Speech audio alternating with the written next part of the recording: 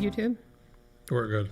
Yep, it's on YouTube and I'm embedding it. Thanks, Paxton. Just waiting for. Hey, Paxton, Okay, don't guys, forget we are YouTube. back. We had a. I am so sorry. I'll be honest. This is. I'm not going to lie. Scott, who's amazing, Jensen Hall, one of our partners. He's done these debates for all these groups and all these events with the software. He's crashed twice. Scott, you want to come on? Have you crashed twice? Once here and then once at Primary Election Center. It's only with the Landmine. It's only with Landmine. I mean, he's had 100 other events. It's just us. It's something that we. It's us. It's all this It's not damn him. hot It's us. air. It's all this hot air in here. I say him. It's that way. Can we do a quick loop in with Scott, or is that not possible? Or is that Do we not, still have the camera? Oh, he's not set up for that? Okay. Anyways, folks, we're back. We're going to go back to Jamon Burton real quick. While we're back, please tune back in Facebook Live, YouTube, and K1R 106.1. I want to thank our sponsors, Blueprint Alaska, great PR and communications firm, Sarah Ward, Alaskans for Sustainable Budgets, Brad Keithley, Dittman Research, Moving the Needle, Polling, and GCI, obviously delivering this amazing internet, which had nothing to do with this crash. This is GCI is amazing. In fact, we have a little GCI. We got a GCI. Can we get a camera on me? Can we zoom in on that? I'm the only one that so brought we're clear my cup. that's a GCI. No? Okay. Yeah. There it is. Oh, there it is. And then also an unidentified resource development company who has chipped in cash, who wanted to remain anonymous and unidentified. They have, as Kel earlier said, very par for the course. It's very normal for the Landmine for people who do not want to take credit for sponsoring us. Yeah. Also, the home of Doug and Janice Smith, who have been so courteous and gracious to let us do our live stream here. And I'm going to be honest, Janice popping the wine right now for us. And she is popping the wine. She's and such a host. It's not the yellow tail, folks. It's not the, what'd you call it earlier? Such a host. What was the thing? Some $2 chuck. Not $2 chuck. And here's the whole scene. There you can it see. is. Isn't it gorgeous? But if the blinds, unfortunately, there's a feedback with the light. But There if is we the open most the gorgeous blinds, view behind us. All of Anchorage it's is like looking at heaven. Okay. Little If piece heaven of, was Anchorage, yeah. I mean, you can see the valley like across the. Earlier you could see Denali and Foraker clear as. I guess that would be the equivalent of like when Mufasa was telling Simba that like everything the light touches is good, and then Palmer and the Matsu is a little bit further. Oh, it's a good thing Jeff's between us tonight. There's memes like that. So folks, again, apologize for the quick issue. There's that beautiful scene we're talking about here, and this is from our camera. This is from one of Scott Jensen Hall Creative, one of our partners making this thing possible. And then Paxton, Maddie, Noah. We got a great team here. We also have a doctor here, an eye doctor. Actually, the glasses I'm wearing are from Dr. Dan Optical. He's here too. All negative COVID tests. Yeah, I was going to say, when I wear glasses, these glasses are Ursa Optical. We've all been getting negative COVID tests. Just absolutely. I wish I had bad vision so I could get glasses from Ursa Optical. You don't even need bad vision. You can get good glasses from Ursa Optical. That's nice. So we're back on the stream. Anyways, we're going to go back to, is Jamon Burton still on? We were talking to Jamon and we got He is. He's so patient. I'm going to let Sabrina kind of I'm going to let you take care of the Valley. Folks. That's racist. It's okay. not race. Just kidding. If anything, it's regionalist. I'm just kidding. Yeah, that's true. Okay. Hi, Jamon. Welcome back. Hi. Glad to be back. Thank you for being patient with us this evening. No we'll recap a little bit. You are running for House District 7. This is a seat that was vacated by Colleen Sullivan Leonard, and you are running against Chris Kirka. This is your first time ever running for public office. Is that right? It is. Yep. What have you learned? And right when we cut out, you asked me why I was running, and I just mentioned the state budget, and the whole thing went down. I wonder if that was that's very symbolic of a. Yeah, it really was. You're like, state budget crash. Yep. Actually, I want to just really why I'm running. running. It was Jamon Burton did this. Yes, let's blame you. I'll take the credit. So we've got a $2.4 billion shortfall that everyone knows about, and the real difference is how we're going to fill it. And as a teacher and someone who cares about public services, I want to do it in a responsible way that keeps our schools open, keeps our law enforcement funded, and keeps the roads working and the infrastructure working for businesses. So I'm not a cut everything kind of guy. I think that this election is going to pivot how we fund our state. And so I think that I'm the kind of candidate that wants to have a little bit more of everyone chipping in and keep our services from the state working for those programs. Now, is this your first time running for office? It is, yes. And as I recall, you're a band teacher, or you're? I teach music at Colony High School in Palmer. So Colony High School marching band. I don't know if you know. This is the marching band that was invited to the Macy's Day Parade. Yeah. And I know that because there was a mailer, some kind of mailer or something. Somebody sent it to me, and people send me mailers. I asked people to send me mailers, and there was a Jamon Burton mailer, and like a marching band. And I said, "Oh, wow, there he is." So yeah. You are in a deal with Kirka, no Democrat. You're the independent. But right? it's a pretty, I mean, it's a very Republican. It's a very Republican state. I've got a tough road in front if I'm going to win. Well, it's, I always say I've run before, and, Sabrina's obviously an elected official. Kale, we're waiting for you to kind of put your name in the ballot there at some point. But I work on campaigns. I have no intention to run for office ever. He knows how much work it is. He doesn't want to do it. Yeah. It's not the work. It's exactly what people pay me to do. It's good when you run. You at the very minimum, you put the other guy on the record or woman on the record to, talk about, because we do have 10 or 11 races unopposed where there's no opponent. So. Right. Well, and I'm glad to be on the record, and I'm glad that we didn't have an unopposed candidate taking the seat. Absolutely.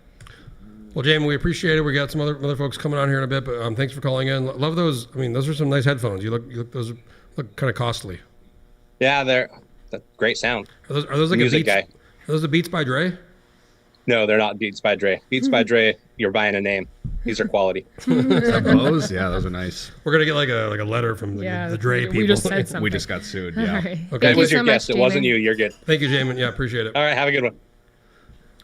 Well, that was great having him on. It was, and yeah, thanks for hanging in there too, Jamin. Yeah, Gosh. Jamin, thank you for. I mean, that was just a little bit of a. It's funny. Like I said, we had the same thing happen during.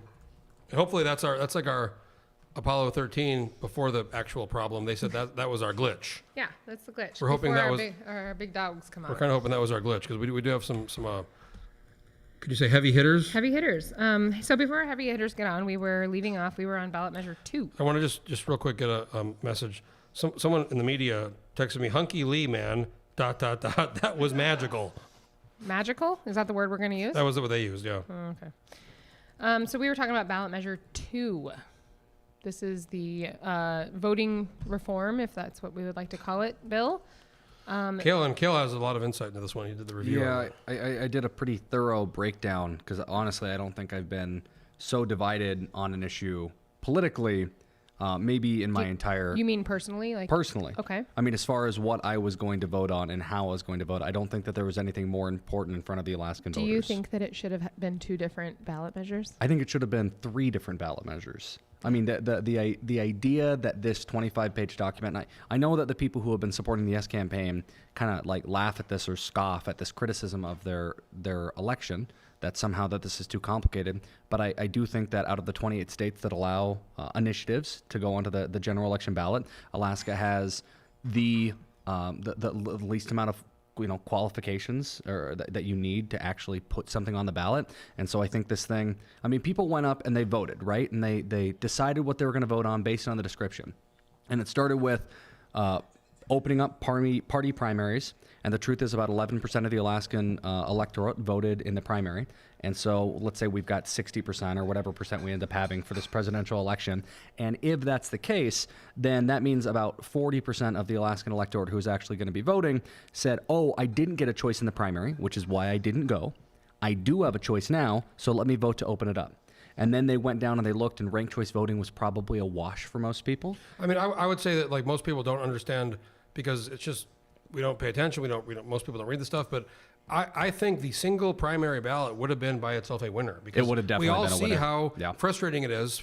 I want a Republican ballot. I want a Democratic ballot. Why are there 2 ballots, right? So Absolutely. and I was, to be honest, after Jason Grenn, my friend, lost in 2018, I kind of embarked on a path talking to some folks about, let's do a single primary top 2 system, just like the mayor's race in Anchorage and many other places, where the top 2 folks go to the runoff if someone doesn't get a majority. Here in Anchorage, it's 45. I'd say make it 50, or make it no threshold, top 2 primary. I love that. I love a top 2. My issue, and I've been very vocal about this ranked choice thing is going to massively confuse voters if this passes. Well, I mean, I don't know if it will massively confuse voters, but I do think that there is a lot of validity to saying that ranked choice voting It's is a more fundamental complicated. different approach. It's a different approach. I don't think it's that complicated. No, I don't think it's that complicated. But when you go to vote, when somebody says, "What is this?" Complicated. What? How hard is it? Rank these Well, hold 1 on, through 5. but in all fairness, 1 through 4. 1 through 3. The easy thing about this, the easy thing about what we have now is that you pick your one person, Yeah. and then whoever gets the most wins. This is more complicated than that. So when anyone says it's complicated, they mean it in comparison to the easiest system that's ever been devised to pick our leader. And so, yes, But this is more complicated. maybe the easiest system ever devised isn't the right one. So I think that there are valid questions to be asked. But when people do say that it is more complicated, I think it's very valid to acknowledge, at least, that it is more complicated than what we have now. Saying think we more could- complicated and that it is complicated are two different things. It's not complicated. I think, guys, I think we can talk about this forever. I want to just go down some of the races before, if that's okay. We were talking about one of the races. Ballot measure 2. It's a ballot initiative. Okay, if you guys want to keep going. All right, no, I mean, it's I fine. don't know how many people are interested. All right, you're right. What I would say is interesting about it is during the landmine picks, if you guys go up online, we had picks. talked about it earlier. And you guys say we'll pass. Jeff and I had both agreed that it would pass. But Because, what's I mean, been interesting, the yes side spent $7 million. I also agree it'll pass. you think it'll pass too? And yeah. I want it to. Aren't you did a friggin' ad for him. I sure did. Like a video ad. And so did this guy back here, this Dan person. And he wrote, I mean, Dr. Dan, and my glasses are Ursa Optical folks. If you want, downtown Anchorage, check it out. They aren't even a sponsor for this thing, but they are a Landmine advertiser, so we like them a lot. Oh my. But, Okay. But You're I right. mean, We'll you guys move are on. pretty biased. We are biased, and this entire panel is biased. That's why we're all here, because we are all differently biased. Good point. Thank you. true. All right, now, Senate seat B. let's go to B. Now, Marn, this is the one Kale and I went down to Fairbanks to profile. Went up to Fairbanks. You went up to Fairbanks. Up or down? Up. Whatever. Evan Eads, independent, dropped out. He's still on the ballot. Marna Sanford. So you guys put this that you're calling it a toss-up? Yeah, I think we might have been really wrong on You're that one. because so wrong. it sounds like Myers is way up. I just heard from somebody from a tape. Marna Sanford's going to win. You know what? Hey, do we have a feed going still? Yeah. Yeah. Oh no. Oh my God. Scott, is the feed down? Okay, I'm just noticing the screen's frozen. Sorry if anyone, I just Do you want to think make it's sure. frozen? Oh. There could be an issue with the screen, but if we're good, we're gonna have Scott take a look at that. So, Okay. this is the We all Martin. just held our breath. This is a Senate. If we die again, holy God. This is a Senate B race, three-way race between two independents, Marna Sanford, Evan Eads, and Republican Rob Myers. But Evan got out last minute, but he's still on the ballot. So So what's your point? Why do you not think Marna's going to pull this out? I'm just talking right now, Okay. just because No, I'm, I mean, I'm a little unclear about this like screen issue. But No, look, but we're I'm right looking. here. We're still good. The main thing is, with that race, that it is generally a Republican or Republican-leaning district, and I think anyone can see that. So the big disadvantage that Sanford has is that she is not a Republican, and that potentially Evan Eads, even though he endorsed her, could still be siphoning off votes from her. Well, and there was also a bunch of absentee votes before that, before he even got out. So. Totally. Okay. And we don't know where I mean, those I people... didn't go up north. I didn't. Look, I'm reading it from down here. I would say my analysis is that this is a race that Rob should have had a lock in as an independent or as a Republican in a Republican district. There was two independents. One got out, but he was still kind of on the ballot. So it's Marna raised a lot of money. It's hard to say. I mean, it's a. I mean, my money would be on Marna, and that's because I your generally money on Marna. I like that. It's literally. Yeah, money on Marna. And the reason I would say that is, as someone who's worked in campaigns for the last 4 cycles, I generally believe that whoever has the most money often wins. It's just like Well, statistical. I mean, just from based on one of our contributors, you are a white man, so. But as Yeah, a I've heard non-white that. man, I also agree with that what's statement. interesting? Basically, I want to say, folks, you're looking at two mediocre white men here, based on some of our fans. That's accurate. Some of our. Thanks, buddy. Oh, Appreciate the it. pizza. Oh, thanks, Scott. Scott. Scott's giving us. Scott Not only is he doing the live Scott. stream, but he's also giving us He's pizza. panicking. He's dealing with this. Oh, thank you so This is the type of much. service you can expect from This is- Jensen Hall if you end up doing any of your live streaming. if you with need them. any kind Our of host. video production work, live streaming work, Pizza delivery. Jensen Hall Creative. Oh, and this was from our host, Doug. He drove all the way down the hillside. And also, I want to say, just Two folks, mooses, too. it is They 9 got us o'clock, pizza. so we do have a guest teeing up at around 9. So in case they are But coming on. real or- quick, going through some of the election stuff. We had B. We just talked about B. What is the next contended race? We have D. and Contended that's or contested? contested? Sorry. Contested Senate District D, that's out in the valley. David Wilson versus Dan Mayfield. You also have that Wright guy who insists on always writing a write-in. Stephen Wright, right? he's not a thing. I know, but it's just funny to watch it. You're right. It not a is. thing. But David Wilson will win his David- incumbency. I agree. So let's look at F, which is just super interesting only because of Gavin Christensen. Kale, talk about what happened to Mr. Christensen a few weeks ago. First off, let's just say that the day this happened was the day the Berkowitz thing blew up. Yeah. So strangely, this wasn't the top story. In case the anyone news. missed it, the mayor of give the- Anchorage had to resign. And because- on that day, a person on a ballot in Alaska murdered someone. Killed a man. Killed a man Well, because no, of road Straight up. rage. I would say he chased him down after a fender bender 5 miles and, according to the police report, executed him gangland style. In front of his child. Let's all remember No, that. it's horrible. Wait, in front of his child? There was a Yeah, there juvenile was a in the car kid with, was in the with the car. person. I had no idea. I'm going to assume that it Folks, was his kid. It said How there is was this not national news? I just want to say because it was the same day as I the just Berkowitz want to say we've scandal. all had a few drinks. I got a text from a media person. I want to be very fair. Somebody I respect. Quit talking over each other. I feel like I'm watching the first presidential debate. Y'all need a moderator. Who said that? I'll tell you later. I'm usually the moderator. I know. We're going to work on Okay, keep sorry. it. I don't know. Maybe people like it. I'm just live All right. tweeting, tweeting. Anyway, Um, Gavin Christensen, Libertarians, man, they are a different a crowd. person. Had he already withdrawn though? I think He had withdrawn after the deadline, so he's still on the ballot. so. He's still on the ballot. He gets in a fender bender. The guy drives off. He follows him for 5 miles, and then he gets out of his car and he walks over and he shoots him. No, it was multiple shots. He Execute shoots him and calls the cops on himself, and he's in jail right now. But his name is on the ballot. So And you could have this voted isn't for the him. most like Alaskan thing. I mean, we talked about this one. I mean, this could have been Shelley, Republican district. I mean, it's Palmer though. I mean, you're elected in Palmer. Is this your whole district? Shelley is my senator. Is her district does her Senate district comprise your whole? All of Palmer is Palmer- covered by Shelley Hughes. Yes. So Republican district, but you're elected. So I mean, if she had a really strong, maybe Democrat or independent type person, would it be a race? Maybe. Yeah. No, absolutely. It would be a race. But with a murder and Jim Cooper, you know him, right? Yep. Jim Cooper was mayor of Palmer. He's a excellent candidate. He would be a great person in Juneau. Shelley Hughes has a lot more money. She had a lot more advertisement, a lot more name recognition. So I would agree with your pick that Shelley might pull this one out. Do you think that the Republican next door name isn't enough in that district to get her to win it? No, I don't actually think that. You don't think so? You think I think Palmer is Wassa- significantly more blue than people expect? I don't think that it's significantly more blue. I think that it's significantly more. Guys, we have. It's just people vote for their neighbor versus necessarily. Sure. So with this Palmer race is fascinating. We do have coming up very soon. We're not coming up right away. My But friend and yours. Senator Dan Sullivan, who Sabrina does not probably vote for, but does enjoy a lot. Maybe he's a good-looking man. So we've. He can hear us. He can hear all of Yep. this. Can you hear You that? can see him. He's smiling. He's laughing. you've His said wife that is bef- laughing. you've He's said that shaking before. his head. They're I'm not not on the repeating- stream yet, but we can kind of I'm see not- them. We can't hear them, but we I'm can not see repeating them. anything you haven't already said in the laughing. past, and You're a terrible person. I'm not. You have said that, and anyways, we do have Senator Dan Sullivan coming up fairly soon. In a and, moment, yeah. I'll excuse myself to eat my pizza. Are you leaving? No. Oh, don't leave. That's the best time to stay. Yep. Great. Anyway, so the Senate F race, we're calling it for Hughes. I mean, we're predicting Hughes. Yes, we're not yeah. calling it for Hughes. We're not calling it, but We haven't seen definitely the results predict it. yet. All right. All right. So Senator is he on? Is Senator Dan Sullivan and his wife Julie. Amazing. Hey, how you guys doing? Great. Good. Can you hear us? Of course we can. I think we had Just like you could totally hear us. I think we had a little bit of a hot mic moment. Yeah.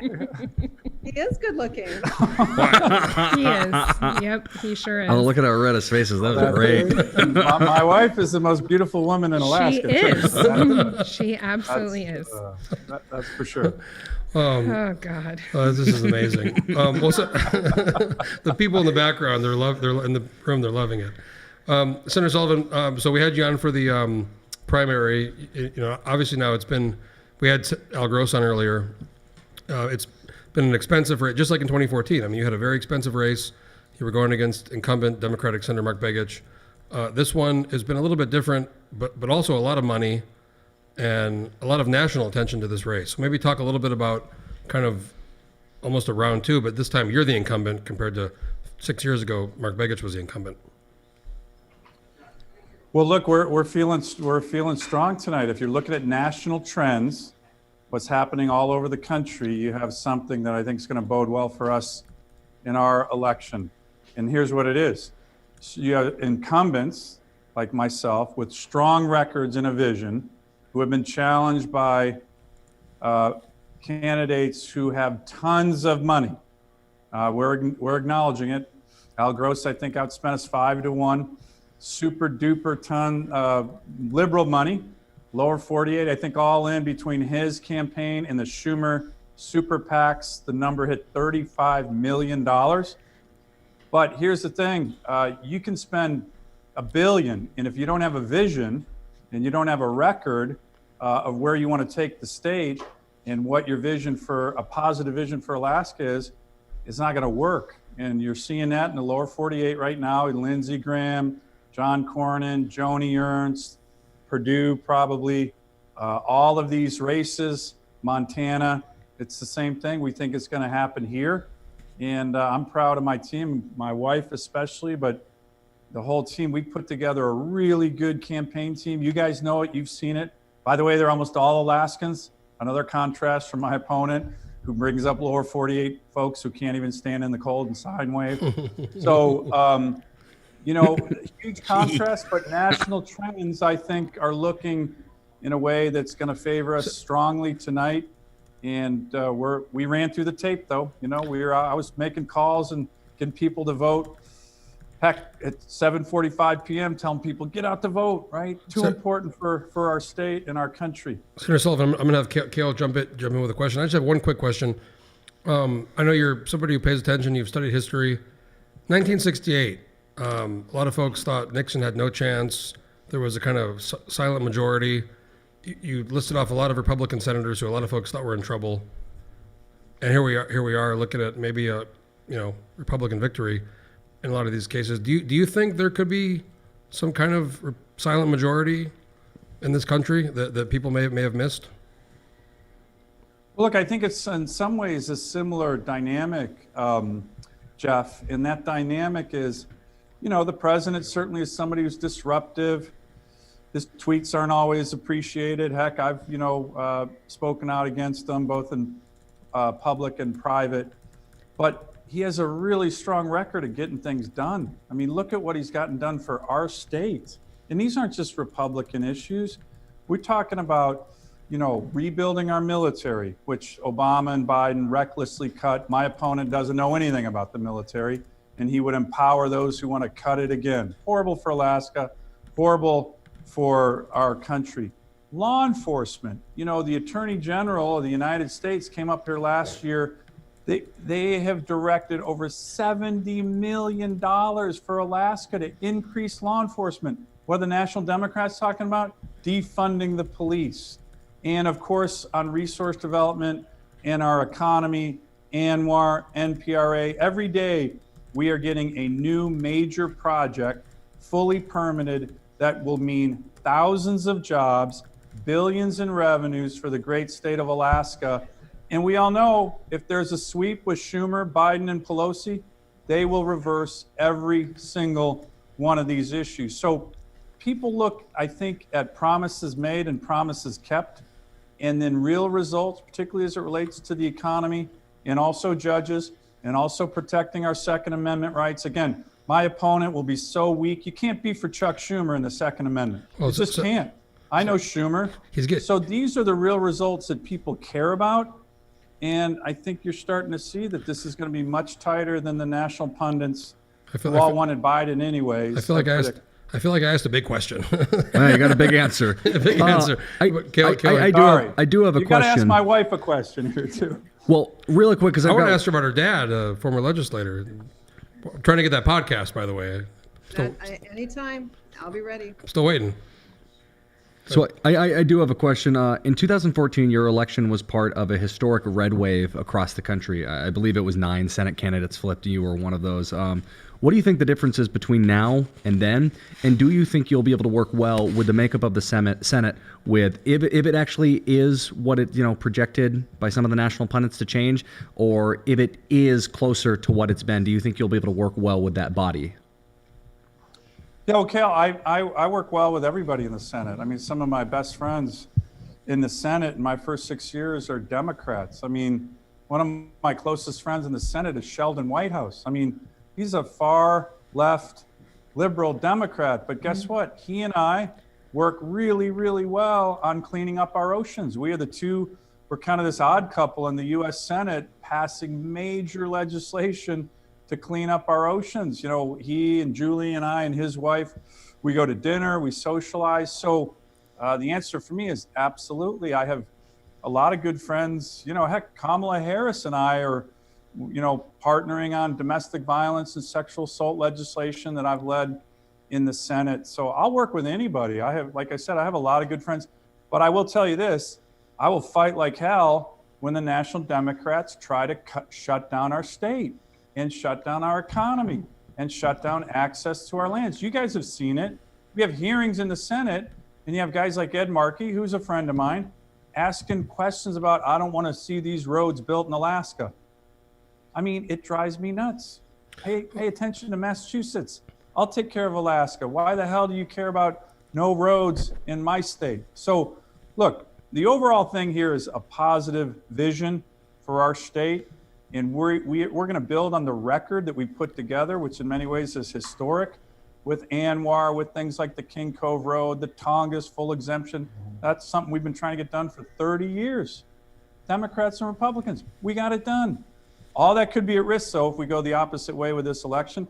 But I don't think that's going to happen in Alaska tonight, because it doesn't matter how much money your opponent has. If they don't have a vision that's positive, people aren't going to buy it. Well, Senator Sullivan, we appreciate you coming on, and Julie, we're always a fan. I think I got to say, I think you made Sabrina's night. If anything else, you know, that's All right, that's cool.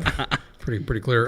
Thanks, Jeff. But we do have, and I would never ask a senator to cut it short, but we do have Congressman Don Young in queue. So if you're okay with that, we'd like to go to the Dean of the House. The Dean of the House, we love. We have time for him. He can cut us off anytime. Absolutely.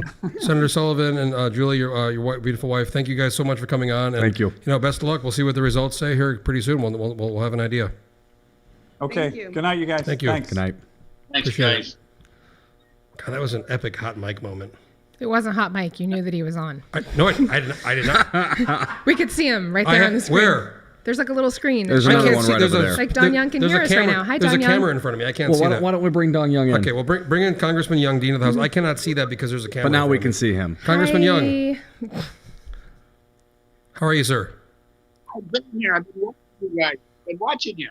Well, we apologize. We try to keep up the schedule, but we were talking to Senator Sullivan, but we did bump him, you know, for you because as Dean of the House, we did want to bring you on. Don't bump my senator. That's the main thing. You got to get elected. That's the big issue we've been having. I've been watching these national elections. We lost one seat, but they have to pick up 3 more. And we keep this seat. I think we're still in pretty good shape for the nation. Congressman Young, we were having a discussion earlier, and Sabrina here had some opinions about your race and your opponent, Elise Galvin. Now, in the past, you have had folks run against you a second time. And my understanding is you've always, and I'm not saying this is going to happen tonight, but you've always beat the person the second time worse or more than the first time. Is that right? That's correct. How many folks I have... wish we learned a lesson. Sabrina didn't like that. How many folks... do you recall how many people have run against you twice in a row? Or Miss Baggies did. John Devins did for sure. They were the two ones, the hardest ones. They were well recognized name-wise, and actually John Devins very nearly was going to beat me on the second time, but I ended up beating him more the second time. But you got to keep in mind those are old days. I was 10,000 votes behind at 10 o'clock at night. I actually went to bed, and at 1 o'clock I get a call from my campaign manager, and he says, "You better get down to election, headquarters." We used to have it down in Sullivan Arena, or Egan Arena, excuse me. And at 1 o'clock, I picked up 20,000 votes. That's the difference between. What year was that? I have no idea what year I've been running. It's just been so many. There's just been so Congressman many. Young, this is your 25th election. I mean, what do you even? It's not 25th general elections. I also had 3 primaries, so those were always interesting too. So this is an unprecedented election in many ways. There's a huge amount of absentee ballots and early votes because of the COVID situation. What do you think about that? I mean, I know last year, earlier in the year, made a kind of a COVID joke. they went after you. They went after you after that. Yep, they went after me, but they don't understand it. I still say that what we have to think about is that this country has to get back to work. We have to stop not being afraid. That worries me more than anything else, and that causes a lot of people, well, you're not sympathetic. And I'm saying, no, I'm sympathetic, but you can't sacrifice the youth and the future for present.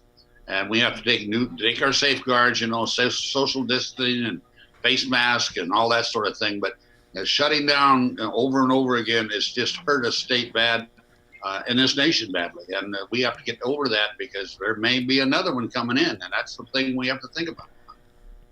Well, so currently right now, it looks like we have about 30% of the vote is coming in for results. It looks like you're up right now about 14,000 votes. I didn't even see, was there? Yeah, we have the first results are coming in. Was there an update? Yep. Congressman Young, we're telling you for the first time. So there's 128 of 441 precincts reporting, and you are up by about 14,000 votes. I don't know if you've heard this, Congress. We're telling you right now. I'm looking here right now live. This is 100. What'd you say, Sabrina? How many? 128 of 441 precincts. So about less than a third of the precincts. You're up 58, 41, Congressman Young. As of course we're limited precincts. Well, I ran hard in this campaign. I think the campaign was well done. But you never know. An awful lot of money in this race. And this first time I faced, approximately $10 million. We used to run a race for $200,000, $10 million. We ourselves spent about $1,200,000, but versus $10 million. And you never know. You never know how that is affected. And of course, the senatorial race against Dan, together it's going to be about $40 million spent in Alaska. I don't like it. I don't think. That kind of money wins elections, but it's a terrible waste. And I don't know whether we can change it. Maybe we can't. I've got a bill I'm working on that only a statewide candidates and referendums can only be funded by within the district, no outside money. What do you, Congressman Young, what do you think about capping election amounts or publicly funding? Because I'm somebody who's been involved in elections, and it is getting crazy, even on the local level. I was helping a guy, and I've been very open about this, Mel Gillis. We're looking at $300,000 for a state house race. And Lance Pruitt, Liz Snyder, we're looking at $750,000. This is a lot of money. Yeah, but you can't cap it according to the Constitution and according to the free speech. But you can keep it from coming into a district. It's not from that district. That's what I'm going to be working on. It may take a constitutional amendment to do it. But my argument is I don't like them. A group of people can get together, not even Alaskans, come to Alaska, sign petition, get a issue on the ballot, and then pour in millions of dollars to take and change the way we govern ourselves. And I argue that if you had only the money from within the district which you represent, that would not be allowed, including a referendum. I've seen people around collecting names, not even from Alaska. Then people, they sign a name, get it on the petition, get it on the ballot, and then we're being run by outsiders instead of by Alaskans. So I like to see the limitations of that. That's what I think. I would say most reasonable people can agree that money in politics has gotten to be. You said yourself in the past you spent a couple $100,000. When you were in the state Senate, right in the ¡60s, how much did you spend? Well, adjusted for inflation, I will say maybe $10,000, but that was it. But again, that was a different time. We didn't have the media. We didn't have social media. TV was unheard of. I don't know, the history of the TV. First really was utilized for election process was with Mike Gravel running against Senator Greening. He did the video about his life in 1968. Yeah. That's right. And people were so enthralled with it. It was awesome. I know the first time I went on television, Maury Smith and Fairbanks asked me if I'd like to go on television. That's before you had equal time clause. So I go on, and it was such a new thing, but people did have black and white televisions, and they looked at it, but we didn't use it. I knocked on doors. That senatorial race, I knocked on 10,000 doors in Fairbanks alone because I was from Fort Yukon. And, that's hard work. We don't do it anymore. That's a sad fact of life. Well, Congressman, we want to thank you for coming on. As we said, there's been 100 and what's the number, Sabrina? 128 out of the 441 precincts have started reporting. And oh my gosh, I mean, so many of the landmine predictions are wrong. Ballot measure 2. But we can get to that. Well, we're going to thank Congressman Young for coming on. We want to thank you again. We know you're busy. Here's ballot measures. Give me the ballot measures. Gail, give it to him. Right now, they're what we both have for ballot measure number 1 is no at 60%, yes at 39%, and yes for ballot measure 2 at 46% to no at 53%. Wow. Okay. I mean, What do you think about that? I mean, I think I lost my bet. I want to hear Congressman Young on any of these ballot measures. What do you think about that? I don't believe in that process. I think it should go through the legislative process. Again, we have interests outside that promote these type of referendums, and I don't think that as Alaskans we ought to depend and demand our legislators to take and impose that type of legislation if they wish it. But that's my own personal opinion. I don't think I've ever voted for referendums.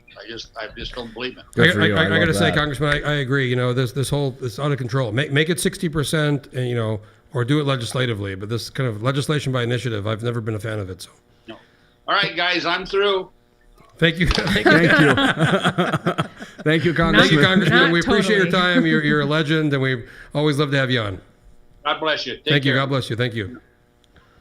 God, I just love that guy. I mean, We know. I love him too. I voted for him, and I'm going to keep voting for him. Again, the election after, whenever he leaves, I'll still vote for him. And by the way, we had Al Gross on. We sent out Elise Galvin the email. We sent out everyone, any candidate who was on Anyone that file. we have on tonight, we did ask everyone. No, we sent an email. I sent an email to every, including Yeah. Rosalind Casey. I agree. And said, you want to come on? We'll have you on. You know, we're not. And so we have lots of folks coming on. So I do want to talk about these results. I just refreshed the elections.alaska.gov results page.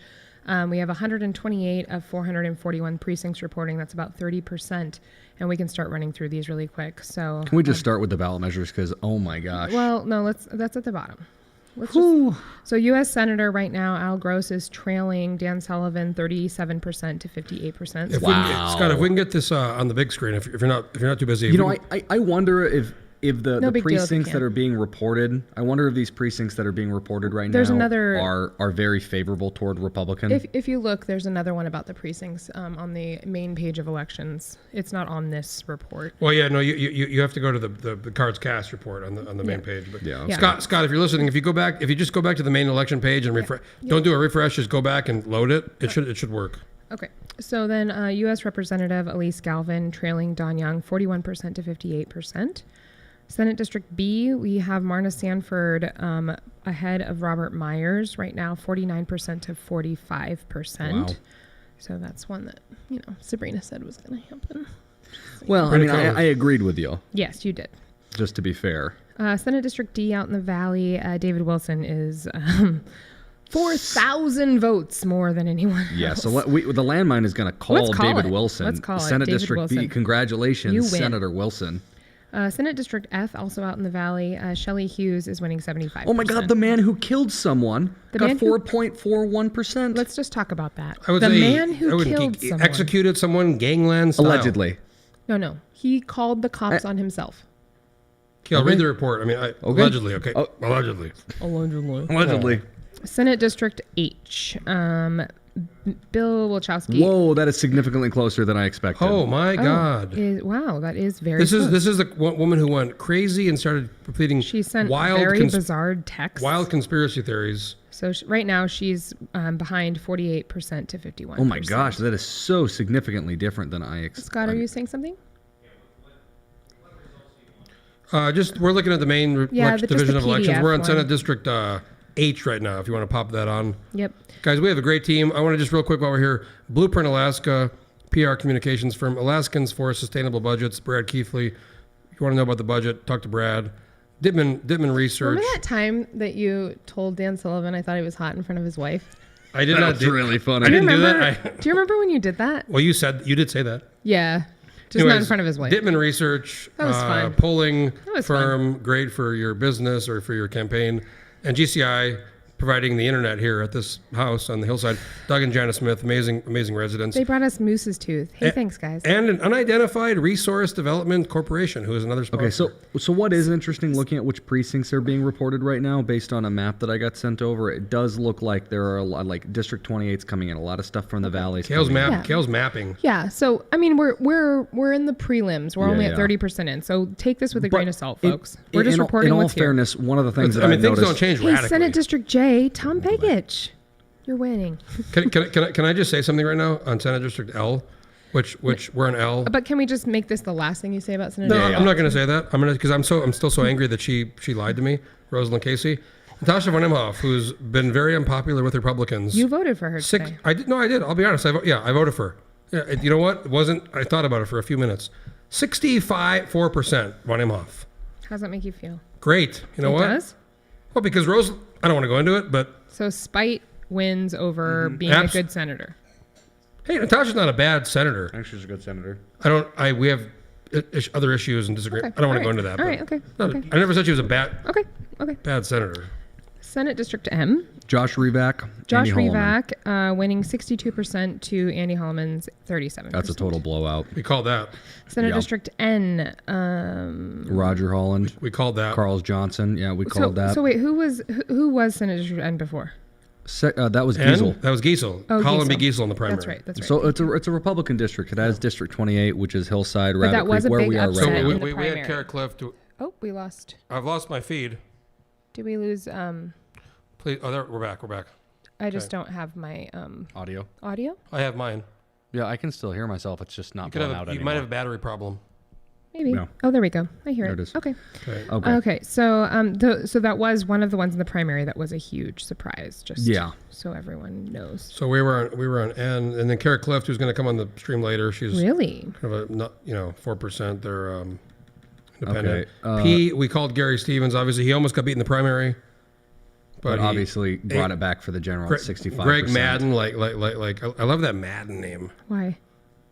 because of the football guy. Okay, Oh, Senate District think of R, shoes. Bert Stedman with 93% of the vote. You usually only get that in North Korea. But Well, he's running Russia. unopposed. I know, I'm just saying. He does have that Michael Sheldon writing guy who's associated Yeah. with Stephen Wright. Yeah. So So, we called that. Senate Oh my District God. T, Donnie We- Olson, killing it. We also called that one. Well, that's again very few votes. Yeah. Okay. 287 of. Olson, he is such a good name up there He in those is. districts. And just a good dude. I'm a big fan of Donnie Olson. Thomas Baker was a Republican and just Bart. Hey, we said close on Laban. I think It we is said not toss up. close. Man, Laban, woo, baby, he won that one. He won that baby by one vote in 2018. Okay, so for anyone who can't see what we're saying, District 1 is what we're on now. House and District it's 1, House District 1, and it's Bart Laban versus Christopher Quist. Yep. It's Republican versus And Democrat. Bart the banker Laban is murdering it. Gosh, he dresses well. He's a very dapper man. Dapper. I mean, Yep. it's not quite double the vote, but it's not far Yeah. off. House District 2 is more than double, though. That's Steve Thompson winning 71% to Jeremiah Wow. Yaumans of 28%. House District 3, Mike Prax running unopposed. Congratulations on your win tonight. Thanks, Mr. Prax. I did a podcast with him. He's a interesting. He came there during the pipeline days. An interesting guy. Oh my God, let's keep going. I'm so House excited District for District 5. 4, Grier Grier. Hopkins. We knew that he would do it, and he is Oh doing my it. word! On District, House that's McKinley's District- up over Wolf. Four Oh, doesn't God. matter. Grier's going to win. Let's go over to 5 because that Oh my is an gosh. interesting district. Oh my gosh. But this is only 27% of the vote. And remember too, from where the votes had been coming from. And folks, we're at a third, less than a third of the precincts. We right? also need to think about how many of these folks voted absentee. No, that's what I was going to say. So many of the votes from what everyone was predicting that was the absentee, mail-in votes, early votes, all as a total block were going to trend left. Yeah. So right now, District 5, which is Kevin McKinley versus Adam Wohl, which was a repeat of a race that Jeff and I actually covered 2 years ago. Jeff and I drove up to Fairbanks and covered that election. We did. where Yeah, it was a lot of fun. I mean, it was such a fun race between bar owner and tattoo shop parlor owner. And now you can see the election results where right now, Kevin McKinley is up, and I don't know how many I don't people. think- I just and don't don't think he forget, can I mean, hold there's a that lot of lead. Democratic outstanding absentee I know. ballots. So, I mean, That's why I said right now. don't I bracketed feel the like information. I don't feel like he can hold that lead. And that'll be interesting to see how much that gets eroded. Now, it only looks like it's up by about 150. So I'd have a really hard time imagining him holding that. But we'll see how many more votes come in throughout the evening. Yeah. So House District 6, you guys, your pick is so far winning. Ooh, right I now, nailed Mike it. Cronk is. Okay, wait. Mike Cronk is. Okay, there's a lot of absentee ballots outstanding, and we're a third of the votes. I'm looking at it. I'm looking at it. yeah. Are you getting a little defensive? Jeff's getting a little activated. If you're gonna get activated Would about not say that. Julia, can that be my payback for tonight? No. Everyone's Okay. already made so many Perfect. comments about Jeff needing a cold shower based on that one. Perfect. So So Mike but Cronk right now is this- winning with 62% of the vote, but what's interesting is lots less to be Jeff desired. and I had talked about this with Elijah Verhagen. I had kind of predicted somewhere between 8 and 12% of the vote that he was going to end up taking. I mean, it's such a Republican district. If you looked at Elijah Verhagen is someone who has worked with the Republicans, is someone who leans Republican, is in that kind of like, end of the spectrum, and how much of the percentage of the vote Cronk got. I mean, together between the two of them, it's more than a 70% Republican district. Yeah. So I want to just talk about one race. So one race I'm showing is the Democrats showing up, and then the tapes are showing that the Republicans way up. So I just want to be clear, guys. These tapes, these results are based on a third, and we're looking at. Yeah. I mean, this is probably going to change a lot over the course of the night. Yeah. So We are by no means calling. We're not this for calling anybody. races. Only Wilson. Only We're Wilson going we by called. the first third. Yeah, we called one. We called Wilson. 120. That's not And even. Prax. That's about a quarter. Well, Prax is unopposed. Yeah, we were. That's why we kidding. called it. We were kidding. So I'm just going to do some math here because I'm smart. 441 divided by 128. It's 20. It's right there next to it. See the Oh percentage? my God! Gee, 29%. 'Cause he's smart. Fool. wow, fool.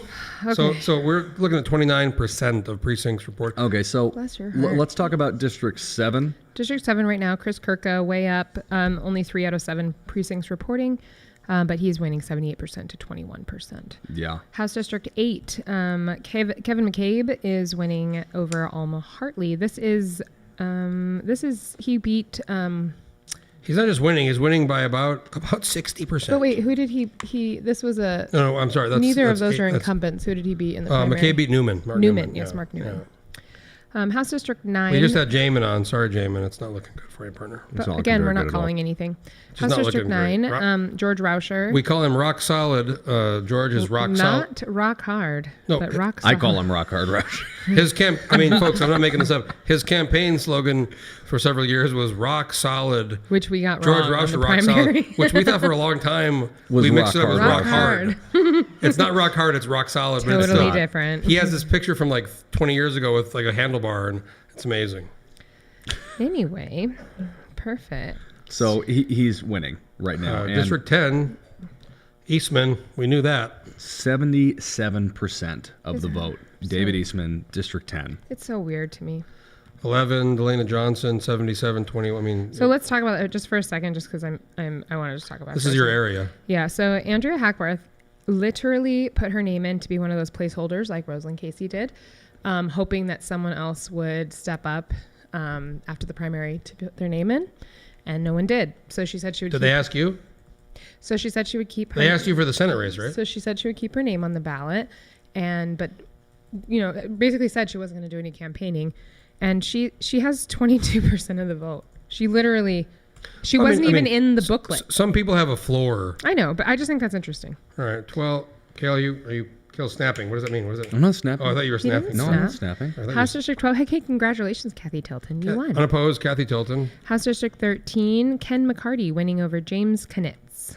We knew that. So these are fun. 13 and 14, the races that we're looking at right now. District 13 is kind of North Eagle River over to McCarty Chubiak. beat Sharon Jackson in the primary. Oh, Yeah. that's right. That's right. And that's now, right. I mean, in Eagle River, the senator is Laura Reinbold, and I don't see how anyone could be anything other than a Republican from those districts. In fact, District 14 ends up being one of the On highest. 14, you did work on Kelly. Folks, to be honest, Kale did work on some. I'm working on Mel Gillis. I worked on a ton of races. I think I worked on like 14 races. We will identify those as we're going along. Are we No, I mean, I worked on Sullivan. I worked on Young. I worked on Rauscher. There was a long list of campaigns. We have identified that. But Kale, did you work? You did work because the video you made for Kelly Merrick was a pretty good video. I liked the but I video. mean, one of the didn't see things, it. and the reason that I haven't She was been like making. hiking. One of the reasons that I haven't been making a huge big deal about it is because, like someone makes a sign, I make videos. And that's what I've been doing for campaigns during this cycle. I haven't been managing any campaigns for anyone. I have just been making videos, and so it's a little bit stepped back. You didn't from, make a video for my campaign. I didn't. You didn't ask me to. Actually, I had I know, I suggested was just- you make a video And from I either. said I can't afford him. I said Scott or Kale, either one. They both. I know, Jensen Hall, who's I was kidding. doing the live stream, amazing company. Kale Green, also good, videographer. I had told Sabrina, let's make a video. I will help direct it, But produce it. one of the things, I grew up out in District 14. You did? Yeah, I grew up out at the very end of Highland Road. So at about mile 7.2 of Highland Road. Yeah. Are you a Chugach kid or an Eagle River High? No, actually south. I had divorced parents, so my dad was in South Anchorage. So half the time I lived, over in Huffman Hills, and the other half the time I was living over in Eagle River. So that commute I had 0-hour weight training, so I had to be at South at about 6 a.m. So I had to leave Highland at about 4:30 a.m. to make sure I was there on time. I mean, that was quite a thing. But I've known District 14 for a very long. Quite a fit young man. No, Let's keep moving on. So 14, Kelly Merrick's way up 82 to 17. More than just about anyone else, and she actually has an opponent.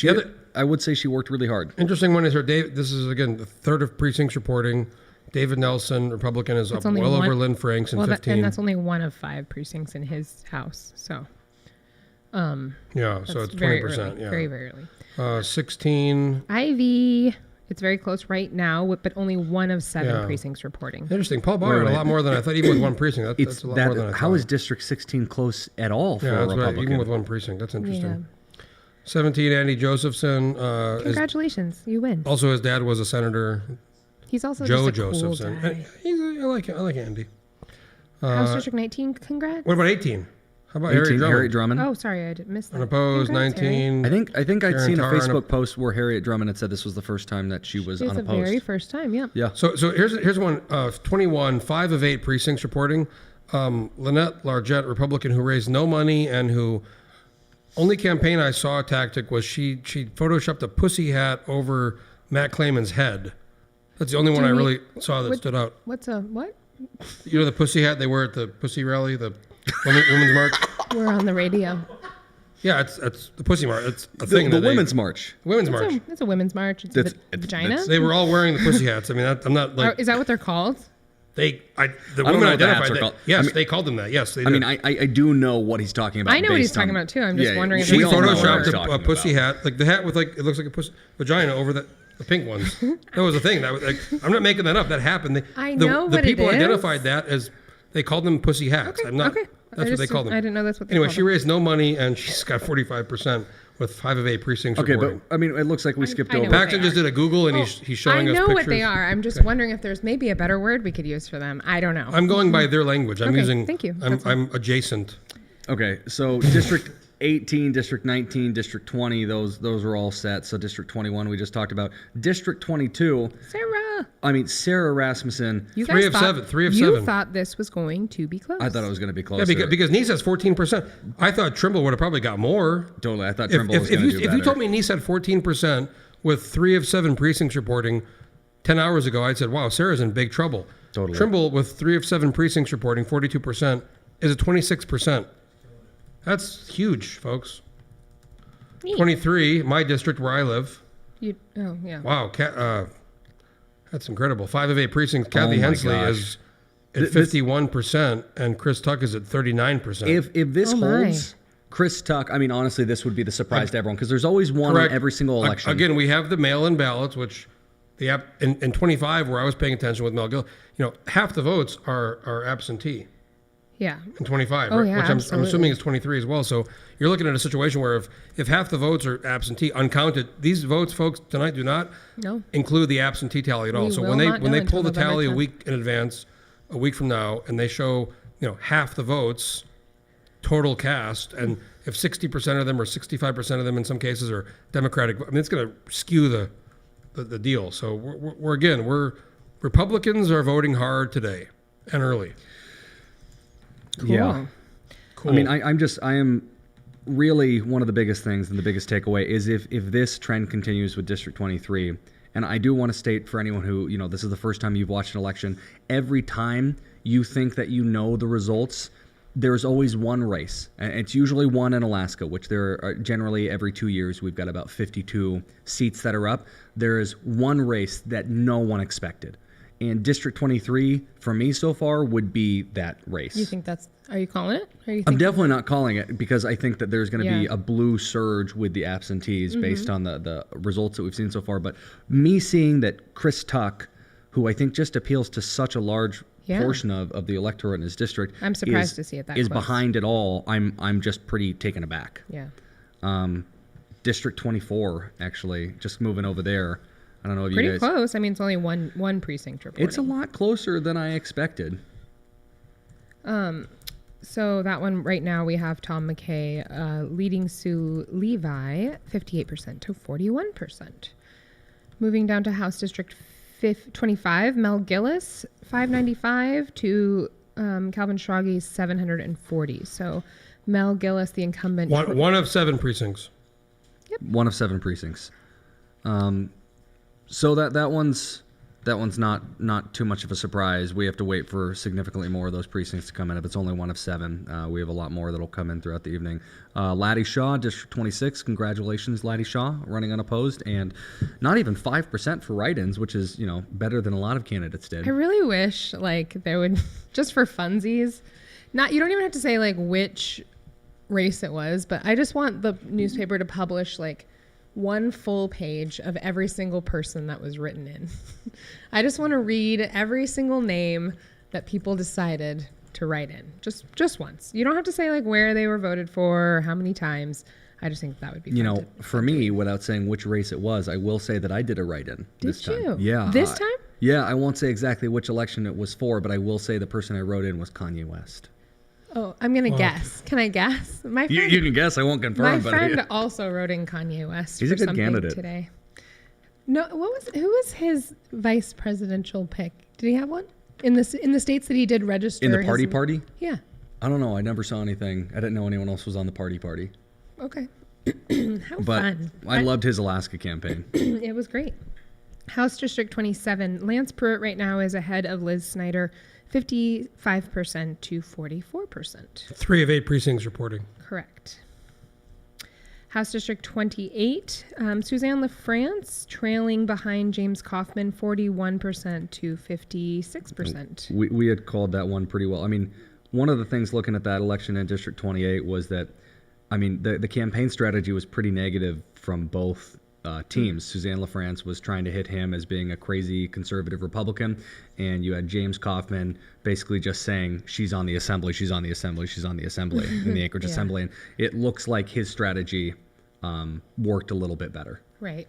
Right now it's just 3 of 9 precincts reporting for that, and as the Democrat, we have to think about absentees for her as well. Yeah, and we're in that district right now. In case anyone wants to know, District 28, that's exactly where we are. We're sitting in it. We're sitting in it. This is where the action's happening. Both Suzanne LaFrance and James Kaufman are right outside that door. We're looking at them out the window. I'm just kidding. That's not true. That's creepy. House District 29.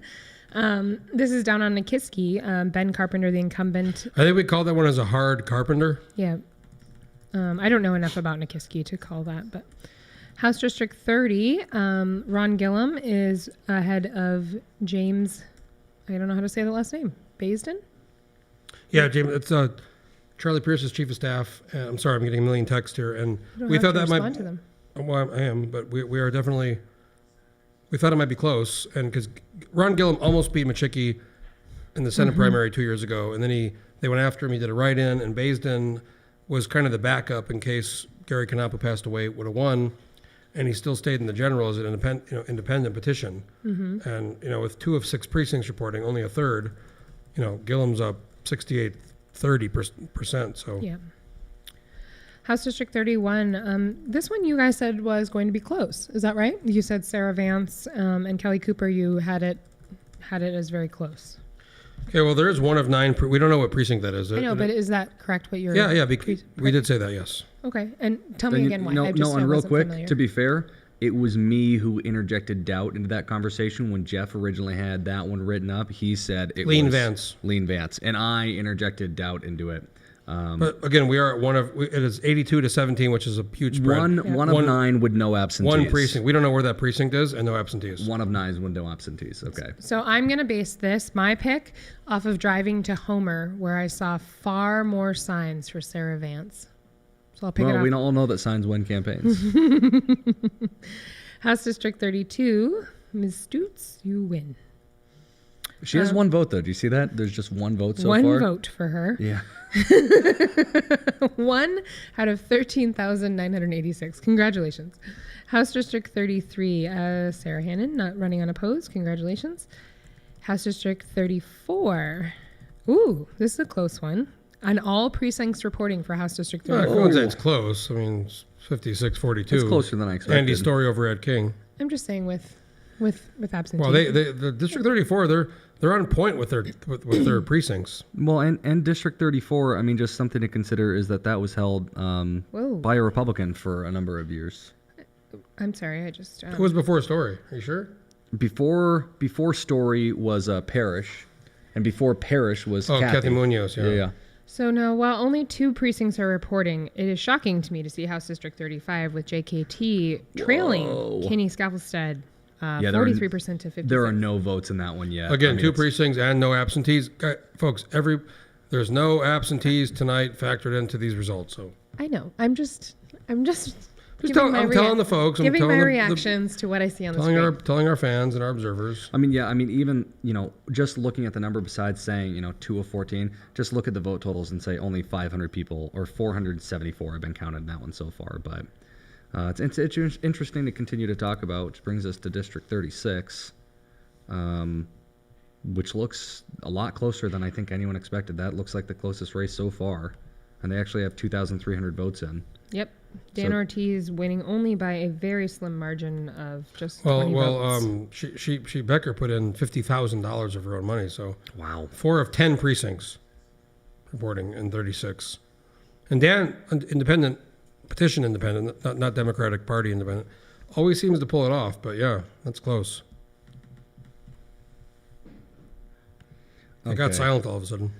Okay, so we don't have any results from District 37 with Speaker Bryce Edgman. We don't have any results. Bryce Edgman's unopposed. I know that, but we don't have any results from there. We don't have any I'm results. gonna call it for Bryce. We don't have any votes in from District 38, 30. Oh, we do have some from 39. Looks like that's Neil Foster's race, and a very small amount of votes with 0 of 33 precincts reporting, but 287 votes cast. And so far, Neil has like all of them. District 40. Okay. District 40 doesn't have any results in. Let's just kind of scroll through any of the Supreme Court nominations and see if anyone got no. Well, it's not just Supreme Court; it's all judges. It's all judges, but So if anyone was a no, and I'm not seeing anything. Carney's yet. at 128. I mean, this is a third of the precincts, obviously, 60%. The Republicans, well, the conservative kind of crowd did try to go after Carney and some other judges, which I'm against. I mean, we have this judicial council system, which that's a whole other live stream or podcast, but. I was very much in favor of retaining all the judges, and even though she was kind of a target, she's right now with a third of the precincts reporting on election day, so no absentees, which the absentees would help her, I think. Sabrina? Yep. I would agree. She's 60%. So we're down to the ballot measures. Oh my God, I'm so excited to talk about the ballot measures. I would like to quote myself. I'm going to actually paraphrase because I can't actually remember to quote ballot measure 2, which ballot measure 2 is currently trending in a no direction. They outspent their opponents, I think, 10-1. I'm generally a believer that money wins in elections. And what I had said during my episode of the review was that if ballot measure 2 failed at this point, it would be embarrassing for everyone who worked on that election. And I only say that because how much money they brought in. I mean, Guys, millions and millions of we may dollars. have a guest on. I'm just trying to, if we do have the guest. You can see We- right we on that don't have a screen guest that you're yet. not on Okay, well, yet. there was an issue with somebody that that's what I've been doing the last few minutes. I feel very bad about somebody we were supposed to have on, and that was my fault for not realizing they were on and they were waiting. So if our guest does come back on, we'll get you on right away. If you're watching, we apologize for that. It was my fault. So just want to make sure we're I can't see that because of the cameras in the way kill. Not nearly enough of 2 is in so far, but I'm surprised by the direction that it's trending. And I mean, again, it was a 10-1, fundraising advantage that they had. It was if Alaskans voted this down, I wish that our state had. The Wait, what's that? He's Scott? on. With Carl Johnson. Okay, we'll bring Carl Johnson on. That was not Carl. We may have to bump you based on another guest that made a mistake about. But Let's just bring him on. Bring him on. Carl Johnson, Senate District N, Democrat. Actually, we're in your area right now. We are in the hillside in your area. I think you might be muted, Carl. Go ahead and unmute. I was trying. Now we can. How you guys doing? Now we can hear you. Yeah, great. So what are you right now? Few precincts reporting. You're the Democrat in District N, but a lot of absentee ballots outstanding. Where are you at right now? Well, this is a familiar theme from when we chatted on primary night, and you guys were worried about how I was doing. Do you guys remember that? I did. He was way down against Lynette Hines, and then you made a big whoop whoop after the absentees. Yeah, so I mean, when you look at all of the Senate races in our district for the primary, I had the highest ratio of absentee to in-person votes out of all four of the candidates, the 2 Republican and 2 Democratic primary candidates. You can also look at, we've had 100,000 votes cast by absentee. We've only counted 4,500 so far for this district. There were 19,000 votes cast in 2016 for this district, so there's a long way to go.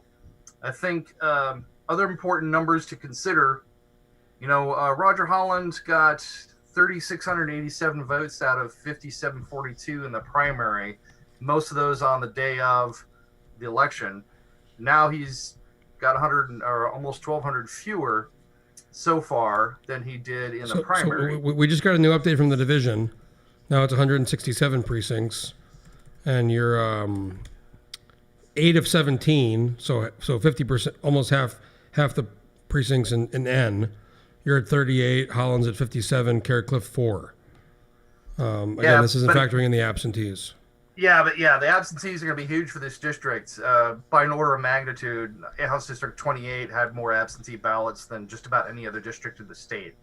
So that's going to be a huge part of the ballot. Far more, I imagine, votes total will be cast by absentee compared to in person for this district. So it's kind of meaningless, really, at this point to kind of speculate. So you're saying this is one of those districts that might, we're looking at a week to look at the absentee results and kind of figure out where. Well, they're not even going to start counting them for a week. They don't start counting absentee ballots until November 10th. Correct, yeah. So we won't even start to see the results, and they'll be counting them up through November 18th. Yeah, it's a week away, yeah. Yeah.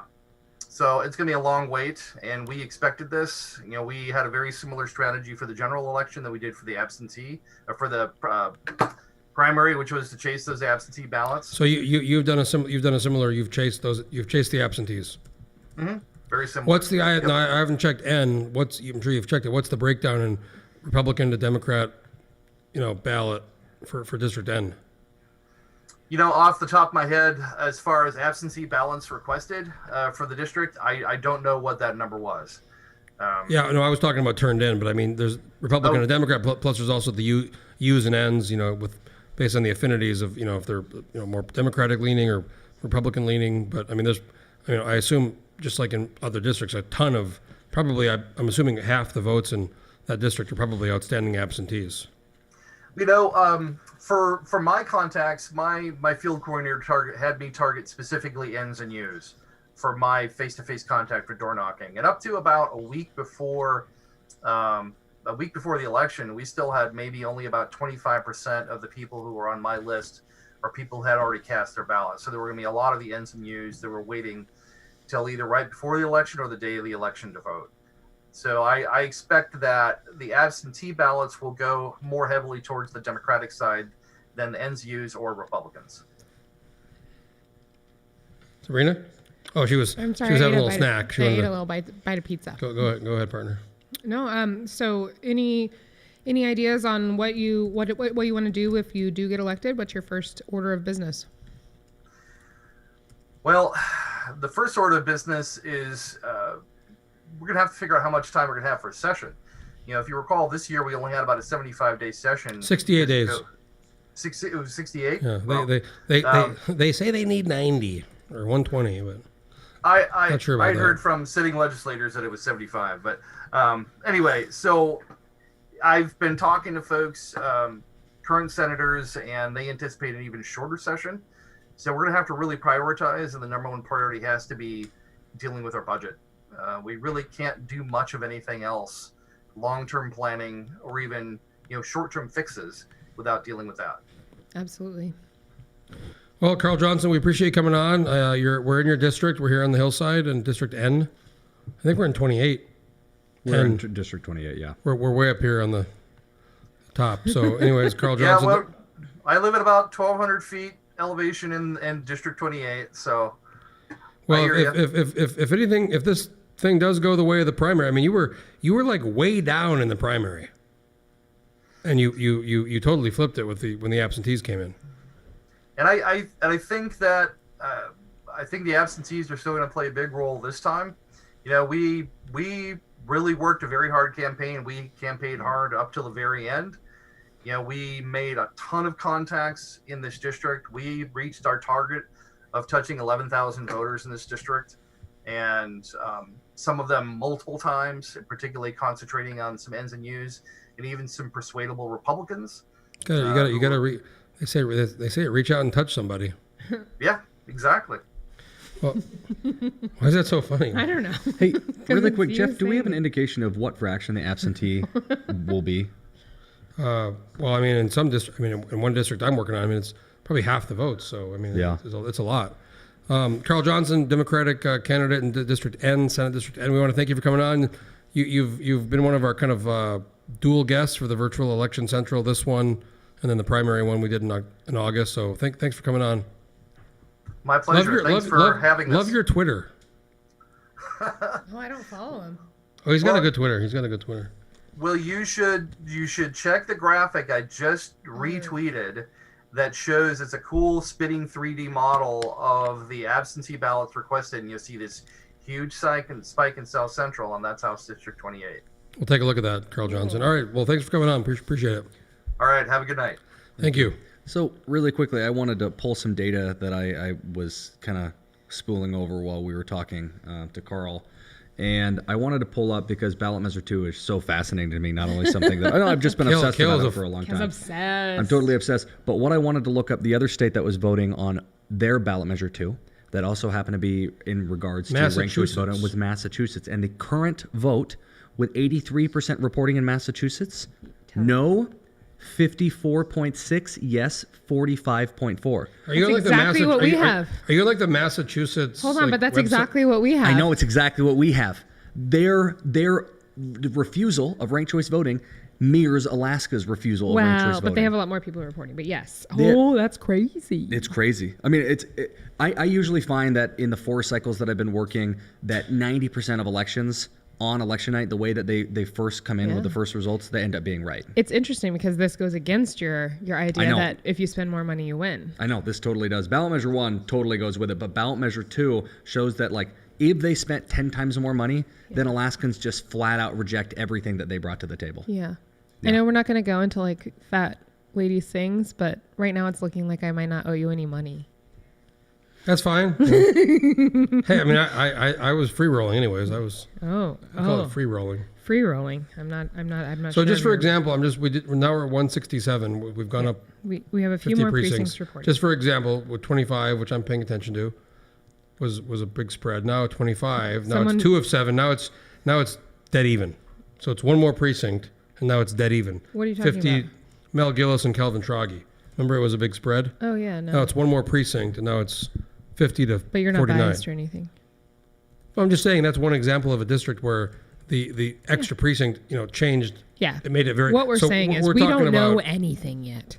No, someone backed you up with the 68-day session. Carl Johnson was. I was there. He was like someone who's been elected. Well, I just was there. I mean, I was just counting the days, and I was like, no, it's 68. I was like, I remember thinking, like, wow, it's not 90, it's 68. They need 68. They need 60. I thought that was funny. In a pandemic. Someone sent me a screenshot of me eating a piece of pizza, so I appreciate that. Thanks, people. I don't know if I should get up and pour some wine, or if we should do I don't want to do a break, but no, we don't need. Maybe one of our guests. Could we have a certain Ursa Optical, Dr. Dan? Let me just put these on here from Ursa Optical. We can maybe get a little bit of wine. I actually had a glass earlier here it's actually over there, I think. and it's got some 2016 numbers written on it. Is it my? Can you pour me a nice? Is it a Pinot? No, yeah. Oh. It's a nice Pinot. You're on the stream. Thank you. Turn. You want to do it? Don't spill any on this table, please. Yeah, but Don't, just yeah. Oh my god. What are you, a sommelier? He does the over the arm pour and a beautiful turn. Wow. Kale, did you want some? I did, but that's okay. Kale was basically just told, wow. Sorry. Well, I could see him so clearly. I could see him walk away because I had these incredible glasses. If you didn't have those glasses, I love the over the arm pour and the turn. Thank you, Dr. Dan. Thank you. We have such good friends. Sabrina, I got a message from somebody. I'm going to hide the message, and it said, "Tell Sabrina to stop being jaded." Not going to repeat. Stop being jaded? Yeah, I think they're just a little. I'm watching Dan on the delayed live stream do a sommelier pour. Folks, stop being jaded? I would like to what does just that mean? take a quick commercial break, or not a commercial break, but a break for our sponsors and advertisers. But can you explain that one to me real quick? I'm repeating a message. What does that mean? I don't know. You'll have to text them. Person, can you please clarify what you mean, and I'll repeat it to Sabrina. I'd like to thank our sponsors, Blueprint Alaska, great PR and communications firm, Sarah Ward, Alaskans for Sustainable Budgets, Brad Keithley. If you care about the budget, if you're interested in the budget, go to his website, go to his page, read about it. Dittman Research, great polling and data for companies or for candidates or for issues. And GCI, obviously providing a massive amount of fiber optics and cable speed, 5G. I love GCI. I used to work there. Why don't you work there now? Yeah. I don't work there, but the point is I used to work there. It's a great company. And an unidentified resource development company who wanted to help out but did not want to be named. Also, Doug and Janice Smith. We're at the home of beautiful home of Doug and Janice Smith. If we could, to our great team, if we can do a wide shot and kind of give that kind of shot of us and look at that. So just so you know, folks, we've closed the blinds because otherwise there'd be reflections of Paxson and Dr. Dan. I mean, basically the history of Election Central is Paxson gets hammered and wasted and just. You know what's funny? I was actually just going to comment on that. We keep making fun of it, but he's drinking a sparkling water.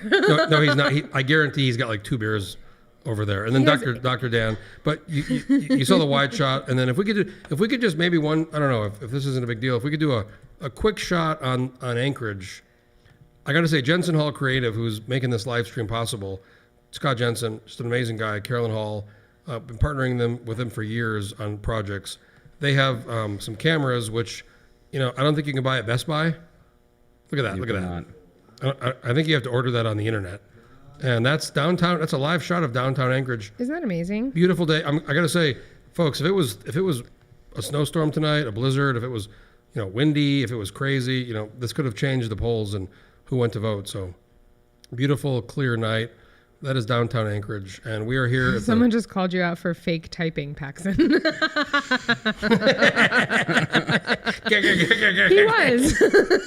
Dude, I just want to take, now that we've gone over some of the sponsors, I want to take a sec because one of the big things in this election, of course, we are really trying to do our best to provide the best local coverage that we possibly can in a way that's fair by having panelists with diverse opinions and thoughts. But one of the things that everyone has to continue to talk about for this entire election and what is the elephant in the room is Trump versus Biden. Yeah. And I want to take a second to look at the Alaska results and then briefly talk about the national results. I don't want to spend too much time talking about those because I think that if you really want to hear those, you're going to go to MSNBC, CNN, you're going to go to Fox, whatever you want to do. It's generally not going to be here. We're the local people. But I do want to talk first about, looking at what Biden's numbers are in Alaska versus Trump's. And actually, interestingly enough, Joe Jorgensen. But if you look at this, and again, we don't have absentees in, and out of this, we have 101,000 people who have cast votes in Alaska out of 167 precincts. But Donald Trump has nearly 60% of the vote. Joe Biden is 36% of the vote, and Joe Jorgensen is at 2.63% of the vote. I mean, I don't see why anyone in Alaska would have probably left Trump. I can't remember exactly what his numbers were in 2016, but I mean, given that, you know, we have Anwar open, that he recently signed on the A2A rail, I mean, all these things. That's the Alaska to Alberta. Alaska to Alberta, which, you know, if it happens, would totally change the state, totally change Fairbanks and many portions of the state. I don't see how he would have lost a whole lot of support. I think he's probably done a whole lot more than most presidents do for Alaska specifically. I'm not talking about his national presence or anything like that. I got to be honest, you know, I got my criticism of the man. He's very loose. I mean, I say that as a loose individual. But, you know, Anwar, if that goes down, that's... My entire life people have been talking about that. Pretty big. Anwar's a pretty big deal. And, you know, the King Cove Road. Yeah. Another one, so... Yeah, there was a lot. And but also just a very loose individual.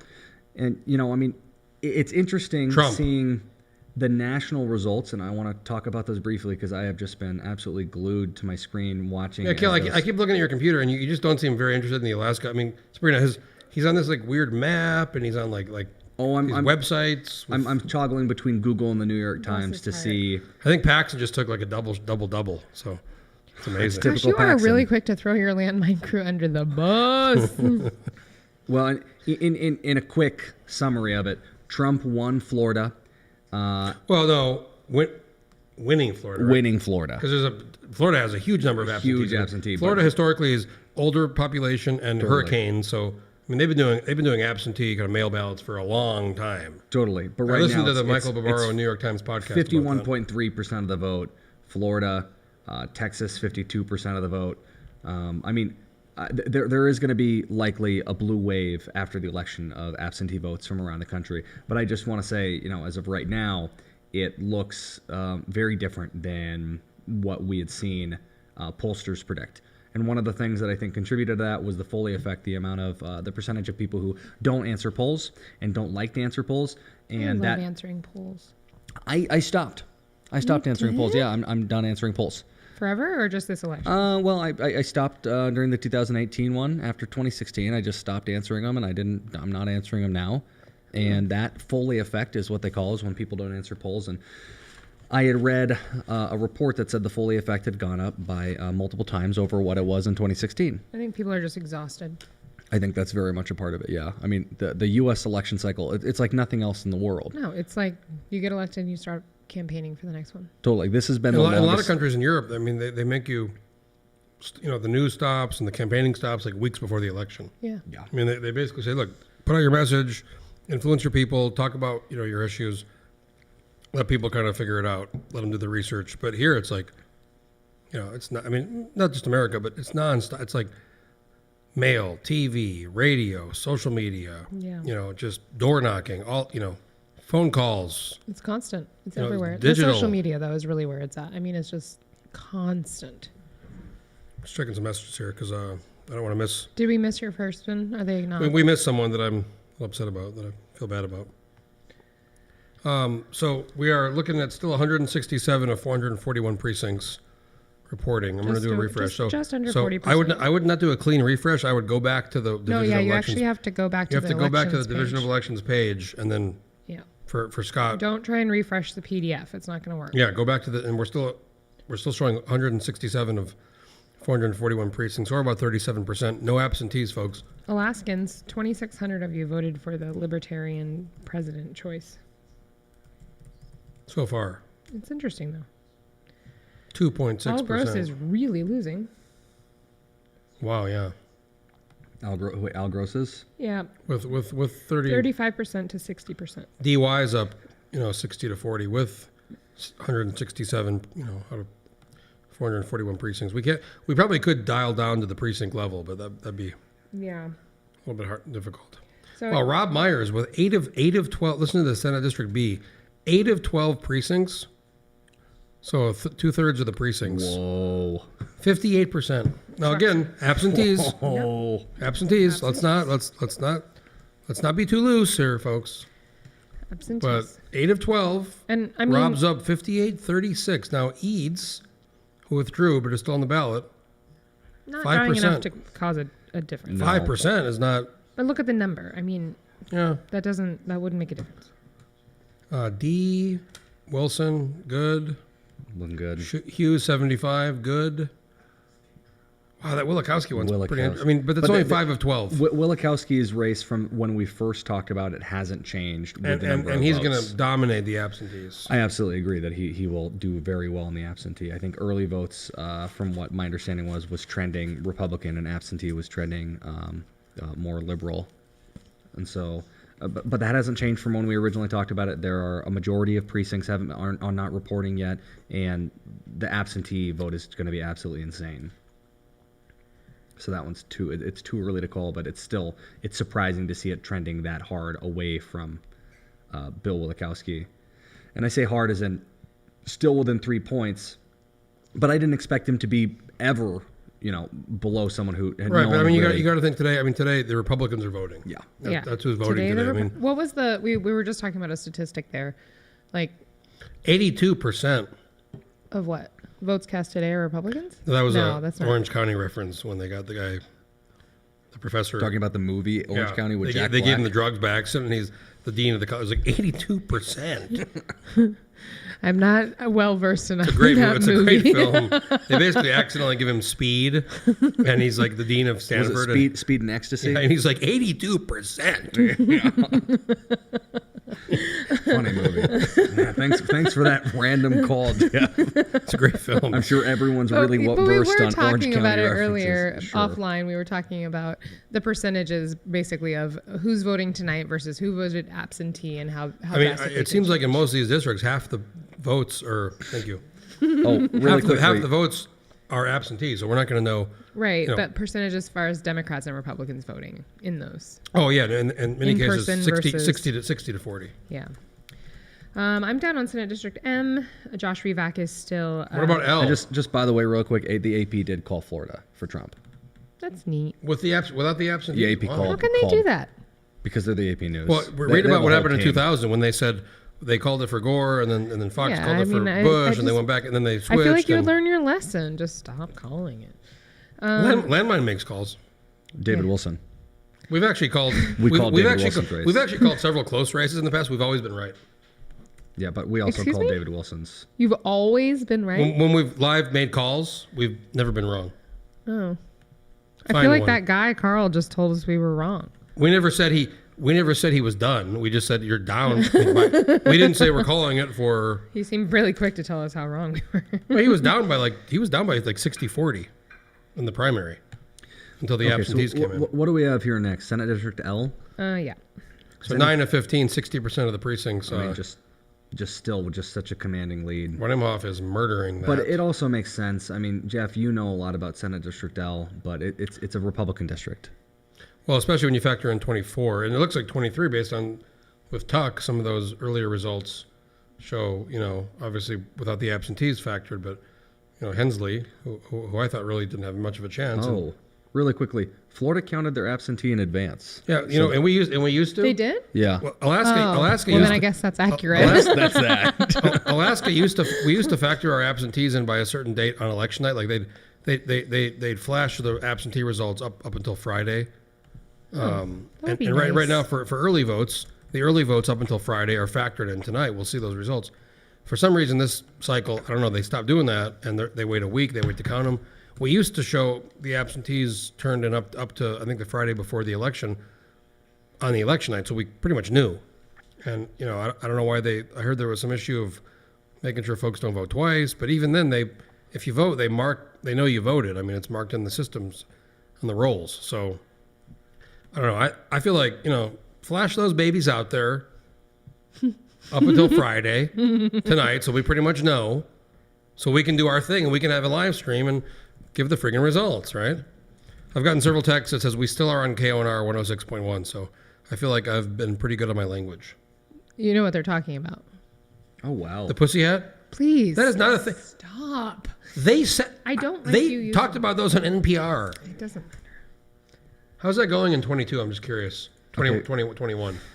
Real quick, I do just someone had commented on the Landmine Wow, Live. 21. Hold on a second. Okay. Hold on a second. Just speaking of the pussy hat, Yeah. 6 of 8, precinct, 75%. Lynette Largent, Republican, who spent no money. Now, absentees are outstanding. Who spent $0. All she did, the only campaign tactic I saw was a pussy hat photoshopped on Matt Clayman's head. 47.52. claiming up. Now, again, no absentees factored. But, she raised $0. I actually met her in 2008 when I was like kind of a Ron Paul delegate to the Republican. Oh, that's right. I forgot you used to do that. Yeah. Anyways, weird. How's 22 doing, Kalius? Let me see 22. Sorry, I've been kind of. I got it. It's right now we have Sarah Rasmussen. Oh, she's just pulled away. Winning by a landslide. Wow, she's winning 60. You guys were so wrong on that one. We said Lean Rasmussen. It was like barely. I mean, I will say one of the things that the She's winning. What the Landmine did is we said lean a lot when it was blowout. We should have said blowout a lot more. Like a whale, I'm just saying you call a lot of them to be a lot closer than they are. Well, I mean, we do. Absentees are judge you. Absentees are outstanding. Okay. Trimble's going to pick up the absentees. I just am still shocked by District 23. Chris Tuck trailing Kathy Hensley. Has that changed since we last looked at it? Yeah, her lead has gained. Wow. Okay. So, I mean, with Chris Tuck... Guys, we have somebody coming on. Steve Quinn, former KTVA reporter who Kale used to work with at KTVA. Well, we worked there at different times, but Steve and I worked together in the Capitol when Steve... Who were you writing for at the time, Steve? Are you there, Steve Quinn? 3, Chris Tuck, trailing. Oh, I just hear myself. I'm here. I think there's a bit Steve, of delay. I think you're playing the stream on your computer or your device. You gotta pause it, bud. So just go Steve ahead. Quinn, former KTVA reporter who killed. Yeah. That sounds great. Steve, you got a partner. You got to kill your Steve and I kill your Facebook. Turn down your volume Text on him, your. because he's getting everything delayed. I think you might have fixed it. That better? That's much better. Yeah, there we go. I was hearing myself in the background. So you used to work at KTVA, and so did Kale here. So that's interesting. Right. I got there after Cale did, but I got to know Cale in Juneau while he was with KTVA. Yeah. Who were you working for at the time? Then you were doing some really good written pieces. I was doing a lot of freelance work for Petroleum News at the time. Cale came down to Bloomberg. That's right. But a lot for Petroleum News as it related to what was going on in the Capitol anyway. Other magazines like Alaska Magazine, things like that. Steve, my only regret while Cale was down there was not kind of tapping into his photography acumen and learning a little bit more than I did. Now, Steve, I got to say, I spent the last 2 sessions in Juneau. We got to know each other pretty well. You were one of the best Juneau reporters because, you knew the challenge of being in Juneau, and I learned this the first time. I had maybe a little bit of an advantage because I knew about Alaska politics. But you go to Juneau, especially if you're new and no affiliation or association with Alaska politics. I mean, it's a tough place to be and a tough spot to kind of learn who's who, what's happening, what's going on. And I mean, you killed it, and you were a great reporter. And obviously KTV had they folded since, but do you miss it? And you were so good at kind of breaking down what was happening to the public. I do miss it. Yeah, I think I didn't leave journalism. I think journalism left me. I think we saw that with KTVA, but also statewide. You saw newspapers. I think the News Miner and the Juneau Empire both got rid of their last photographer, so they don't have a staff photographer. Peninsula Clarion also cut staff, and it's a shame. But the one thing that's nice is the Alaska still has a very strong starting lineup of journalists statewide. And maybe it doesn't have the same deep bench it once had, but it really does have a strong lineup of journalists at the ADN, Alaska Public Media, KTUU, and down here, KTOO, which is certainly part of Alaska. And you were, after the KTVA, you were briefly working in Juneau in the Capitol, actually. So you kind of went to the other side. I enjoyed that. So right now I'm kind of in between jobs, but I've got some project work for a book publishing company that I have a minority stake in down in Seattle. Well, I got to say, Steve, when I was in Juneau, I mean, you were one of the guys we were interacting a lot, and you're one of the guys that really kind of knew what was happening, and you were like, come to Steve Quinn, you always knew what was going on, and I mean, you worked in the Capitol for a lot longer than me. I mean, the press corps, over the years I've been there 2 years, but even before, when I was watching and consuming the news, and it's dwindled to a few people. It has. Like I said, it's still a very strong press corps. It's just not as many right now. You've got Becky Boer from AP, who just the breadth and depth of her work is Love Becky. phenomenal. Love Becky. James Brooks. I don't think there's anybody better in Alaska who can distill a complicated topic into something that's easily understood for a broad audience, as James does. Then you got Andrew Kitchenman, who really has a tough job of taking something that can be sometimes dry or in the Capitol and making it very easily appreciated for a radio audience. And then he turns a very solid web story right after that as well. Who am I leaving out? Sean McGuire. Love that Australian man. Oh, yeah. Sabrina's actually not convinced he's Australian. She thinks he's from Yeah. Yep, he's actually from Cleveland. I don't know if you know that. That's not proven, but that's Sabrina's. I'm from Cleveland. It's been a topic of discussion. I'm from Cleveland, not Sean. That backfired. But Sean does great work too. He's a multimedia journalist. He puts together just a wonderful visual package, again, for something that is not a visually strong topic, as well as just solid reporting and writing. So, Steve, you've been watching the results in the state. You follow Alaska politics. You cover Alaska politics. We're still only about less than half of the precincts reporting and no absentees. But you have any thoughts or what are you observations? I think you all touched on it pretty well. That it's still very early, but I am surprised at some of the how tight some of the races are, even at this stage. Chris Tuck, certainly, I'm a little surprised that he's got that tough of a race, and even Mel Gillis. Again, it's early, but still, I was a little surprised there. I'm not surprised that Lance Pruitt is ahead the way he is. When I read Nat Herr's article, another favorite journalist of mine, he noted that Lance Pruitt went door to door. And that has kind of been one of his hallmarks in campaigning and winning very close races. Well, especially in that district, when I think, most of Anchorage, but especially that district, I think it's very dense single-family homes, and you can go and talk and connect with folks. And somebody who's been there for 10 plus years, Lance, and Liz didn't really go door to door. That was her thing. She didn't want to go door to door because of the COVID. 2 years ago, I walked door to door a little bit with Lance when doing a story, and he covered an awful lot of ground in a few hours. And I think you mentioned in District 23 how you can cover 5 houses in a very long time because of the distance between the houses and how big the land in the house. Not 23, parts of 24 and 27, 20. Yeah, some of these. Yeah, but 23 is where I live. It's pretty dense. But you get to South Anchorage hillside. You're having to walk, and you need a car basically. In District 27, if you knock in District 27, you'll go into Stuckagon Heights. Have fun knocking doors in Stuckagon Heights. That's about as distant as anything can be, excluding acre large parcels over in the valley. So, well, I was a little surprised at ballot measure 2, right as it stands right now. I thought it would be closer. I thought they might even win, but people who told me who voted against it said it was just a little too complicated for them. It was a little too much to digest. Sabrina didn't add for them. Yep, I sure did. But just saying, if they come back and craft it a little differently. So interesting thing right now for anyone who is watching us right now. Donald Trump has been going live for the past 10 minutes. He's been giving a speech. You watching that?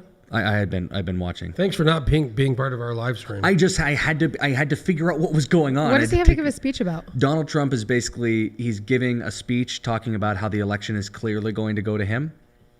And so this is what I think we all knew that. This is what people were a little bit worried about. That. Yeah, because clearly there's going to be a blue wave, most likely, or not clearly, but likely there's going to be a blue wave after the actual election results come in.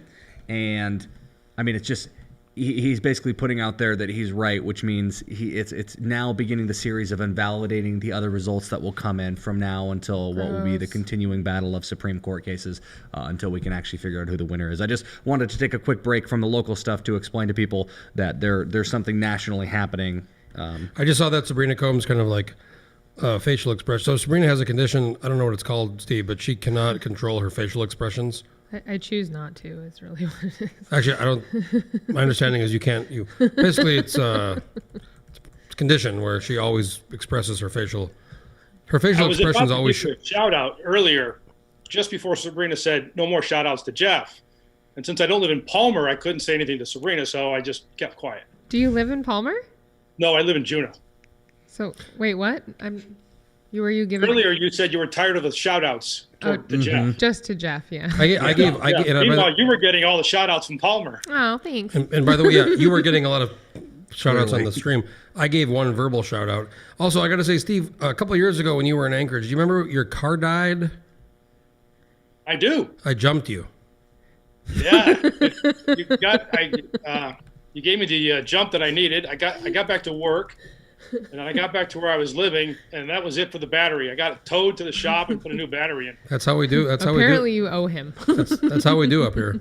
Well, Steve, well, I owe him a podcast, so I promised we would get that done. Oh, I'm going to take you up on the podcast. Whether it's this year or when he comes back down to Juneau session next year. We're going to do it. Well, Steve Quinn, thanks for coming on, buddy, from Juneau. Thank you.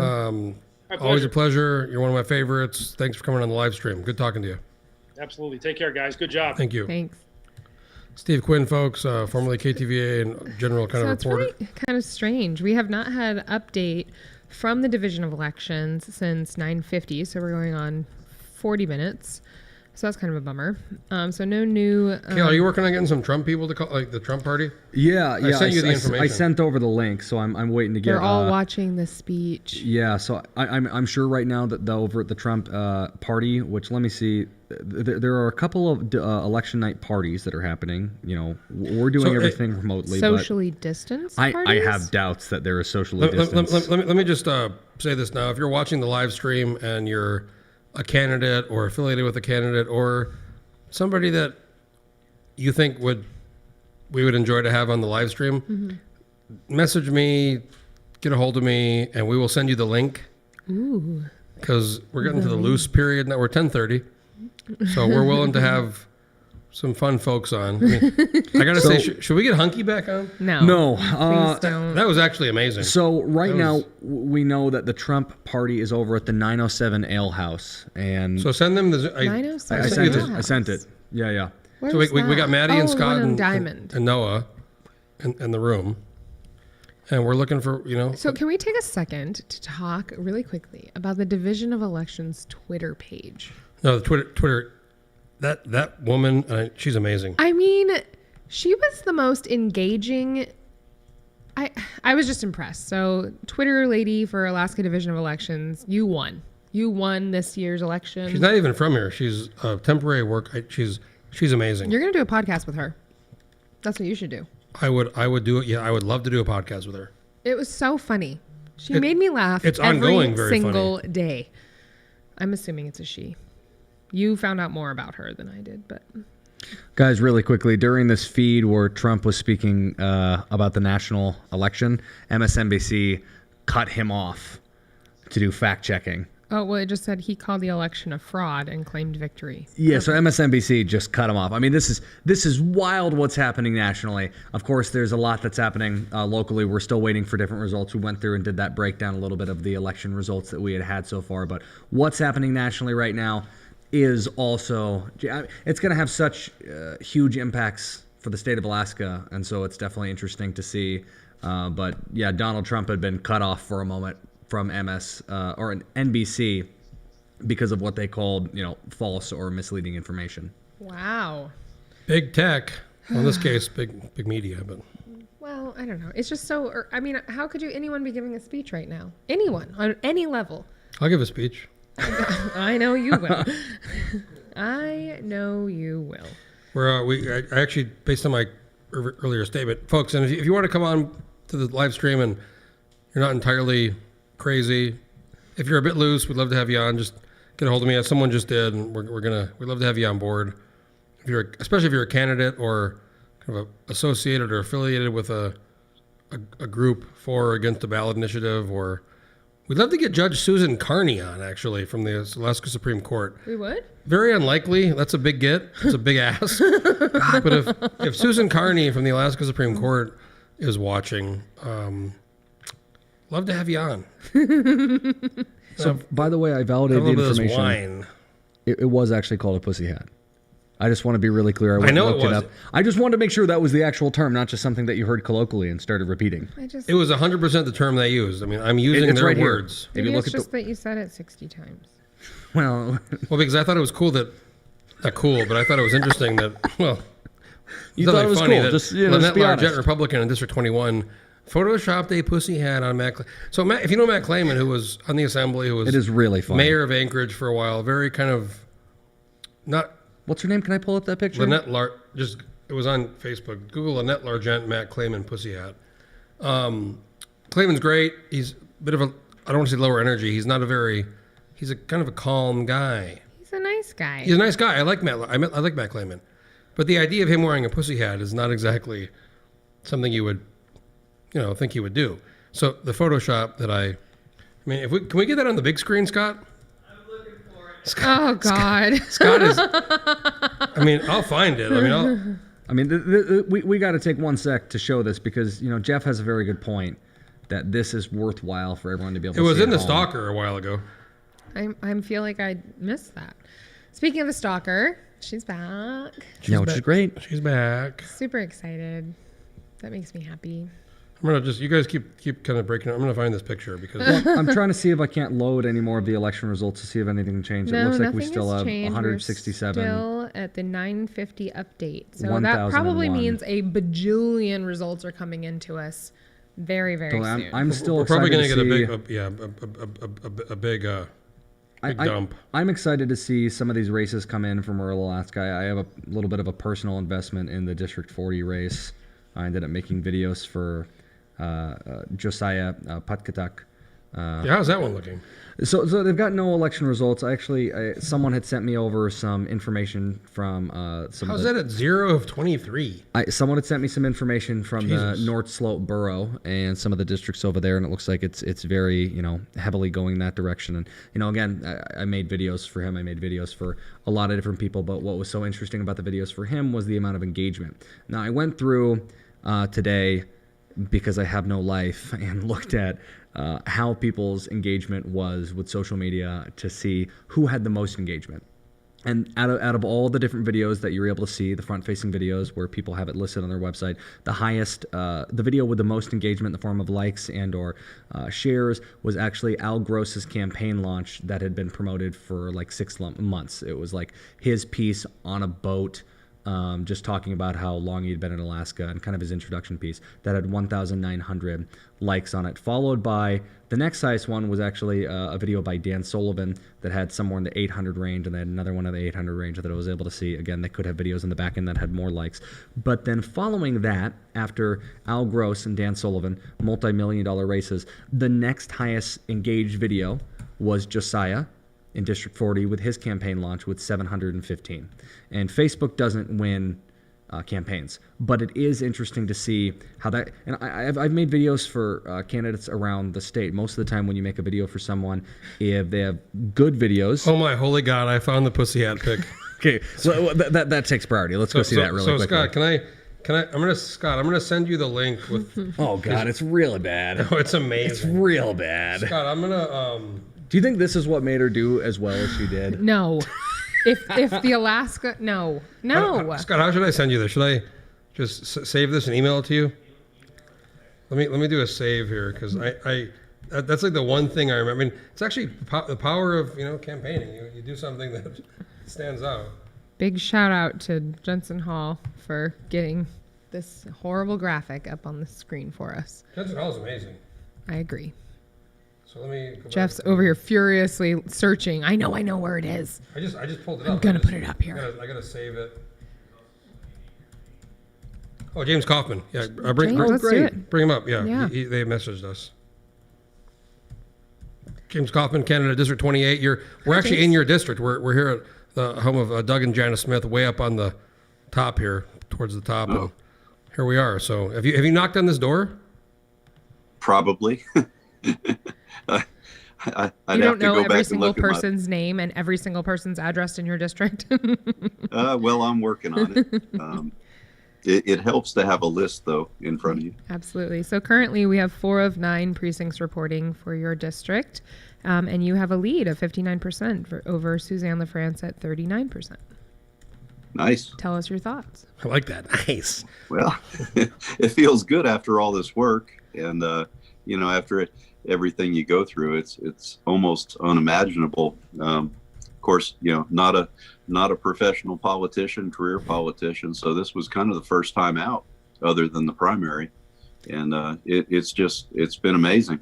So I feel, I guess, like some of those folks that get interviewed after a championship game that that they say a bunch of inane things. I've been practicing, we're going to get that championship belt, but I don't know. It just feels great.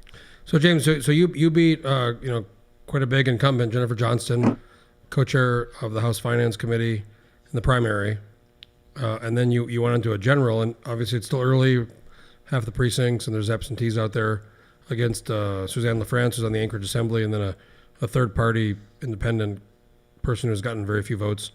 Right. I mean, so you've had kind of one and then two. You've some folks have a hard primary and then an easy general, or an easy primary and then a hard general. You've had kind of 2 races, and you're a first-time candidate, right? Right. Yeah, and the second race, I mean, the outside money that was coming in, the hardball negatives, they were really working it, and so I would be gratified if that ended up not working. It would, I think it would send a signal that would be helpful. So we're looking at, with 4 of 9 precincts, you're at about 60, almost 60 to 40 with Suzanne LaFrance, and then there's still over half the precincts and the absentees. Have you pulled the tapes? Do you have any more of a sense of the race, or? I've seen some, and they were quite good. It was a real surprise to see that.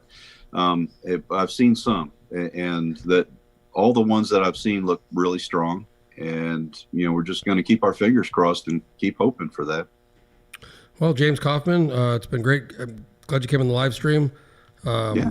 What are you first time running? I mean, where are you at? Are you home, or are you at a party? What are you? Yeah, but we just got home.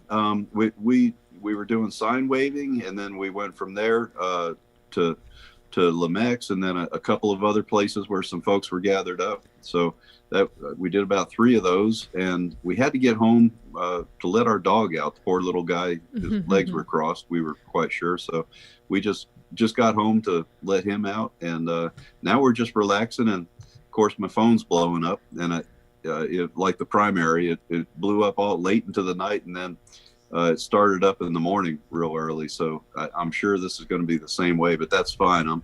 I'm happy to talk to anybody, talk or text or whatever. So yeah, this has just been extraordinary. And well, I appreciate. What else can you say? Yeah, I appreciate coming. I got to say, Sabrina here, my friend Sabrina Combs, does have a kind of a unique connection to Suzanne LaFrance. Now Pete LaFrance. Yeah, I serve on the Palmer City Council, and when I first started serving, Suzanne's brother, Pete LaFrance, served with me on there because Suzanne is from Palmer. So it's a small, always a small always state. a small state. Yeah, that's the thing. A funny story. I like telling it because it does demonstrate not only how small Alaska can be, but also how great it can be at each end. And that's the day that I closed on my house, the realtor that I was working with said, well, hey, there was a little get together I was going to go to. And, this closing on a house is a stressful thing. Would you like to go to this little get together and maybe have a drink? Sure. Sounds good. I could sure use it after signing the paperwork on that, that deal.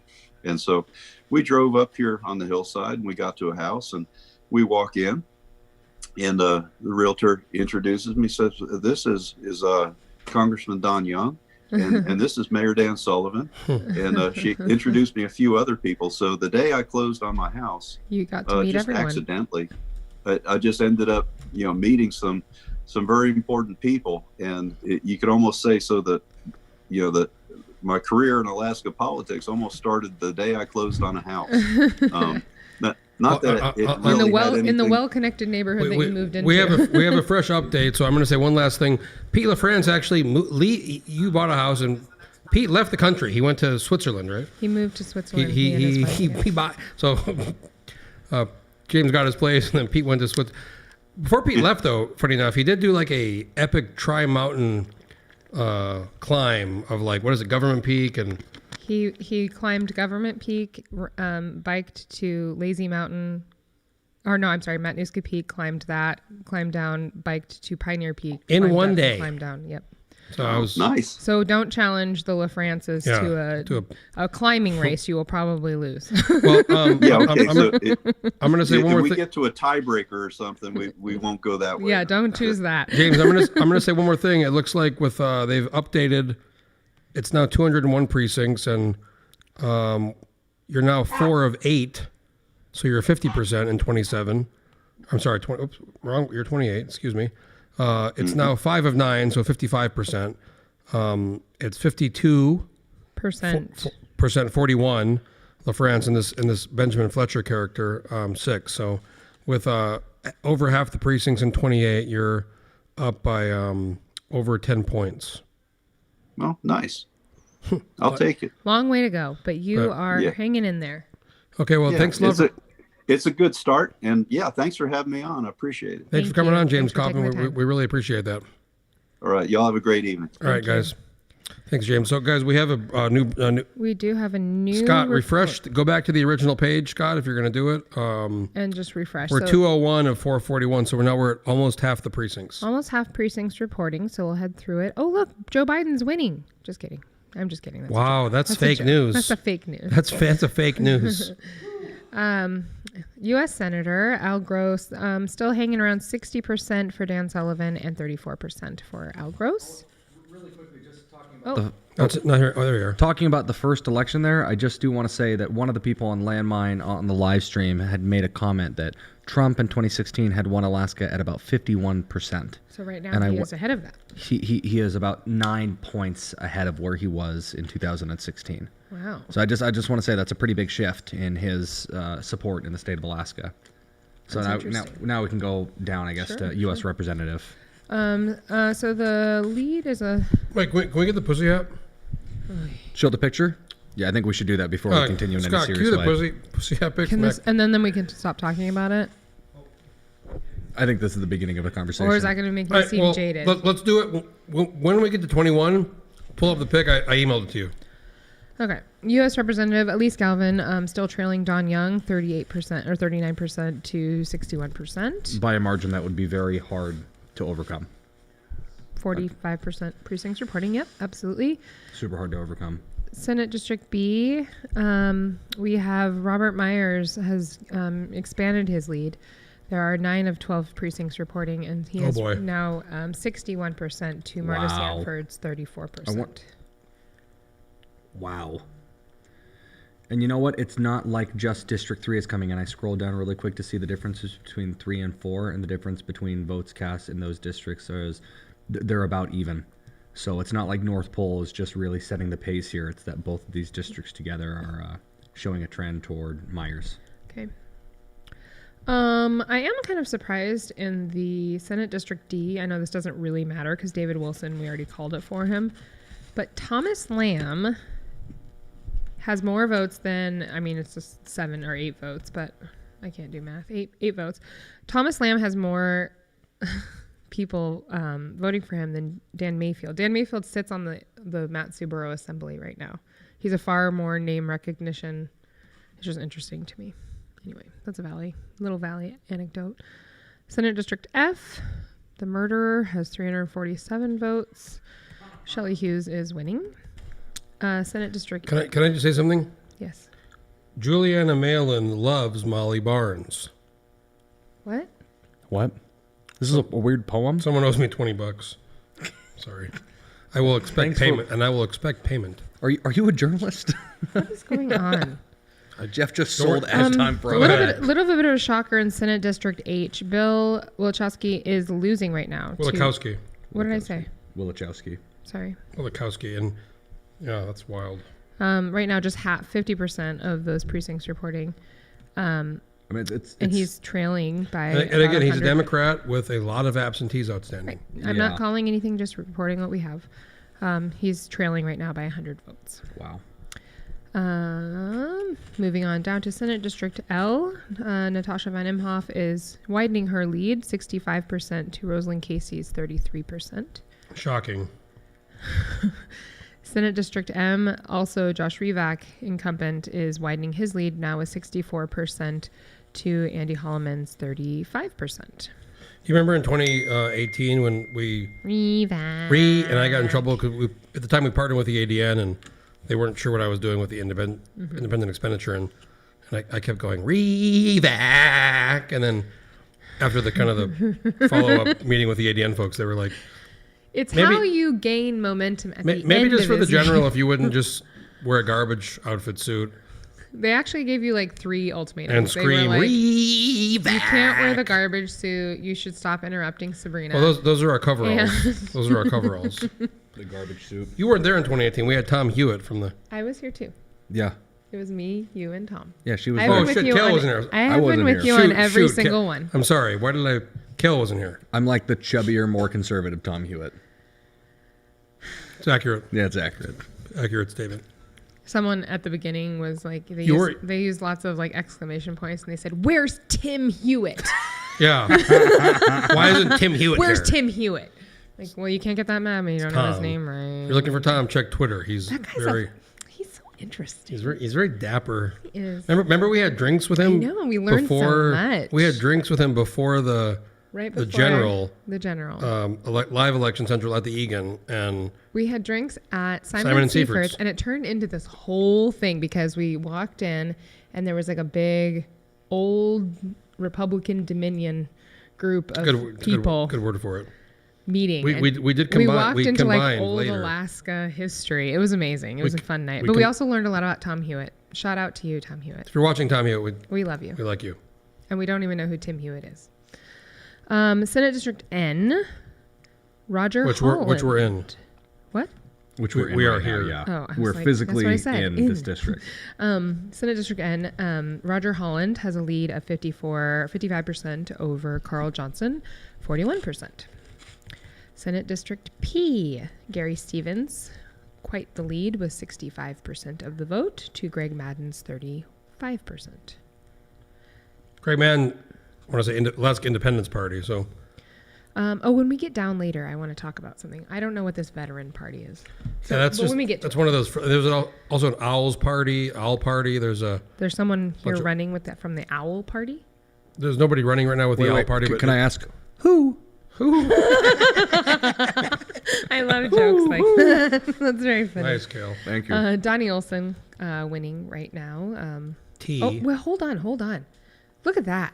5 of 56 precincts reporting in his. Yeah, a lot of villages. Yeah, Oh, yeah. That he's is way up there. intense. He has his Senate district is like Is bigger this- than most is this- states. Is this what they were talking about on CNN that you put on your Twitter? No, says that was the- some of the votes have to come in by dog sled. Well, no, that was a dumb cook Yeah.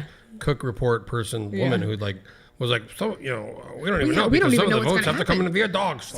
Some of the dog sleds have to Who come are in. these people? These are the people that calling the elections. We clearly the use cook snow report. machines. It's not some like Ma'am. It's not some landmine level national That was group of amazing. people. It's like a cook report. Anyways, Anyway, that's a lot. 56 precincts. with 9 of 9. Now this is again Yes. no absentees. House District 1, 9 of 9 Laban- precincts. Bart the banker Laban up by 20 points. Man, that is a hard margin to be able to overcome. Yes. I If think Chris one Quist is going to be. what a name! It's hard to say. Christopher Quist. Remember those signs? He had those. You guys did the review with those. Well, Paxton did an incredible. Those Q. It episode had like a review weird Q sign. where he broke down a bunch of campaign signs, and one of them was. Does he go by Chris or Christopher? We're not Christopher sure. Quist. But he does have power. I feel like he should not go by Chris. 'Cause it's He's hard going to go say. by Representative Laban. Yeah. he does have. But he does have power hair. Yeah. He does have power hair. I haven't seen him. I'll have to look him up. Google him. House District 2, 3 of 4 precincts reporting, and Steve Thompson with a huge lead. Yeah, he's up by yeah. 50 point. Yeah. Prax. Congrats, there, Steve.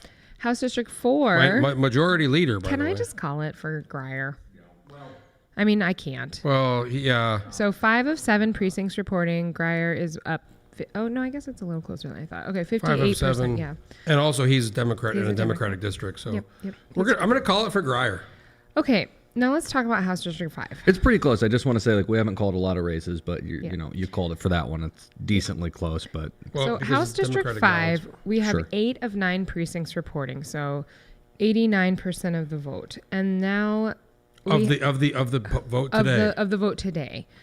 And we have Adam Will, the incumbent, trailing by about 160 votes. So this one's within the margin that I don't think that McKinley is going to be able to weather the storm of absentee ballots that comes in. It's so close. Yeah, it's so close. But what I do think, and this is probably more consequential, is that Republicans are now going to look at District 5.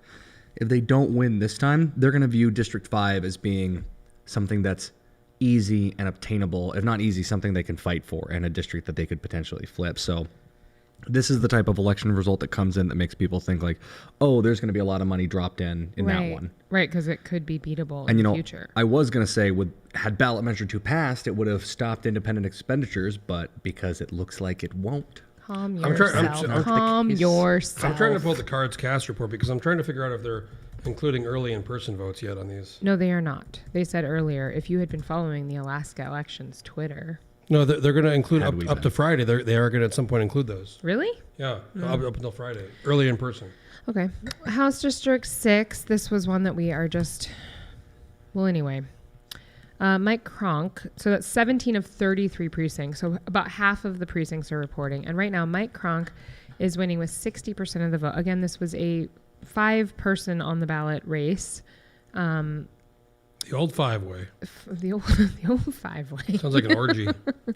And Mike Cronk right now is winning with Julia Nilica.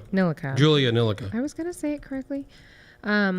She is trailing with 25% of the vote. So she's a Democrat. She will likely pick up a lot of absentees, but that is a enormous gap. Big number to overcome. Yes. So we will wait patiently with that one. 7. We're going to call it for Kirka, even though Jamon Burton was already on here. Yes, we will call it for Kirka. He's up by 60 points almost. We will also call it for McCabe. With 6 of 7 precincts. 6 of 7 precincts in 7. Christopher Kirka, Republican, up by a lot. House District 9, Rauscher. 8, let's just say real quick, even though I just called we'll call it, but it's 2 of 6 precincts. Yeah, you're right. Kevin McCabe has been, he's the one that has the sign that's similar to yours. That was similar to yours. That wasn't similar. No, we talked about it. You pulled it up and he had a jet. I had a float plane. Yeah. They're the same. Yeah, but it looked pretty similar. He had a 737. I had a float plane, a small Cessna 185. The design of the sign was the same. Different colors. My plane was on the bottom over a lake. Are you really His is over a mountain. I had a dog. He had a bear. They look so different. First of all, they were designed independently. Second of all, mine goes float plane lake, jet mountain, different color scheme. Okay, whatever. But many people think it looks similar. So maybe you don't, but it seems like there's a consensus. Okay, that well, other people do. Planes. I could be in a glider or a space shuttle. Now we've switched the argument to it's not a big deal. In any case, Kevin McCabe, who is still running, is winning. How about 9, Rauscher, Rock Hard Rauscher? Rock Solid. Sorry, I always mix that up. We didn't. His campaign was seriously rock. It was literally stay rock solid with George Rauscher, wasn't it? But you said Rock Hard. Again. So I think we might have mixed it up, but yeah. The fact is, it's hard to tell. But I see him in the store sometimes, and it's awkward. Oh, yes, please. So now we have David Eastman, and so was it Eastman? Who was the one? Was it Eastman's opponent? I think it was Monica Stein-Olsen. Who was the diplomat who campaigned on killing terrorists? What? I think it was Monica Stein-Olsen. No, it wasn't. Yeah, no. It was a diplomat who.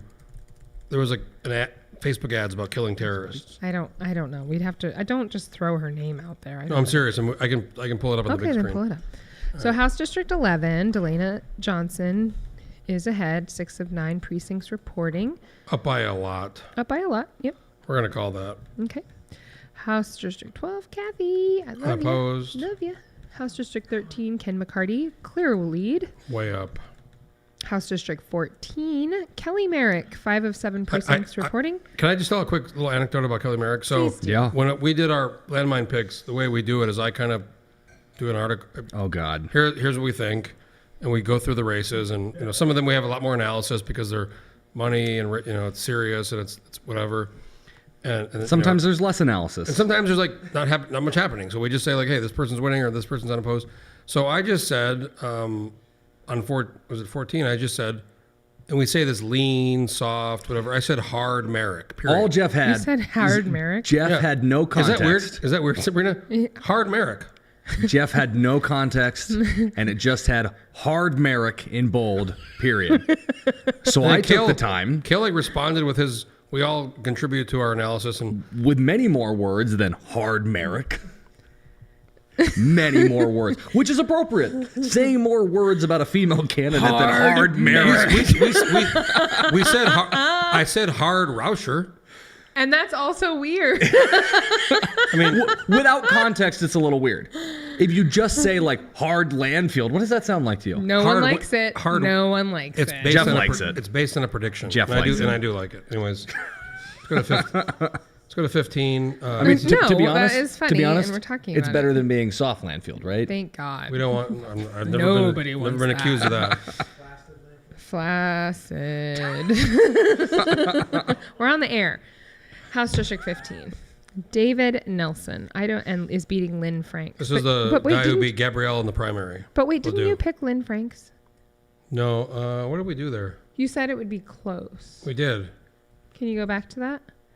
I think you guys said that this would be a toss-up. And which one was this? This 15, is House District 15. And again, there's a lot of absentee ballots. I thought we went Nelson with that one. We went Lee Nelson. By a margin. Lee Nelson. Okay, you did say that? Yeah. Yeah, we said. I'm looking at it right here. Okay, I was just curious. And by the way, we have a special guest coming on at some point pretty soon. I love special Sabrina guests. will be excited about this guest. I'm concerned. It's not Dan Sullivan. Don't worry. Stop it. I'm never going to be able to talk to him again. Especially his wife. She is lovely. I like how that was like I could see him on that little screen that you can't see, and his wife was just looking, and then she's laughing, and he's like shaking, laughing. It was an honest to God hot mic. It wasn't hot mic. I could see him. If anyone wants to go look, what's probably better? Folks, we may have a guest coming on. A guest. Oh, we have a guest. If we do, let's work with the team. We're holding, please. We're holding. Okay, then we'll talk really quickly about House District 16, and right now it is a very close race. We only have 3 of 7 precincts reporting right now, but Paul Bauer has a very small lead over Ivy Svanholz, which is obviously a lot of Democratic ballots, but in this case, Bauer was on the Anchorage Assembly years ago, and if you guys don't know who Paul Bauer is, I recommend looking him up. Why? Interesting character. Lots of ideas. This is where we can talk about stuff. You can tell us. This is a he won. Safe space. He was kind of a way out there conspiracy. And then he won Assembly. Then he kind of got normal. Then he again went way out there. He was on 1 term in the Assembly, and he just kind of what was he way out there on? Oh, I'm trying to remember what it was. It was just wacko, crazy conspiracy stuff. Like I don't like that. Like global New World Order type stuff and all that. Well, it is still obviously there's only 42% of precincts reporting for that. Ivy is the incumbent. She's a Democrat. Absentees are going to come probably. So 17, 18, 19, and 20 all unopposed Democrats. But I do want to get, before we go to our new guest, I do want to go to 21 with 6 of 8 precincts. Matt Clayman's up by 5 points. Scott, can you cue up the pussy hat pick that I? Can we see this? I pulled it up. I found it. The people need to know. They have a right to know. Because we do journalism here. We do there journalism it is. Here. That's the ad. So look at that beautiful. Look at that beauty. That's a Photoshop. Let's just break this down. So what she's saying is choose life because he voted on what? What is the vote thing in the bottom? I don't even know if anybody ever knows what that vote But was. in the bottom left, we have the screenshot of what the vote board looks like in Juneau. I agree. I just looked up. That is such a photo. I just don't know if anybody even knows what that vote. I know. Okay. It might be a random vote. I want to break it down. Let's just break it down. Thank you. Keep zooming in. Oh my God, that's so Scott. great. But can you scroll down Look at to Matt what that Clayman vote is? wearing it's obviously a Photoshop pussy hat. He wouldn't wear that. Poorly photoshopped. It's his picture from. And he's in black and white, and the hat is pink. My God. Look at that smile. So we do have somebody on Zoom who actually knows Matt Clayman pretty well. So Who do we have? Who do we have on We have Zoom? Adam Wool, Representative Adam Wool. There he is. Hi. One of my favorite people, former owner of the Blue Loon in Fairbanks. How you doing? Can you hear me? We can hear you. Did you see that pussy hat on Matt Clayman? No, I can't really see that screen. It's That's way okay. up You don't the have side. to. It's a complete waste of time. You can go back I've and seen watch. him wear those all over the Capitol. How are you feeling right now? I'm doing okay. I'm sort of over I was watching the national feed, and that was less than thrilling for me. Yeah. But count all the votes and then see how it goes. So are you maintaining right now? It's just a little too early to even be making any kind of decisions for anything. For your race, Adam, you're 8 of 9 precincts. It's about 150 vote. You're down by about 100. But I'm assuming you guys did a pretty good absentee program, right? We did. And I said to myself and others that would listen to me that if we're even on election night or even down by a few hundred, I feel pretty good because there's 1,000 or more absent. I don't have the numbers memorized, but we're looking good. I should pick up several hundred on absentees. No. I don't know which precinct is yet to be counted. Hopefully it's in my favor. Yeah, I can't. They aren't showing the cards cast, so I can't tell which precincts. But in 16, we reported this in our predictions, but Trump actually won District 5 in 16 when you won the same year as a Democrat. Yeah. It's I don't know how Trump's doing in my district today, but it's a moderate district. It's fairly even, and I've managed to win it 3 times. I've never won it by a big margin, and doesn't look like I'll win it by a big margin this time. But so many absentees came in, and we tracked them all, and we know they're leaning. So I feel very confident. So Kayla and I were talking earlier. We profiled your race in 2018, and obviously, folks, know Kevin with the Body Piercing Unlimited, and they know you from the Blue Loon. Was this race any different, other than I guess it's a rematch? But would you feel like it was, much different from 2018? I didn't really. I mean, the issues were slightly different. The difference was I didn't see as many people. When I had the Blue Loon, I'd see hundreds of people every week, and I could gauge where the regular people were. Not just the political people, but real people that were out there working and doing their day-to-day lives. Where now I don't see as many people. Plus COVID, so I'm not going to events and gatherings and fundraisers and even non-fundraisers. So I'm door knocking and seeing people that way, but that's hard. That's a hard way to really engage with people. So that part's different. I didn't see a lot of difference in the issues that came up. I mean, some stuff came up towards the end. The sort of law and order angle that Kevin and some of his supporters. And Kevin is we talked about this before, but in 18, Kevin filed last minute, and you knew Kevin, like you guys weren't strangers. I mean, he kind of came in last minute in 18, and so you guys know each other. Yeah, my first campaign, he let me put my sign up at his shop. That's funny. So he, we're friends. We go way back. Well, politics. I think he's pretty motivated this time around. Maybe more so than 2 years ago.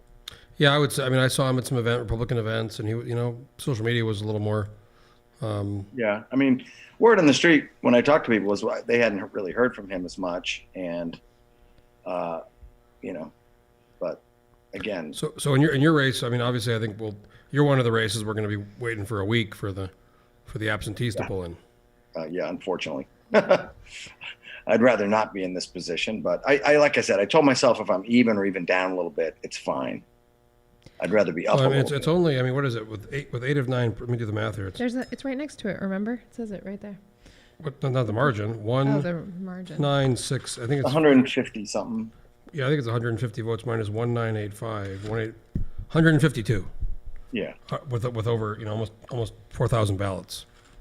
Yeah, and there's a 2,500 out in absentee, I think. Yeah, I haven't checked 5, but I mean, in other districts there was a ton of absentee ballots outstanding. So yeah. And they're trending. Many cases are trending 60% or more Democrat. So yes.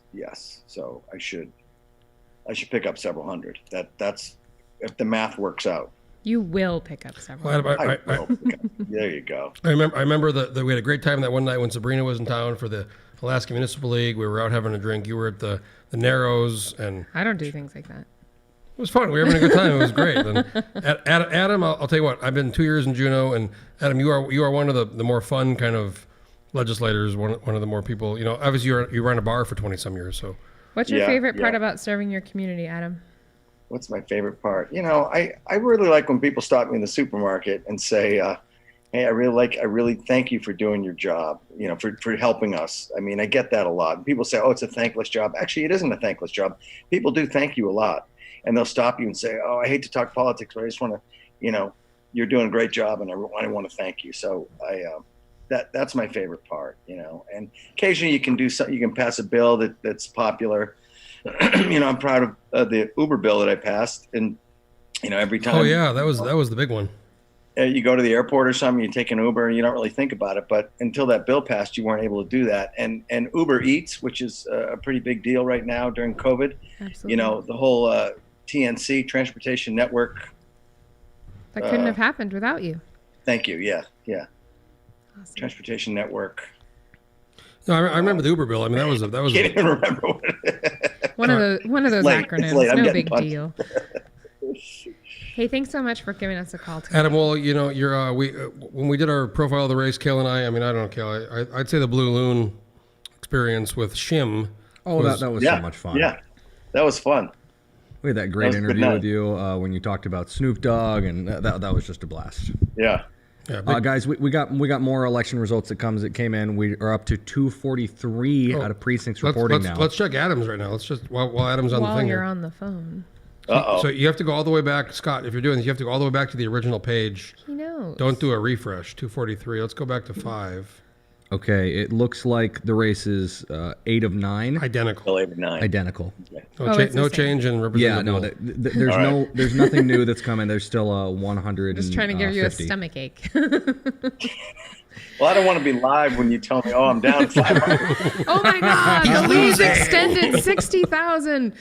I'll call you back at 9 of 9. But, Adam Wool, Representative Wool from District 5 Democrat, thank you for coming in on the show. We really appreciate it. Thank you, guys. Good to see you all, and see you on the other side. Thanks, Adam. Okay, bye. Kale, are we going to get the Democrats or the Republicans from Trump's party in? No, because they're all gone home because they're old.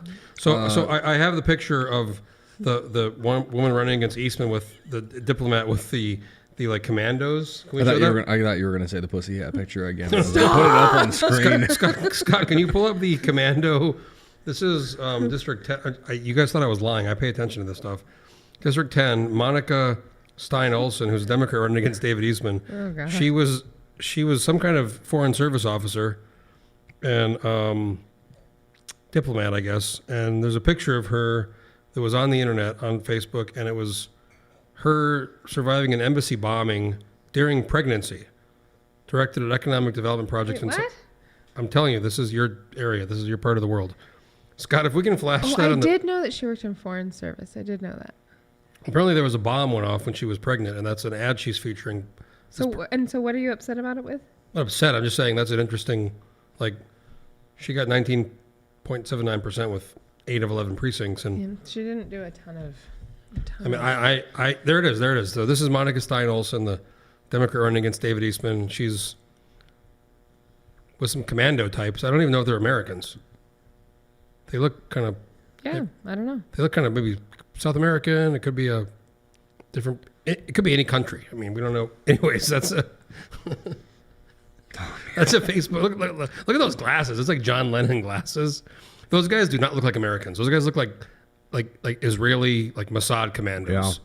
So I'm not sure what your angle is here. That's her ad. That's her political ad. I don't even know if you can do that. Why not? You have to mention that the military does not sponsor the ad. I mean, it's something that... Well, what if it's Mossad? But look at their hats. That's not American military. What if it's the IDF, the Israeli Defense Force? I mean, who is this? That's Monica Stein Olson running against David Eastman. She's the candidate running against David Eastman. What a weird ad. I know that we're streaming on KO. No, I know we're streaming on KONR, so I had to like censor myself there. What a weird ad. What is like that? She's obviously with some IDF guys or some like South American like mercenary. I don't even know. I thought you were just showing us something random. I had no idea that this was. District 10, Monica Stein Olsen. Yeah, that's her. I get that. That is wild. Well, when you're running against Eastman, you have to pull out all the big guns. Well, in this case, clearly the another military's the big IDF. guns. All right, so can we go over quickly and see what's changed so far? Wait, Scott, do we have a message?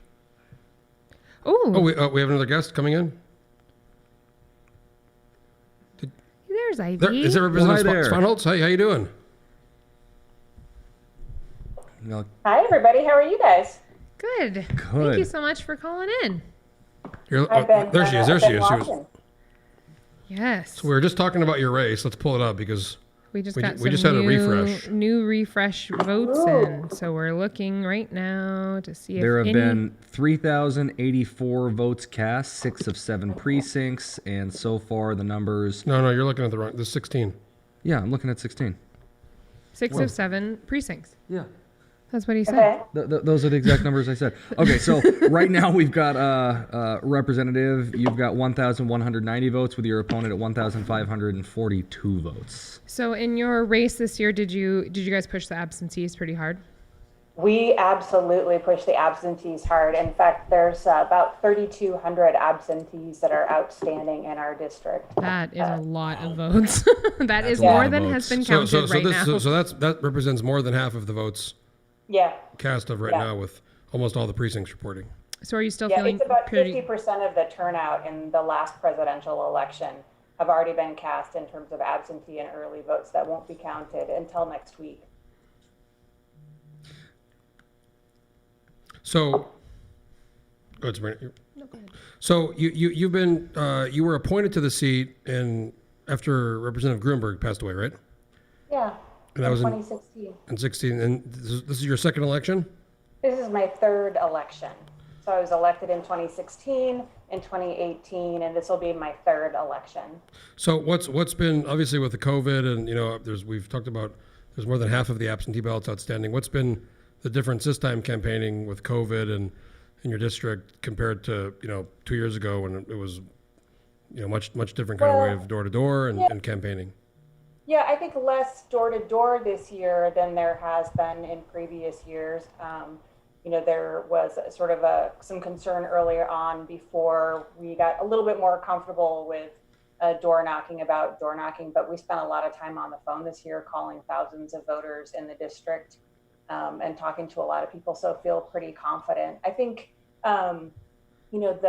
the big thing that I think is really important, and it relates to my race, but it also relates to all of the results that we're going to see today.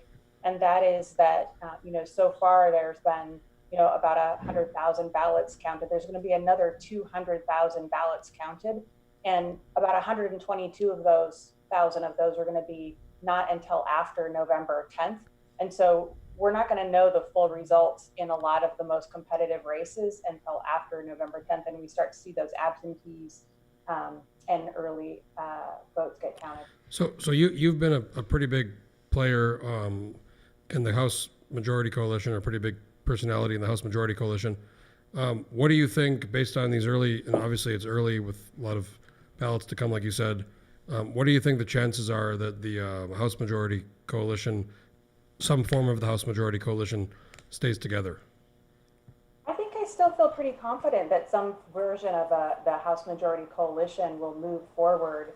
I think that there's still the Republican primary certainly penalized some people for being moderate and collaborating with people across the aisle, but I think Alaskan voters support that for the most part. And I think that there's still quite a few races that are outstanding that have a lot of absentee ballots yet to be counted that are pretty interesting. I think that House District 25, I know that Jeff, you have a keen interest in that race. Calvin Schraggy has worked really hard. I don't think there's a harder working candidate this year. He's not. He did.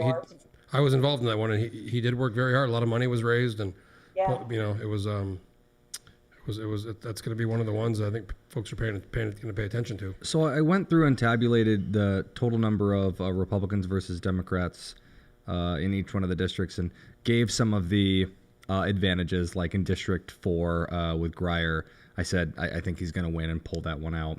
And, Wool and Greyer and yourself, and then JKT down in District, I believe that's 36 or 34.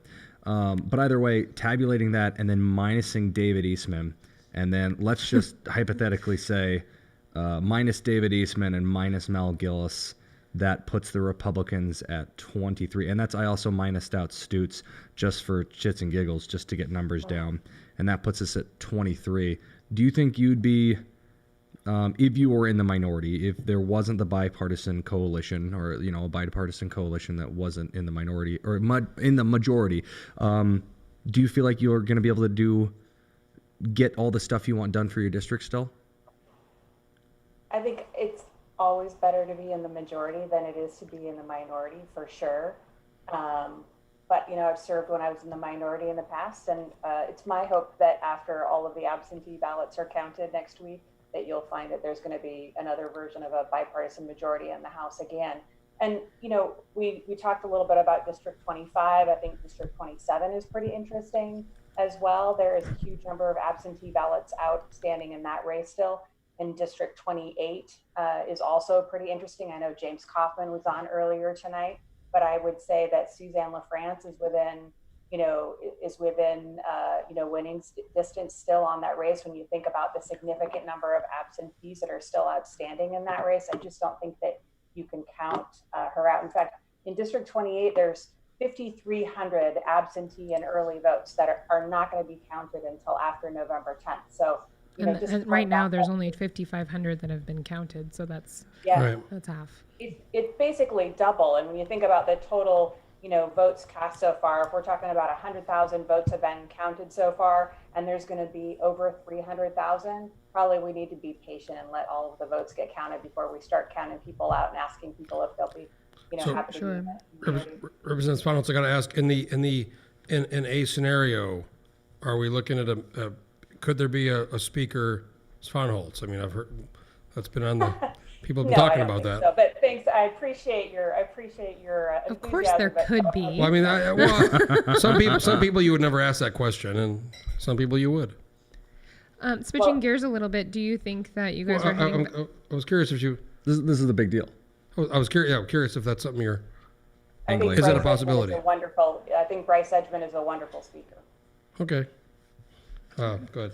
Sorry about that. So switching gears a little bit, do you think that there will be a special session this year?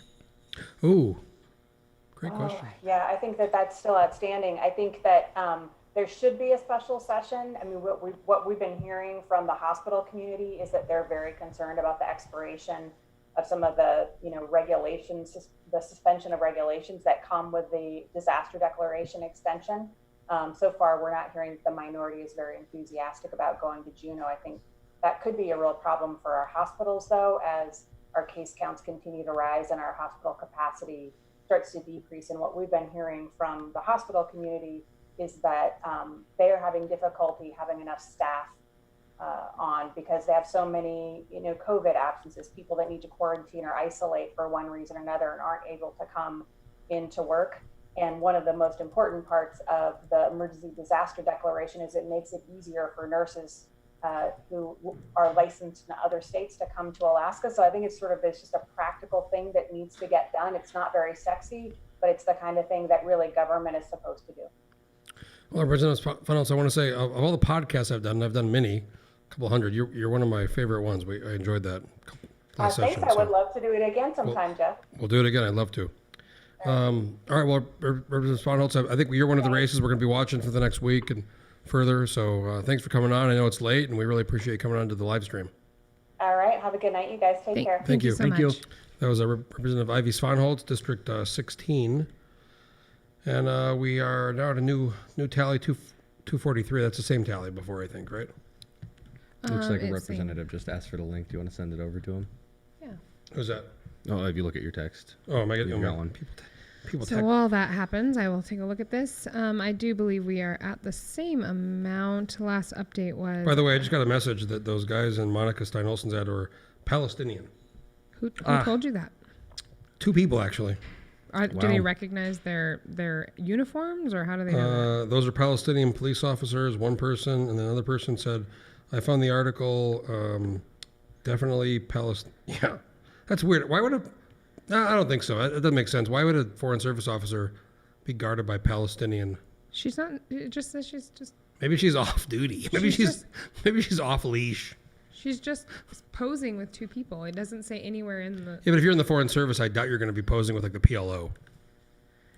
Anyways. So we have not received any new updates since 11. Kale, do you want to get your Trump people in? 04. Well, you keep asking him. The Trump party has slimmed out. We had an opportunity earlier in the night, but I think they have dispersed and gone to other parties at this point. I mean, at this point, folks, we're to the point where if you want to come on the live stream and you're at all, coherent or have any value or anything, we're not desperate. We like talking. God. We enjoy talking to people. We'd love to have you on. Everyone is saying Jordanian. So Jordan. Everyone is so not PLO, not okay. Ally of several. Let's just be clear. Ally of the United States of America. We are now Robin Smith. I'm sorry we weren't reading the comments. We were looking at the results. King. I think King Abdullah, right? I mean, great ally, great. So what's Amman? Capital Amman. We like Jordan. What's been interesting is to hear, both Wool and Representative Sponholz, Representative Wool, Representative Sponholz take on talking about the number of absentee mail-in votes that still need to be counted. And I'm wondering how many of those generalize over in which direction they're going to trend as far as ballot measure 1 and ballot measure 2. I'm kind of looking at ballot measure 1 as being a very safe race at this point. Like, I'm happy to say that no has won. 2, it's still trending in that direction. Every time we get an update, it's trending in one way, which is the gap is, while widening, it's staying at the same percentage difference. So I'm interested to know what percentage of absentee votes will shift toward ballot measure 2 and potentially have an impact on that election, given that at this point it's less than 15,000 votes difference separating the 2 of them. You got, I guess, 71,958 no to 57,097 yes. Look, just for the record, I'm getting text. Yes, I said PLO. They aren't Palestinians. They're Jordanians. I got text. I wasn't saying they were definitively in the PLO. They're Palestinians. They're Jordanians, an ally of the United States. Monica has a great picture with some great Jordanian soldiers. I'm not going to say anything else about it, but they're Jordanians. Shocking. Oh my gosh! Just really quickly, because someone continually is. I keep getting texts about this from. Yes, they're Jordanians. I see the flag. I didn't see the flag in the initial. Okay, someone is just hitting this note over and over and over again. I'm just kind of getting tired of the Landmine Live comments. Someone is asking for an update on District 28, in which nothing has changed since we last talked about it. The margin between James Kaufman and LaFrance is 3,278 votes to 2,006 votes. So it's 59% to 36%.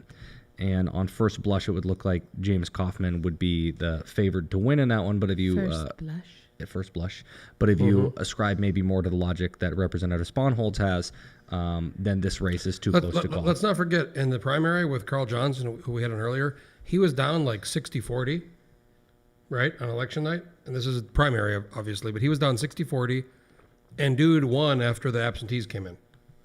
So he had a huge swing. Yeah. So it's not unheard of to overcome a big deficit. If it's 5 or 10 points.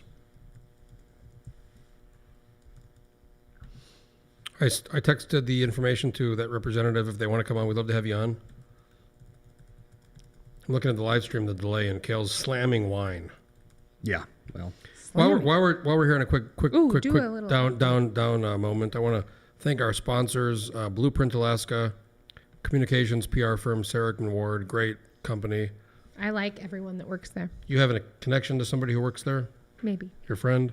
Alaskans for Sustainable Budgets. That's Brad Keithley. If you care about the budget or interested in kind of budget activities, talk to Brad or go to Alaskans for Sustainable Budgets. Dittman Research, polling, data, information, whether you're a business or a candidate or an issue, or you want to know what's going on, talk to Dittman Research, and GCI, who's powering the internet for tonight, and just generally a great company who does great. Actually, we have a little. You want to? I'd love to. Can we get a Sabrina? Let me have a little sip. Can we get a Sabrina GCI Zoom? Can we get a Sabrina Cam? We're gonna, Cam 2 to Sabrina Cam 2. I'll drink slowly. No? Yeah. Oh, here it comes. Here it comes. Ooh. Oh, you're covering up it's GCI. We also have our guest on. Okay. We're going to get the guest real quick, but we're going to just talk about GCI. That guest would understand what I'm doing. Powering Alaska, high quality hardcore fiber and cable internet speed, cell phone service, just an amazing company. And also an unnamed resource development industry company who does not want to be named in the sponsorship. Also, we are here at the lovely home of Doug and Janice Smith. If we could just do one more quick pan on the amazing. They just did. Did we get that view? They did it while you were talking. Okay, well I missed that, but and just we're getting a lot of comments asking for updates. Just so you know, there has not been an update on the Division of Elections page since 11:04. As soon as those new results come in, we will talk about them. You say nude results? New results. I think she said nude, but I think you said nude result. That's a weird. That's what I heard too. Somebody, I was told earlier when I compared District 6 to an orgy. Someone didn't like that. You did what? He said a fivesome. Yeah, I said a five-way. I said five-way. Is a five-some an orgy? No, I said a five-way. Sounds like an orgy. He's asking if it's actually an orgy. I'm wondering what the threshold is. Sounds like an orgy. 4. 4 is the threshold to an orgy? Yeah. I didn't know. I think an orgy is 3 or more. That's a threesome. Sure. Then you get to the... Yeah, probably 4 is an orgy. Anyways, we have you're right. I just Googled how many makes an orgy. Thank you. The answer is 4. Actually, I'm looking at it right now. And now our next guest. Orgy etiquette at the Fulcrum. In the most awkward transition ever, Representative Sarah Rasmussen. Sorry, in the Sarah. most awkward transition in the history of live streaming, Representative Rasmussen. Jeff Landfield making people a little uncomfortable. Oh, he's been doing that too a lot in the last couple of weeks. Before we say anything, I got to say it's your son's birthday today, right? Yes. Is that what the balloons are for? Yes, we had a superhero party for my 5-year-old today. Oh, happy birthday. 5 is so fun. Will he start kindergarten next year? Yes, he just barely missed the cutoff, but I'm kind of glad about it. Oh, yeah, you don't want to rush boys. It's so, okay. Representative Rasmussen, I got to be honest, before the results right now, we're showing 7 of 7. You're up by a lot. I mean, you have 64 to Trimble's 23 to Niece's 12. Obviously, there's the absentees outstanding, but before these results came in. But let's talk about that. How you didn't think it was going to be this close. No, we thought it would be closer, not this far. What a blowout. Once the absentees come in, I think it will be closer. But Representative Rasmussen, what were you thinking before these? Before 8 o'clock tonight? I actually have been feeling really great. We've done, I think just under 2,000 doors in the district in the last few months. And for the most part, the reception has been great with neighbors. We were a little bit nervous about the third candidate in the race, kind of how that would affect the numbers. But I honestly don't think we expected to have this big of a lead on election night. It's a pretty big barrier to overcome, I think, at this point. So if 10 hours ago I told you, before you knew anything, I said David Neese would have had, with all the precincts reporting, Independence Party 12%. What would you have thought? I actually guessed he would be around 10%. Okay. That was my kind of guess. So obviously the absentees are coming in, but with this, this isn't, some folks are in a much narrower. We talked to Adam Wool earlier. He's very close. He's down by about 150 votes. You're up by. Did your campaign hit the absentees hard or no? Yes. So we sent out a hand addressed letter to the first, probably close to 2,000. And then we chased again as the lists were coming out. We were sending out another postcard reminder to all of those people. So we did a lot of absentee chasing. I'm not sure. I'm hopeful that we'll kind of keep the momentum going. And I did have a lot of people reach out and say that they early voted and voted absentee. So I'm optimistic that we'll be able to keep a strong enough lead and win back the seat. So Stephen Trimble, one of the, I guess, probably highlights or themes of his campaign was he tried to focus on your kind of voting record, and you went to your great-grandfather's birthday at the end of the last session. I mean, I knew that was out there when a few friends of mine who live in your district contacted me and said, what's the difference between excused and absent? Yeah. And these are like friends of mine who don't, they're not political people. And, that's when I kind of knew that message had resonated. I mean, was that something you guys were countering it and that was something you were messaging on? But I mean, was that something you thought was going to, be an issue? Yes. I'm sure Kale could expand on the many conversations we had about this issue, but I have to give big props to Kale for a genius video rebuttal. That was, I think, a big help in getting the message out, responding to that. And we also were very fortunate to have Representative Thompson kind of respond with the facts of a timeline of when I had requested to leave, when I left, when the COVID restrictions went into place, and we were able to send that out in a letter to the district. And I actually had a lot of positive feedback from that letter as well. So Any comment, Kale? About that video? Yeah. Oh, it was a great video. Great comment. All Kale's videos are great videos. So I got to say, Representative Rasmussen, I'm going to call you Sarah in this case. A few months ago, we were in district. Okay, you're in my hot tub, apparently. We're not. That's where I thought he was going. We're not in the hot tub right Look now. at that zoom in on Jeff right when he was laughing about the hot tub. That was a weird hot tub zoom. No, I was going to say we were in 2.5 months ago for the primary. We were in District 22, your district, at my friend's house on Campbell Lake, and then now we're here in 28. So, are you a little sad about that, or? I mean, obviously, I always like people to be in my district when they can, but. And she didn't get to pop in this time. She came on the. You were our only in-person guest on the primary. I was very honored. It would have been a little harder tonight because we just got done celebrating the birthday, and I feel like a bad parent, but my 5-year-old just went to bed. So. You're not a bad parent. It's a birthday. Well, I'm gonna pop me off another COVID test, and if that hot tub's open, I'm ready to come in. I think that your days of letting Jeff Landfield into your hot tub are over. It sounds, based on the vote, I think it's only begun. No, I think Representative Rasmussen, I think if anything is clear here, the hot tub vote does play in 22. In fairness, that's how I met Jeff, was in a hot tub. So we both now have a hot tub connection. I thought that's how everyone met Jeff. That's true. That's true. And the Captain Cook. Yep, it's true. Okay, and I actually wasn't even in the hot tub, so I mean. But you made the mistake of taking your phone out and posting it on Twitter. No, the real mistake was posting on Twitter. Yeah. Taking your phone, you can bring your phone out anywhere. Well, there were lots of fun photos that didn't get. Oh, it came up on the screen.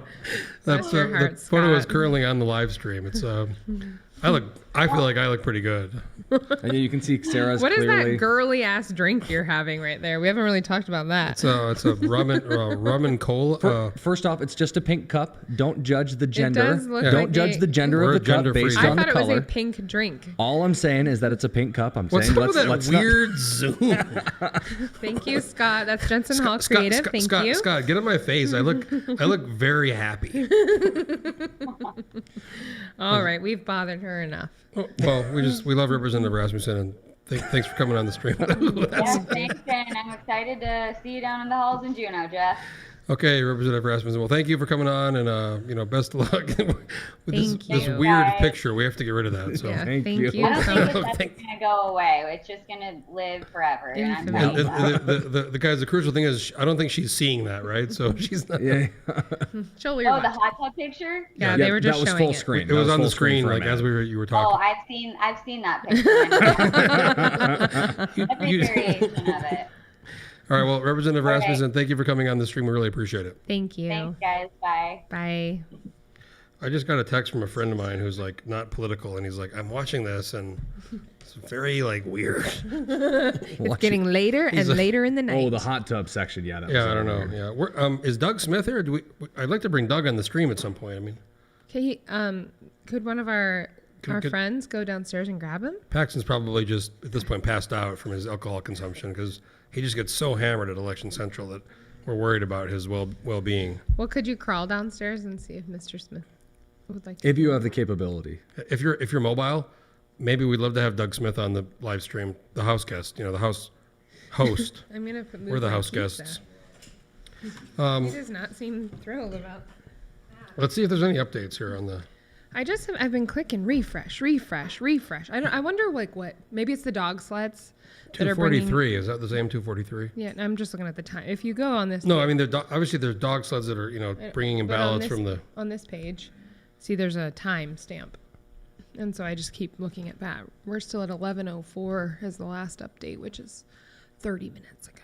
I should text somebody I know who's involved in the Division of Elections. Ask them how long the dog sleds are taking to get the votes. You know what's just wild? We should actually show that tweet. That's a bizarre.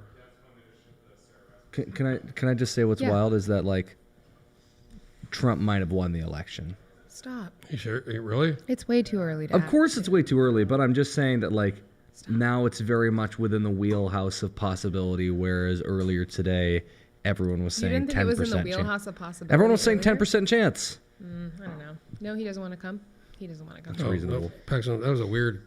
He's sleepy. Nappy time. We have waited very long. I would like to again thank Doug and Janice Smith for letting us be at their home. Weeknight. If we could just, it is a Tuesday night. If we could just do a quick pan while I do a quick shout out to the sponsors. What a beautiful home. And Sabrina Combs and Cale Green. Oh, thanks, Jeff. It's great. Buddy. And Jensen Hall and Paxton Welber and Maddie Coe and Noel. Dale. Dean. No. Noah Dean. Dale. Dean. Damn it, he's new. And Dr. Dan has why are you drilling? Why are you have a drill? That's very creepy. He has been in charge of opening the wine. He's getting the wine open.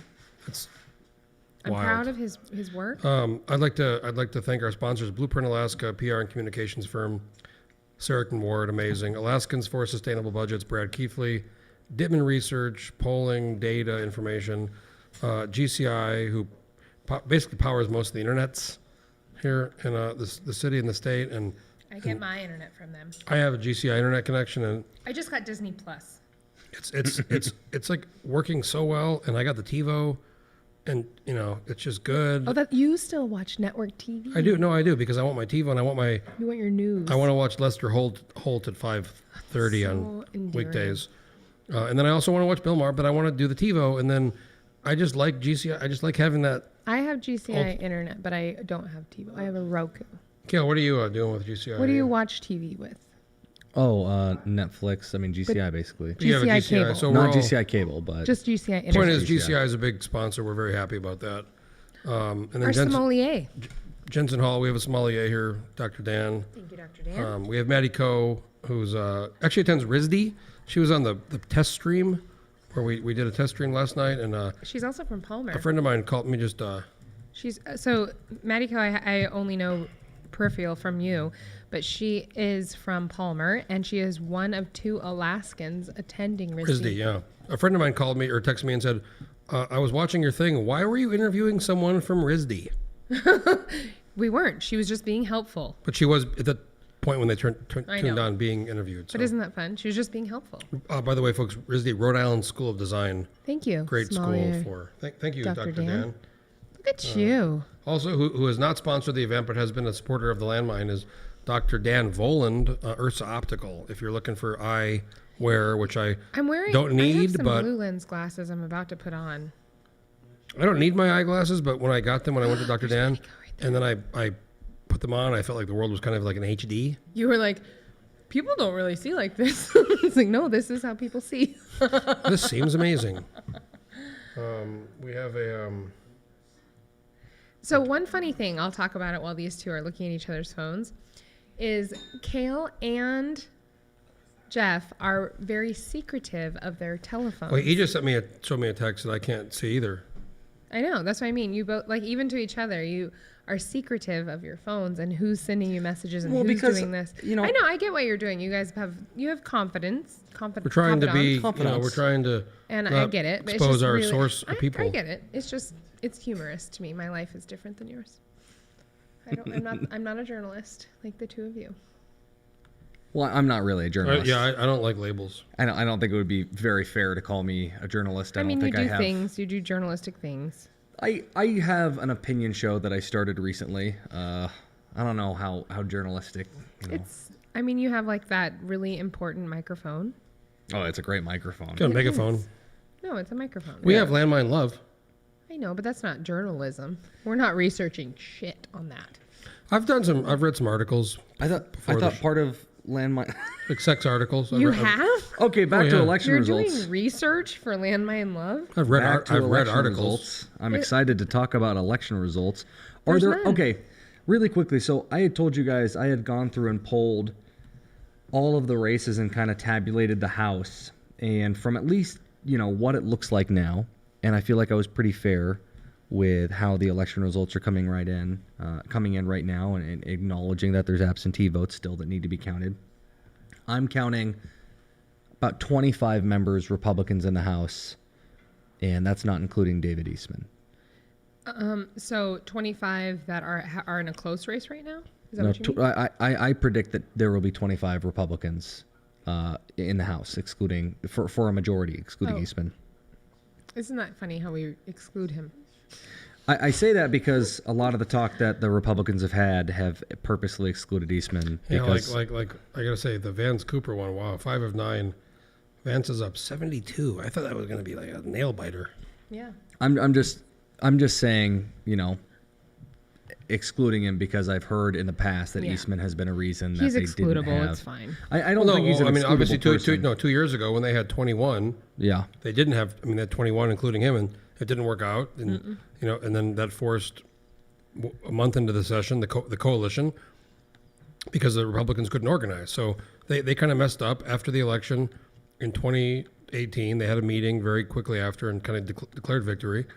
21. Eastman wasn't there. He was across the street, or he was in like another room of the building.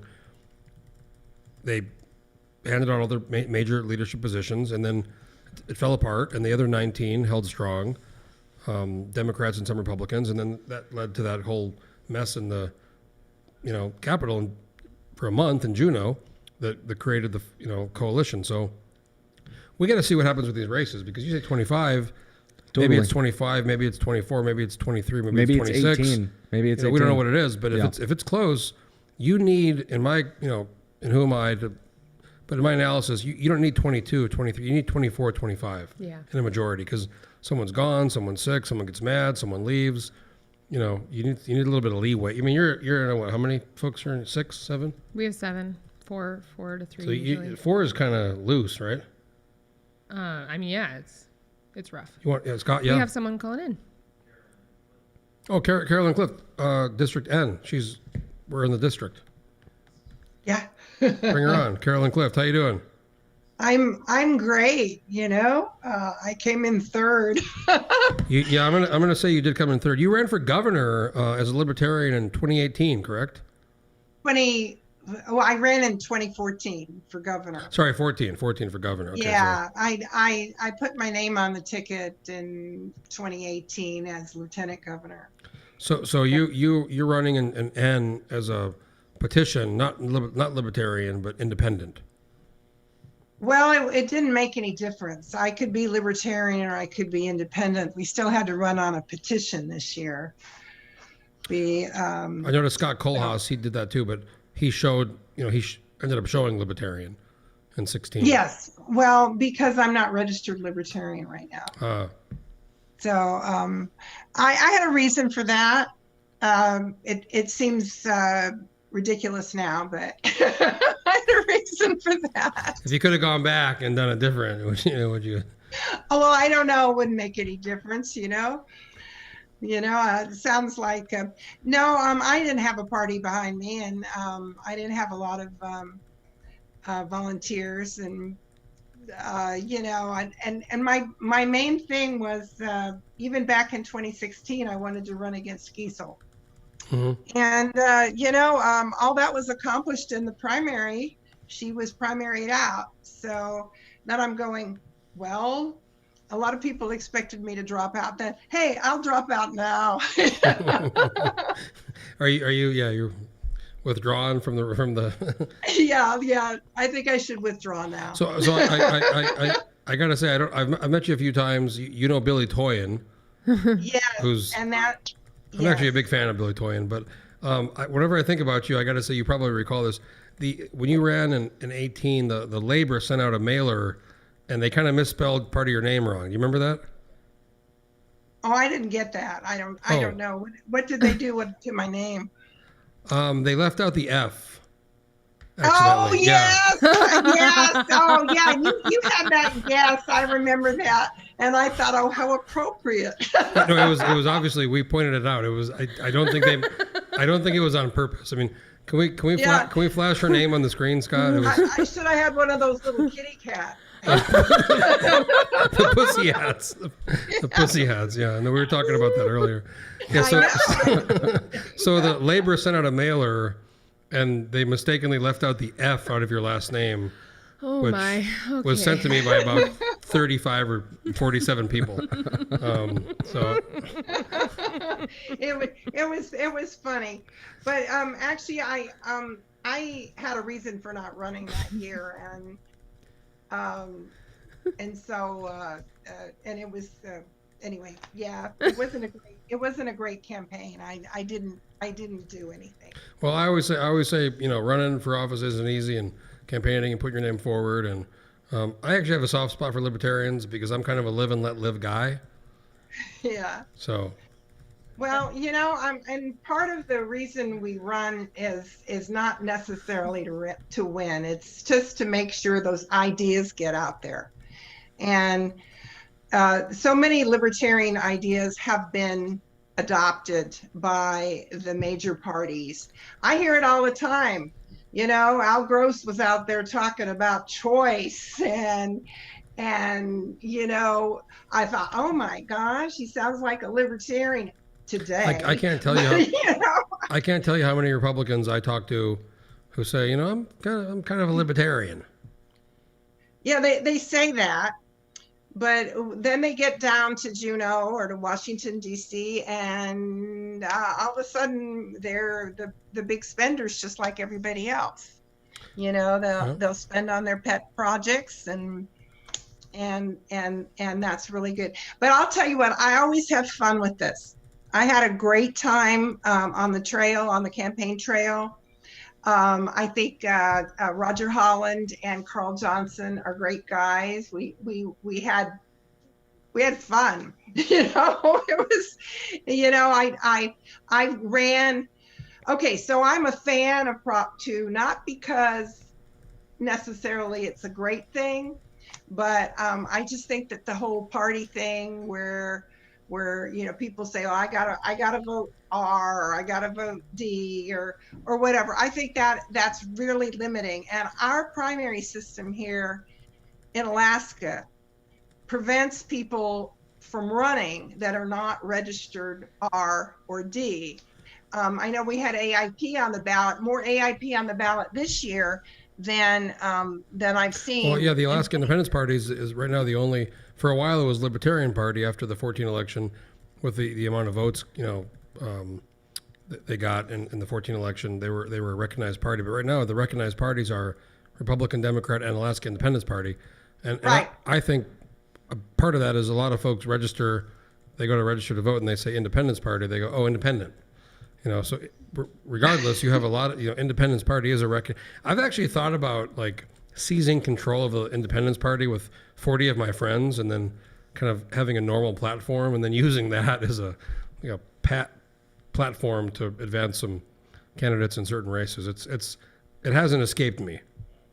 Well, I think something happened to the Alaskan Independence Party because it really was a party of free people, people that really wanted to live the Alaska life.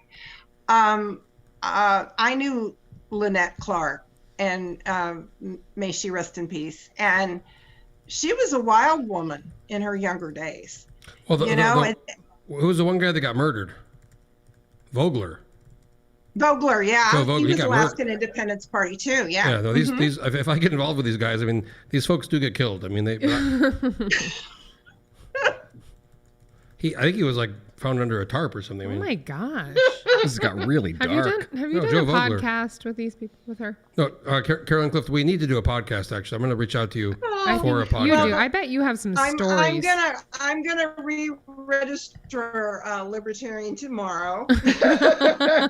Well, Carolyn Clift, I'm going to get a hold of you, and we're going to do a podcast, and I think we'd have a great time talking Yeah, I about think she has some some Oh, probably, but yeah, that would be fun. And I did watch your limousine thing with Billy. Oh, Billy With, Toyen. Oh, Kale was there, and with the- so was Pax. Remember the Packers. Pax? Remember the Billy Toyen limousine? The strangest interview that has ever been the party done. bus. It was the strangest interview. That was I've the ever party seen. bus interview. I of- thought Billy Toyen was gonna get like beaten. The It was shit very out of him. Like, strange. sorry, that I was was the wrong worried. word, but oh my god. I was worried for all of you, to be honest. No, it was an amazing, it's actually an amazing interview. So, Well, Carolyn but Clift. you know, Billy had one thing, and he did it really well. He'd pull out those CAFRs. No, he comprehensive- loved his yeah. budget reports. His budget reports. He brought him and- onto our party bus, actually. Good job, Paxton. Yeah, but I'm sure you put him up to that. No, we did not. It was totally unprompted. I swear. Oh, you're kidding. He just. Well, but you know, I just read something in I think it was Must Read Alaska about the cappers, and they were saying, well, look at, there's all this money on the table. What are they doing telling us they're broke all the time when there's all this money that's just sitting there in these designated accounts, which we're not supposed to have, but these designated accounts that is rolled over every year because they're not spending it. Well, there's a lot of money out there. Well, Carolyn Clift, we loved having you on the stream, Senate District N, which we're at right now in our stream. I heard you. Are you on the hillside there? We are on the hillside up on 162nd. We're having a great time. Yeah, you know, and this is the biggest gerrymander I have ever seen, and I had no idea. I mean, you come from the Fred Meyers on DeBar, and you fly by drone to Girdwood, and that covers District N. You can't drive it. There's District M is in the middle of District N. You know. Well, we have the redistricting happening for 2022, so we'll be watching that closely. Yeah, I'm hoping there'll be some relief. I had an incredible time just figuring out which streets were in M and which streets were in N. It was the craziest thing I ever saw.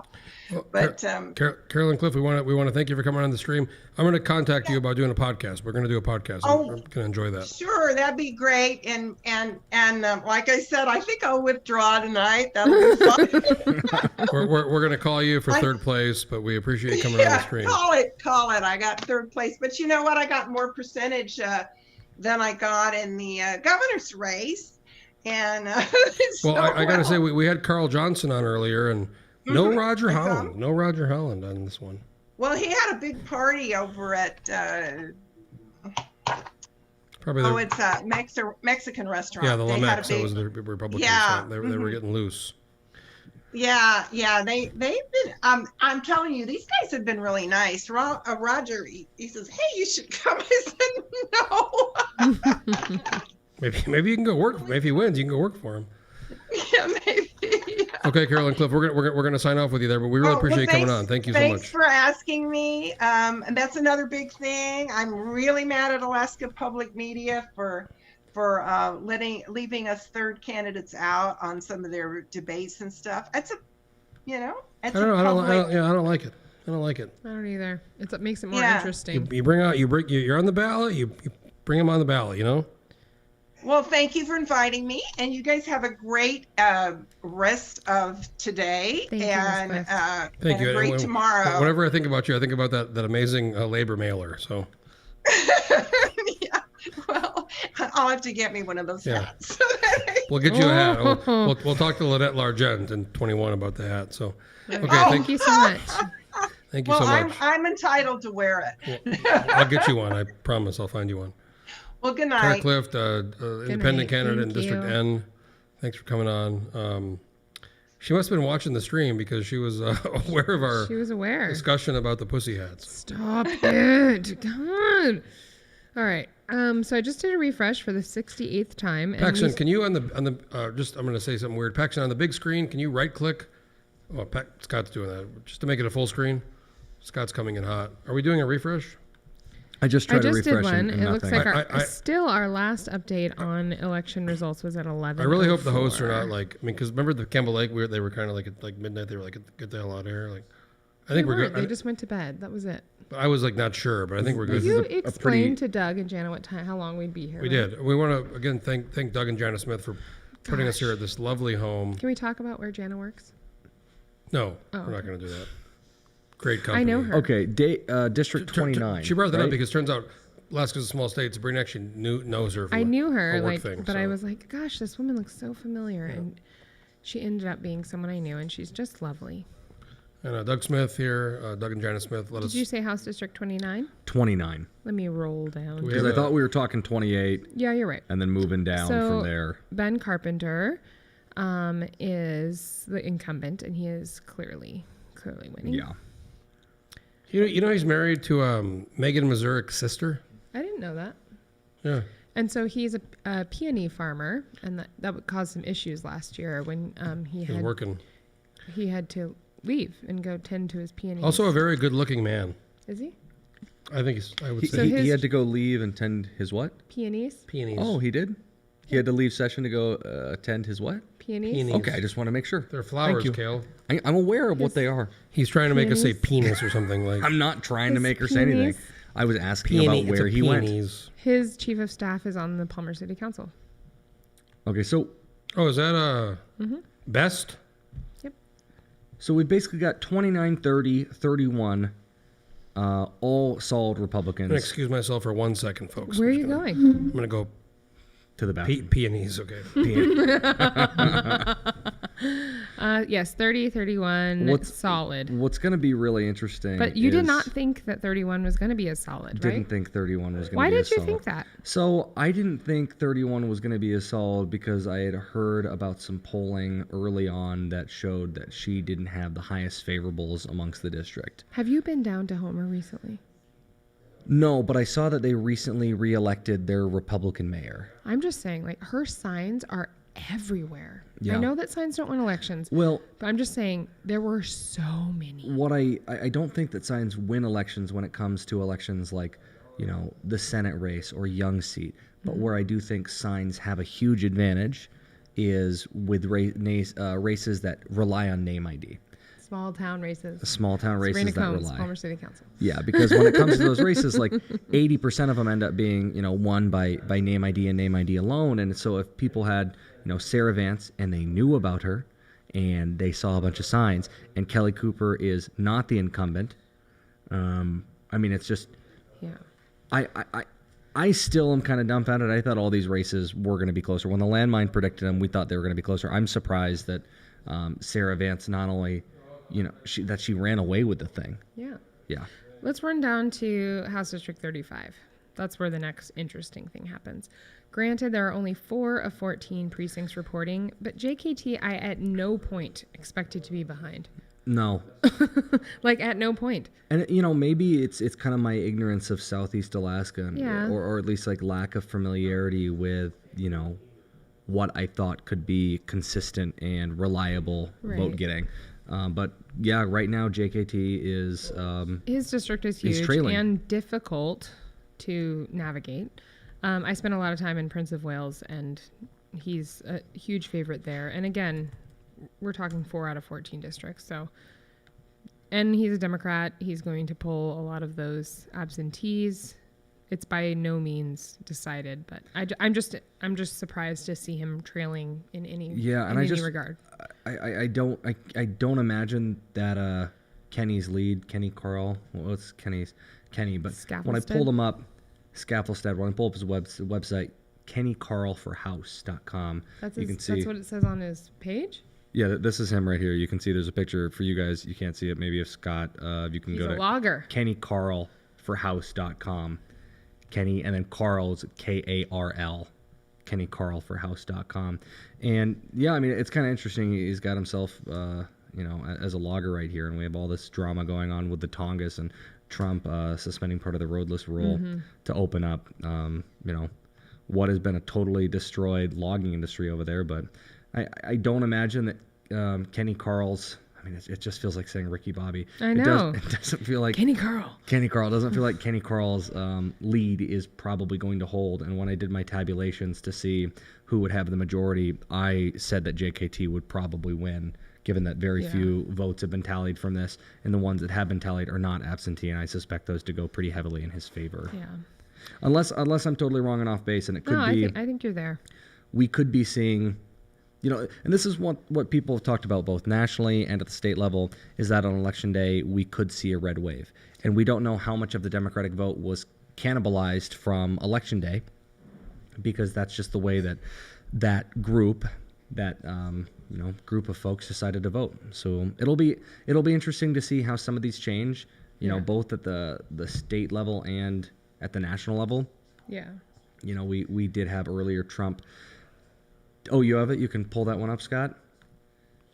Yeah, I just wanted to show everyone the Kenny Carl here really quickly. I just think it's such interesting messaging. Again, I have a hard time imagining he'd end up winning, but I think that what a candidate decides to put on their messaging as far as signs or videos, it says a lot about who they are and what they're trying to do, because ultimately your entire job campaigning is raising money and spending money on getting content out anymore, or meeting people in person, or having fundraisers.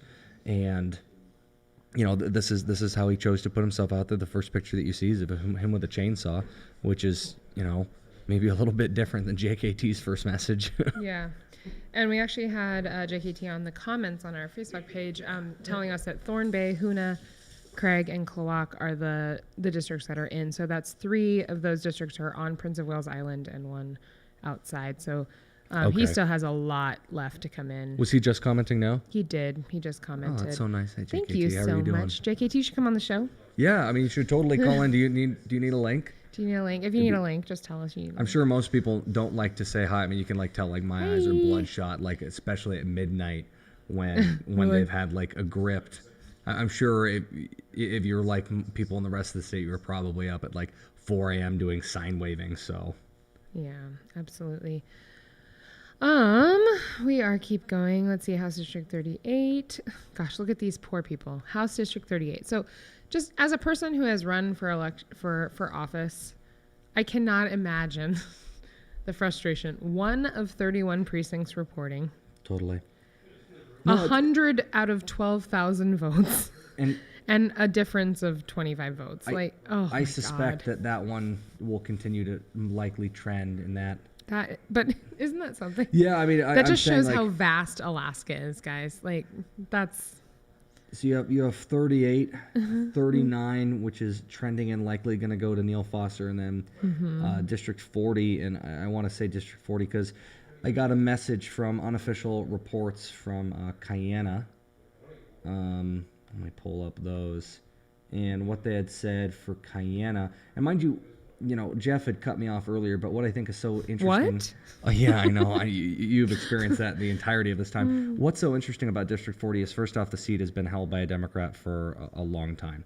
And right now you've got the race between Elizabeth Ferguson and Josiah Putkatuk, and that's Democrat versus an independent. And so, and not only that, but you have another dynamic that most places don't have. I'm back. And this is what area? This is Kotzebue and the Northwest Arctic all the way through the North Slope, all the way up to Kaktovik. Okay. And so it's the largest district in the state. And what makes it so fascinating, kind of the drama that gets added to with this race in comparison to others, is that, let's say you talk about District 24, or where we are right now, District 28. There's not much of a cultural identity that comes in from being part of District 28. There's just not. Right. It's like South Anchorage. It's a nebulous term that just exists. District 24 is, oh yeah, we're Bayshore, or this or that or this, and whereas the districts up there and the people up there you go to any individual village. Now, mind you, I had been, I filmed a documentary up in Point Hope. I have filmed a documentary over in Kaktovik, and every time you go to one of these villages, they each have their own individual identity and culture. And what's so interesting about those races is, whereas in District 38, District 39, District 40, those races, all of those villages have their own individual identity. And so it makes it an interesting campaign point when people want to say like, oh, the race is going to go this way or that way. It's like, okay, what did each one of those villages say? You know, each one of those, the elders in those villages, how do those people meant to vote? You know, it looks like maybe it wasn't Kayana that I got the results from. It looks like another village, but it was something. Yeah, it looks like there was something over in Northwest, and now I can't confirm it. But what'll be really interesting from it, because you have Josiah from Barrow or Utqiagvik, and then you've got Elizabeth from Kotzebue. And so what's interesting about the dynamic between this one, you have an ASRC shareholder versus a NANA shareholder. And what'll be interesting is where their base of power is, because Josiah's base of power is obviously going to come from Utqiagvik and Browerville. And then, that's just all basically, you know, you get off the plane at Barrow. And then Elizabeth's base of power is going to be Kotzebue. And each one of them, I suspect, to carry their hometown in a hugely significant way, just like carry it. But the question is, what percentage of the villages within their region are they going to get? Yeah. And then what percentages are they going to carve into their opponents' villages? Because of those two areas, it just genuinely shows the challenges of being a politician in Alaska. Oh, and I can't imagine, I mean, the difficulties for Elizabeth and Josiah, for both of them, I mean, raising the money to have to go to all those places. Well, you can't do it. Well, so Donnie Olson is a senator up there. He's a pilot. So Neil Foster, John Lincoln, pilots. They fly. Yeah. They have to. Their door to door is our door to door is their, you know, landing. And, you know, I've done podcasts with Donnie Olson about this. I mean, you know, you got to go. I mean, how many precincts are in 40? What do we say? What do we say? Some crazy amount of precincts, right? Precincts in 40, 23. More than that. It's just 23. Okay. But it's just like so 30 District 39 is 33 yeah. precincts. So to just think about how different it is for campaigning for them is something completely different than it is for someone like us. Yeah. So I did analysis and breakdown of a bunch of the races that have historically happened over in District 40 and a couple of the other ones. Just so we're clear, I know some of our producers are having a drink. No big deal. I love that. We do have somebody coming on the Zoom. So Maddie, I don't know if you're. She's probably passed out. No. I'm just kidding. She's not. She's not. I'm just making a joke. But she's the most adorable. Maddie is amazing. What school do I go to? RISD. Yeah, there she is. Maddie, you want to get on the thing here? You want to hop on? Come over here, right hop here. on the mic over there. Right here. Get on there. We have to punch up mic 4. Thanks for the jumpsuit. There it is. That's we got to do a wider shot. You can't actually see her, but it's okay. There's no one back there. That's a Landmine coverall. Which do you want to hop in here? That's okay. She's no. right. We can no, because she has to get on mic 4. I know, but she can talk on mine. No, there it is. We're good. We got. There's Maddie Co. We're good. So watch that mic, Maddie. that's that wine. So Maddie Co. Cold emailed me 2019 summer early, it's spring. Summer. And, it was like, and I was actually with Scott Jensen at SteamDot, and she said, hey, I'm go to RISD, Landmine. I see Landmine. It's pretty cool. Enjoy what you're doing. Do you any room for any kind of graphic work? I go to RISD, and I'll be honest. I'll be honest, Maddie. I get a lot of emails. I'm not like a big deal or anything. She didn't say that. There's no way. She said she went to RISD. Hey, just so you know. Yeah. Oh no, I always plug that. Yeah. I'm not gonna lie. Not as much as Jeff, but I plug that. No. So I'll be honest. I get a lot of emails. I'm not a big deal or anything, but in this case, and Maddie has never actually watched.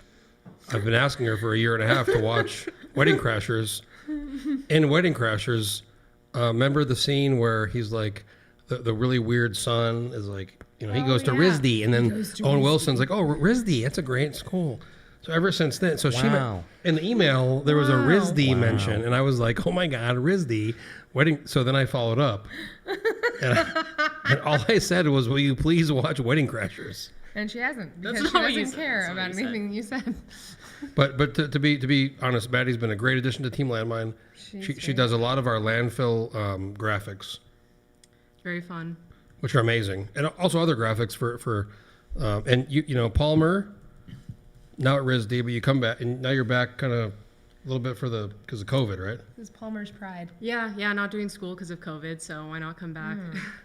Dad's a doctor, so if I'm like around your dad and I go down, I'll feel pretty good about that. Where does your dad work? The Palmer Hospital. Yeah, Oh, that too. he works at Mass Regional. Wonderful. So Palmer girls right here. couple Palmer gals here on screen 2, camera 1. But Maddie, I want to say I'm so glad you reached out to me, and I'm so glad you are part of Team Landmine because She got a freaking It's official. jumpsuit. I'm the JR designer. Oh, you can't see it. yeah, we have to do like a Zoom. I Yeah. actually to get a damn jumpsuit. That's first of all, it's coveralls, and we They're will get coveralls. we will get you one. We will It's get been like 5 years.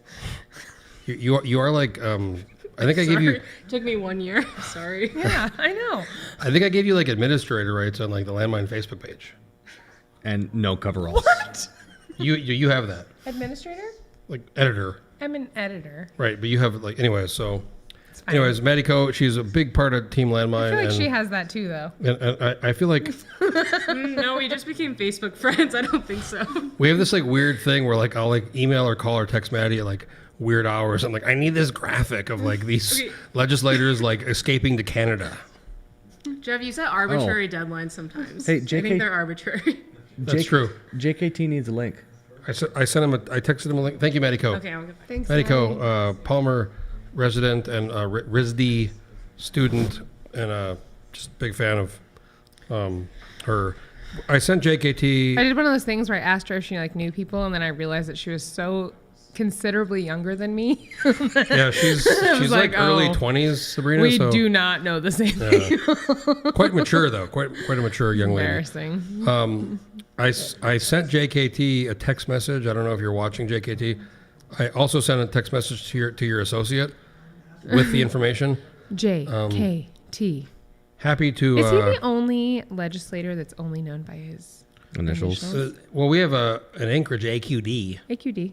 Yeah. I will say that during the COVID's kind of spike in March, he was there and he was like in the hallway. Who? You know the hall JKT. You know the hallway where there's like the kind of In the Capitol? the sky bridge. Yeah. To the where the public lounge is. He was there a lot. You mean doing- your office?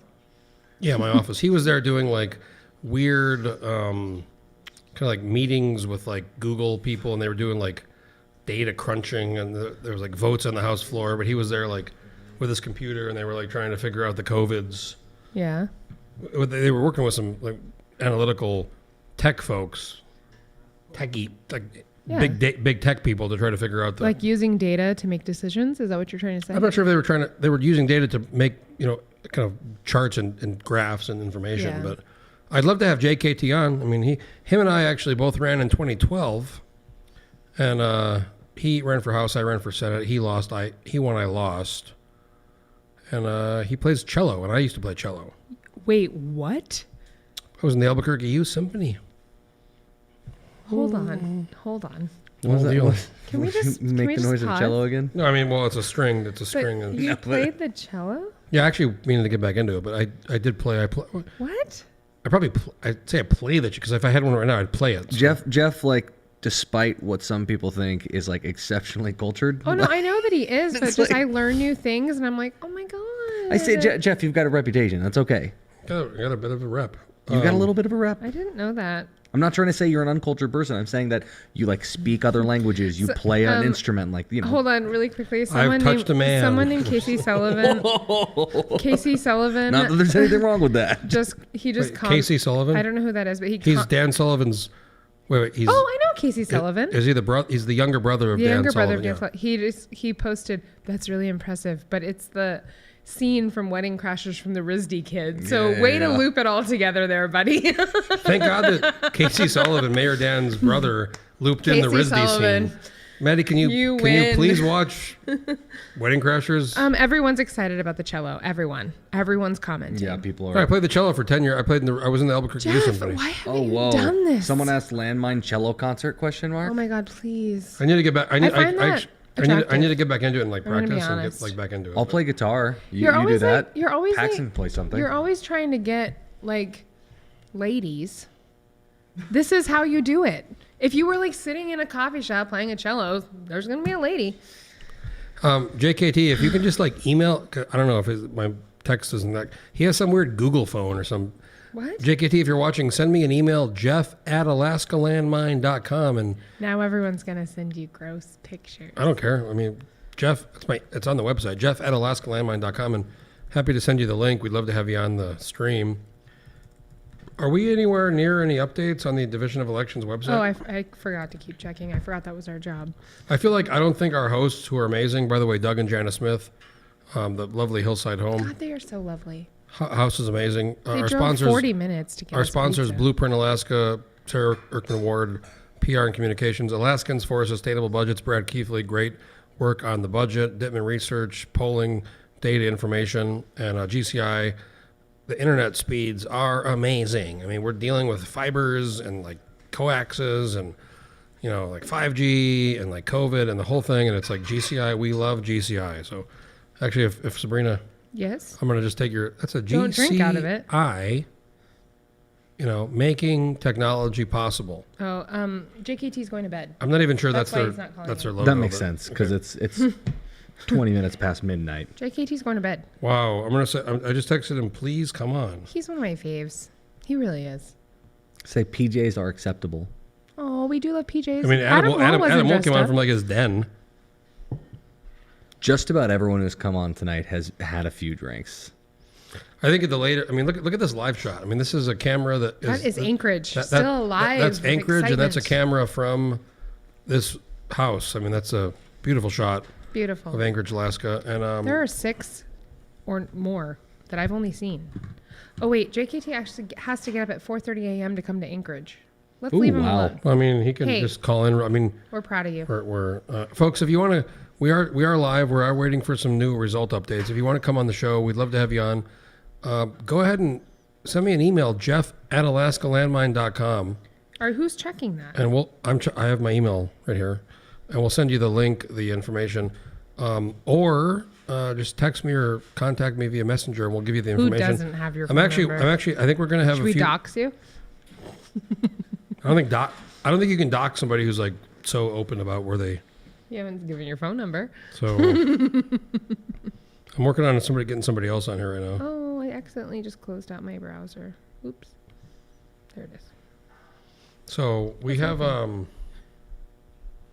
There have not been new updates on the election website We've since been 11:04. we've been checking. So it's 4:18 We know our a.m. on the job. East Coast.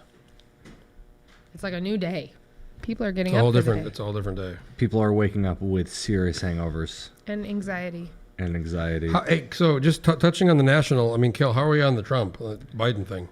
Well, Trump's election right now, I mean, the electoral votes and what the AP has called, what other news organizations have called, show Biden at 238 versus Trump at 213. However, so one needs 270. New York Times is showing it at 237 to 227 to 213. Okay, so this what I've got from Google, the Associated Yeah, Press. I'm looking at the AP, the same thing. Okay, so the interesting things is that Trump ended up getting Florida, Ohio. He kept on to Texas. Pennsylvania looks like it's heavily going Trump right now with 64% of the vote total that they expect to come in being in. Michigan and Wisconsin. So there were 3 in the Midwest that ended up being a little bit contentious, and it was Minnesota, Wisconsin, and Michigan. And so far, Trump is maintaining a lead in both Wisconsin and Michigan, which, you know, at this point, you know, I don't know why they haven't called Alaska for Trump. It's kind of wild that they haven't, given that right now he's at 61.4% in Alaska. But Joe Biden might have a chance if he, you know, holds on to Nevada and then is able to flip. I don't think it would be hard to imagine flipping Pennsylvania at this point with 55 to 43%. He would have to get such an outstanding percentage of absentee votes that it would be pretty hard to imagine. I just want to say we just got a Twitter. Somebody tagged me on this, a tweet from the Alaska Division of Elections, who Sabrina mentioned earlier is an amazing. We love that Division of Elections Twitter account. Vibe check. This is at 12:17, so 3 minutes ago. Vibe check. Who is planning to stay up with us until all results are reported?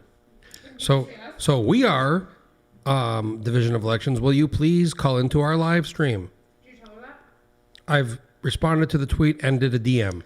My real question is tweet them back and ask when are your next updates for us? Yeah, and why are they doing so long? Because Okay. I would love. I prefer to get somebody on the live stream, but I would love to do one more round of updates and then call the live stream. See if she'll call in.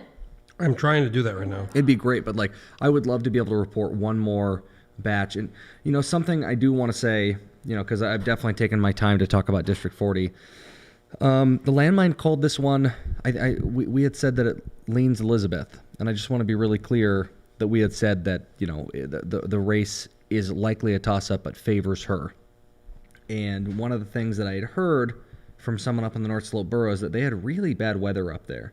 And it's one of these things where normally you don't think about that too much, but like bad weather up in Barrow and bad weather up in Point Hope or Coctovic is bad weather. It's not like Anchorage bad weather. It's not like, oh man, it was raining and maybe I couldn't get somewhere. It is bad weather. You do not want to go outside bad weather. Like where you... Well, what I talked about earlier was here in Anchorage is, if we had a blizzard or a storm or wind, or folks aren't, if it was a blizzard here, people are not going to go vote, right? No.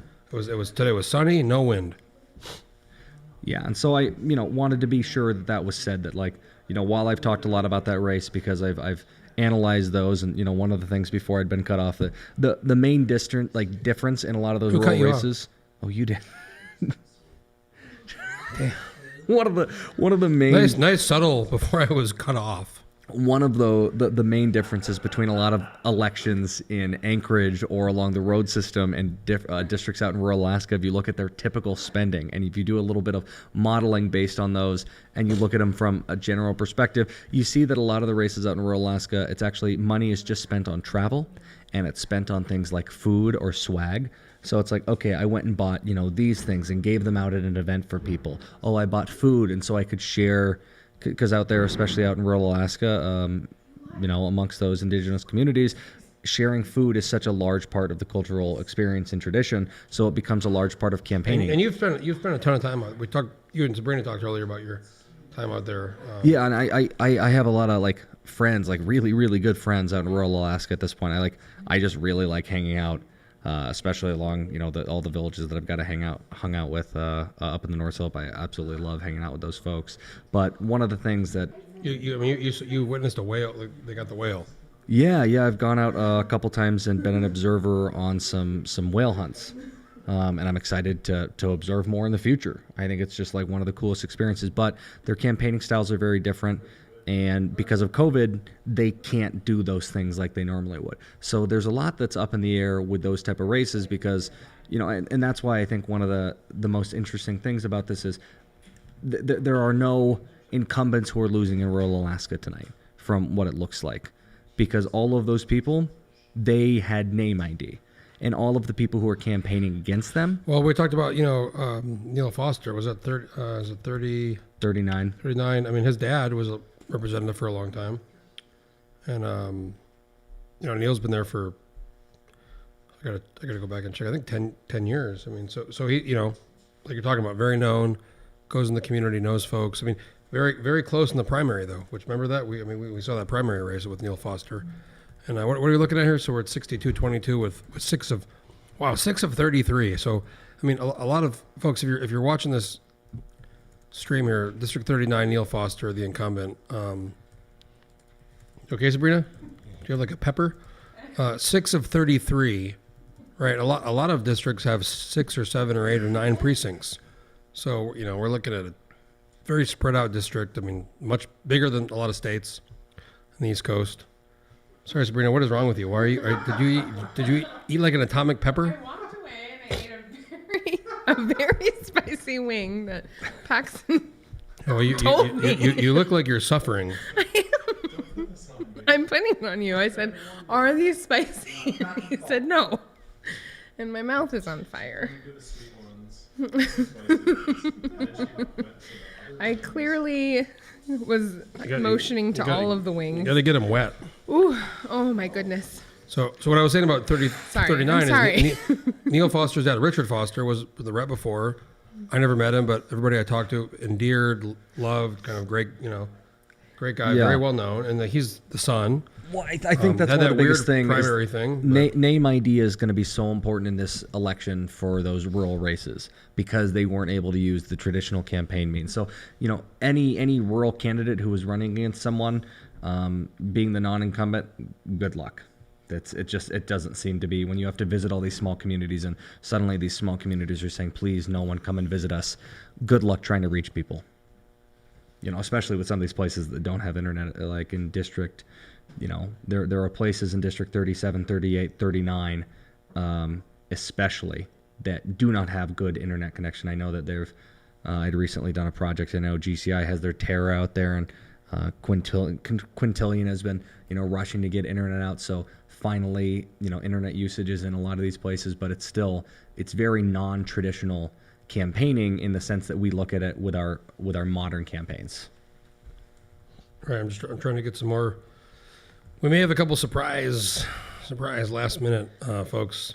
So I'm actually trying to tweet at the Alaska Division of Elections, and I'm trying to see if they can give us an idea of like when they're going to do another update, because they just teased another update. They did? Yeah. So vibe check. Who is planning to stay up with us until election results are reported? Yeah, I saw that, but that's not really. Well, I slid into their DMs, and then there's the tweet. That's amazing. There's the tweet. Vibe check. That was at 12:17. That was 10 minutes ago. God, can we just give a shout out to Scott Jensen right now? Would you say that implies there's going to be more Scott, updates? Thank tonight? you. You're awesome. I would. I mean, how could there not be? I mean, don't they just report them as they come in, or is there like a threshold? Do they have to have a certain threshold in order to report more? No, but at some they update it based on the precincts that are coming in. But at some point, they do go to bed. They say, "Hey, we're done. This is the last one. We'll see you tomorrow." But based on that tweet, that shows me we're going to have more updates. Maybe I'm not understanding. When I go vote, there's a machine. Correct. And everyone puts their ballots in it, and then it prints out a tape and it tells you. So what takes so long? So they have to send that. So the tape is. My understanding is the tape is a digital printout of the machine, right? But there has to be a digital way to send that. They sent there's 441 precincts. Some of them are remote. Some of them are harder to get, right? They send those to the division. I'm sure, I don't know the exact breakdown, but I'm sure the division is only going to put in. You know who could solve this question for us? Kevin Meyer? Yeah. Well, yeah. Or the Division of Elections lady. So they just tweeted, they actually responded, no live streams tonight, sorry. But did you ask about, Oh, they just responded on our Twitter too that says, yep, there will be more updates. So, okay, but when? When's an ETA? Can we get those? Wait, there was a tweet, a Landfield tweet that I just saw on the screen. It was like an it was like an oh my god. Yeah, it was you. No, but that's a Landmine tweet. There was a Jeff Landfield. Anytime you see OMG, that's an oh my god. That's Jeff. That's an oh my god. But like when you see like Alaska Landmine tweeting something or commenting and it says OMG, that's Jeff. It's not anyone else from the Landmine team. That's true. It's Jeff. I mean, I think we all know that. I don't know if everyone knows that. I'm going to ask the Division of Elections people if they're watching the live stream. What's her name? Gosh, I don't know, but she's amazing. I love her. We've been. People are asking us questions like, are they calling the Ivy and Bill races? There's nothing we can do. Because folks, buddies. we have to say it again. There is in some cases half or more of the ballots. Yeah, like for Ivy's race, she told us there's 5,300 outstanding absentee ballots. And we're not going to know about those for a week. A week. Like one of the only races we've called David Wilson. Congratulations, Senator Wilson. We also called Zach Fields. And he was Zach Fields. But David Wilson was the only one that we called that he's actually like. Well, Zach Fields is unopposed. We're also going to call Garantar. Anyone who's unopposed. Anyone who's unopposed, we call. Good job on that, Scott. If you're unopposed and you lose, you are an idiot. You suck. Well, I mean. Do you know that I called her Jaren for a really long time? No, Allison Hovanek, the stalker, also refers to her as Jaren Tar, and I said it's Garen. And I'm like, why is that so hard? It's Garen. But you know what's funny is you told me that it was Garen, and I didn't believe you. And so I was like, are you sure? I mean, when I tell you my name is Jeff, what do you call me? Your name isn't weird. Okay, well. Her name is unusual. Garan. It sounds like a kind of like a Star Wars, I think it's more Star Trek. Star Trek, yeah. My child. I never watched. You know, I never watched Star. I mean, I'll be honest. I grew up. I was never into sci-fi. Never. I've actually never seen. What? Star Trek. Star Trek: The Next Generation. It was on at 4:00 when we were never kids. We're the exact same age. Never watched it. I know. Never got into. I was cool with Star Wars. I enjoyed watching. Did you watch it, Kale? Yeah, I watched Star Trek. Next Generation. I don't know which one. Riker, Picard. I was pretty young when I watched cable TV, and I'm 30. Oh my God, you are young. I used to watch when I was a kid. My parents were at work. Hold on. On the weekends, I'd watch Jerry Springer. I need to think about this for a minute. I love that. 30? Yeah, 30. Just turned 30 in September. It was a fantastic time. What? Yeah. So you're like still kind of 29? No, I'm very past the 29 phase. I'm not at the 35 page. But you're 30. I'm 30. Yeah. Wow. I know. It's an exciting time in my life.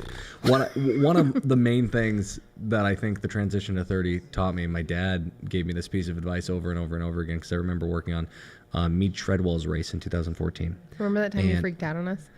With what? Remember that time? I remember that time that Meade had an unfortunate moment on camera. That was referring to the Meade meltdown of 2018 primary. Amazing. But let's go past that. I wish Scott was here, because that was. Are we still on K1R? Because that was effing awesome. loose. It was awesome. Okay. Sorry, go ahead. What I was going to say is I remember being on the Treadwell campaign from the time I was 23 until 24. And at one point, some people were complimenting me, and I thought it was a little bit strange. I was confused by it, and I talked to my dad about it, and he said, well, you should revel in these moments, because they're excited you're doing a job and doing it well at 24 years old. Oh my God. Because up until the point where you're 30, you're a whiz kid. As soon as you become 30 years old, you're not a whiz kid anymore. You're just a guy doing his job. So that transition has officially taken place this year. Congratulations. So, People will thank take you seriously. Yeah, now I'm just a person doing a job.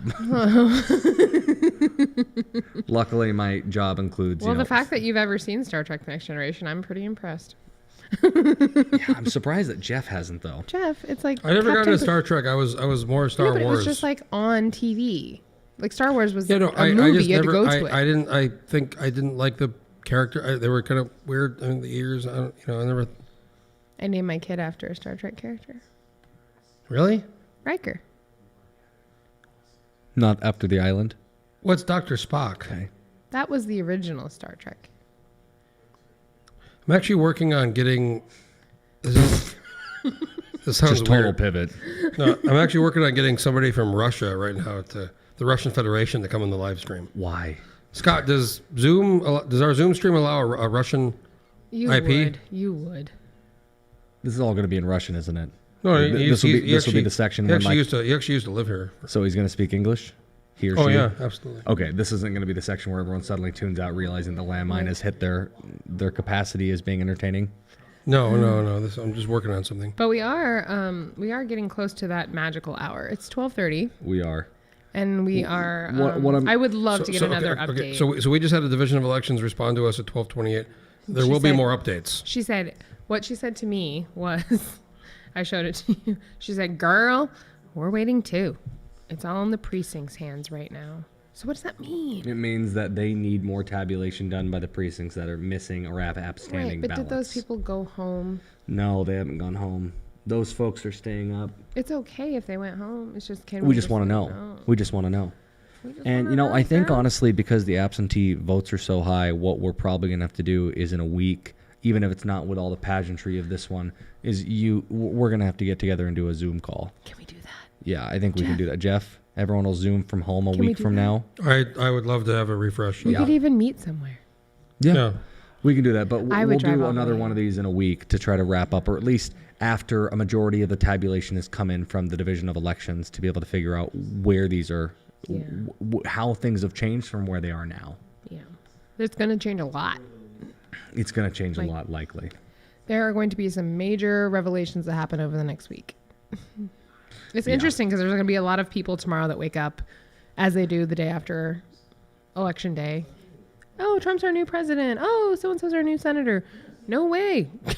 Nothing is being decided. Well, Sabrina and I did a weird, kind of peak COVID election weird Election Central for the Anchorage municipal race.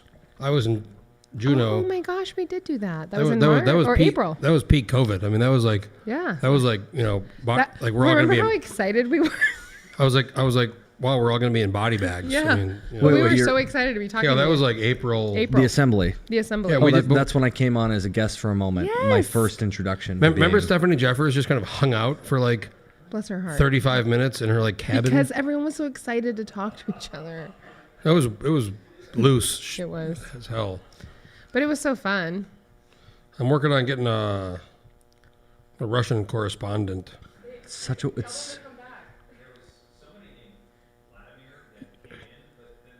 No. That's him. That's him. That's There him. was Vladimir someone that came in and yeah, left. Scott just said there's someone named Vladimir that came in and then left. They went into the lobby to observe, and after making their observations, they No, that's my friend Vladimir in Moscow.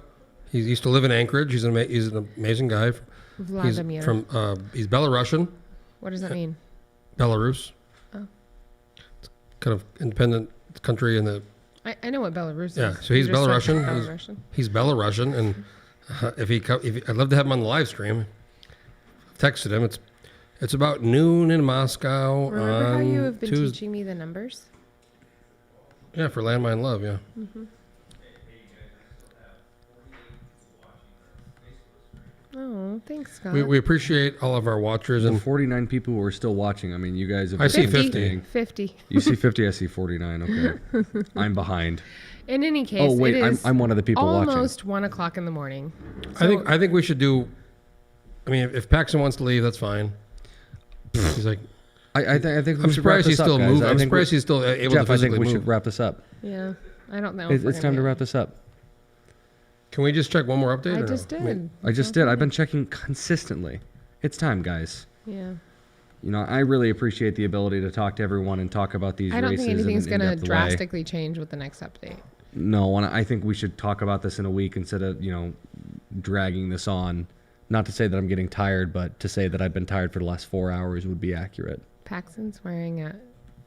Paxton, come over here for a sec. Paxton, you want to get? Why don't you come over here? Can you get Pop on Paxton. Can we activate mic 4 and camera 2? Here you go, Paxton. He's wearing a fanny pack. That's what I was trying to point Hey, out. So Paxton actually has the team coveralls as well. Is Vladimir on the live? Is Vladimir on the Zoom link? Hey Jeff, someone asked if anyone has a joke. Do you want to tell your favorite joke? What do you call 7 rabbits walking backwards? What? Receding hairline. Oh, God. No. What's your favorite joke that you and I talked about? I'm really glad that half of my head. I know. Scott, I don't know. I feel like I'm getting. I feel like I'm being. I feel like I'm being set up. Jeff, why did you want me to come on the? We just love to have you. I mean, because Paxton Welber, big part of Landmine. Because he's better looking. You than all of actually, us. you and I did the article on the Berkowitz scandal plus the follow-up podcast. Yeah, it's kind of crazy that feels like forever ago. Feels like years ago. Yeah, 2 weeks. That had to have been really stressful for you guys, actually. Just like keeping on top of all of the facts that were going on, trying to make it all factual, trying to not be like, what is going on? I mostly read it after Jeff did the initial draft, and I was reading it. I was like, this can't be true. Like, Yeah. what? I remember sending Crazy. you, Jeff, the screen. I sent Jeff the screenshot of the original post from Maria and was like, look at this. And he's like, she's crazy. And like, that was it. And then it turned into a whole nother thing. Can I say something? Yes. What's the difference between a chickpea and a garbanzo bean? They're the same thing, Jeff. I've never had a garbanzo bean on my chest. So I think we're about done. Good night. Good night, everyone. No, we're not signing off. Don't sign off, Scott. Someone asked for a joke online. We just wanted to make sure to deliver. I thought that was a really important It's a thing. really good joke. Actually, Jeff genuinely tricked me with it a couple weeks ago. He called and it was like kind of, he like had that like Jeff frantic voice where he was like, Serena, what's the difference between a chickpea and a garbanzo bean? And I was like, oh my God, he's calling me for like cooking advice. I was like so happy. I was like, well, actually, Jeff, it's just colloquial. It just depends on where you are. Yeah, it's a Like regional if you're in thing. Australia, if you're like Europe, it's this, and if you're in like South America or like And the then United he said States, the it's punchline, and I was like, oh. Oh, so sad. That's Guys, not I what he just I don't want to. I'm not afraid to like sign off. We have two people who might come on. One's in Alaska. One's in the Russian Federation. When will you know, Jeff? Very soon. Hey guys, it looks like nationally they just updated. Wisconsin is now leaning Biden. So that was something that was leaning Fantastic. Trump, and now it's leaning Biden. So I just wanted to let everyone Dr. know that the Dion. national stuff is still going on. It's still moving buddy. constantly. Bye, buddy. Thanks, Doctor. You legend. You are a legend. My glasses feel great. Someone earlier told me I look kind of European. Sounds like the chickpea joke. Mm-hmm. All right, I think I might see myself out here.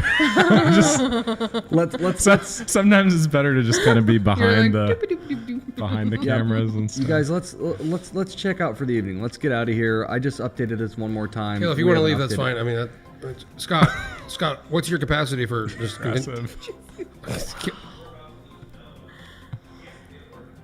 Wow. Okay.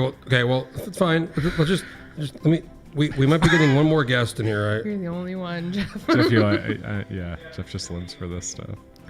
I mean, Scott, I'll up the ante on the.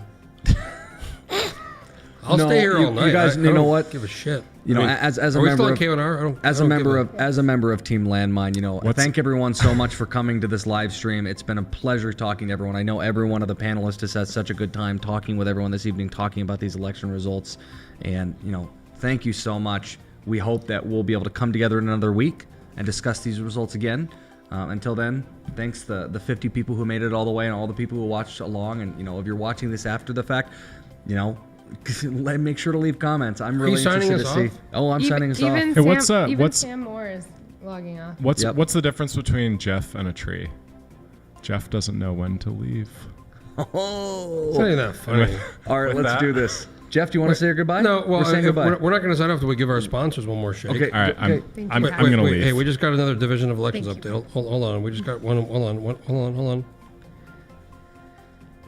I'll start talking about our sponsors. Start talking about the sponsors. Blueprint Alaska.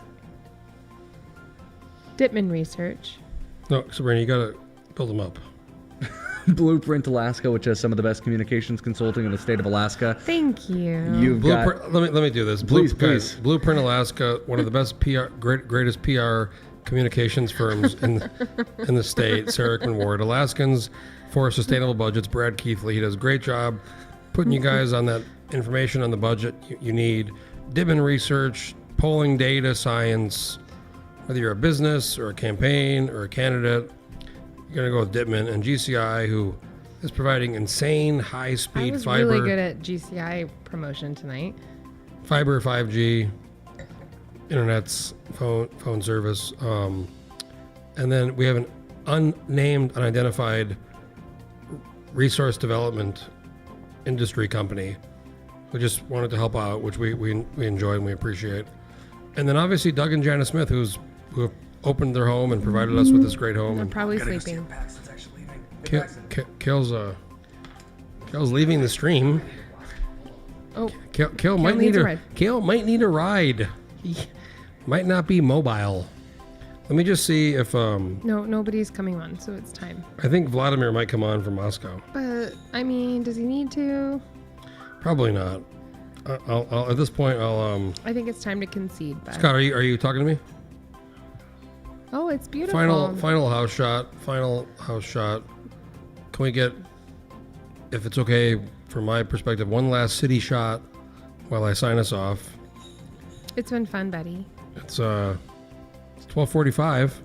We did it. It's almost 1 a.m. on a Tuesday, on election night, and we still have really no idea where a lot of these races are going to be.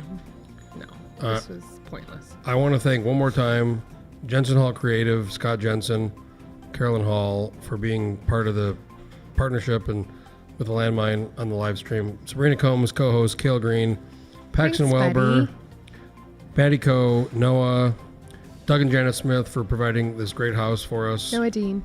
Noah Dean, thank you. I need you to say it 3 times in a row. Noah Dean. I was saying it 3 Dale. times. No, say it 3 times in a row. Noah Dean, Noah Dean, Noah Dean. No, you won't forget. I know, Shirley's on it. Big fan of your mom, Shirley.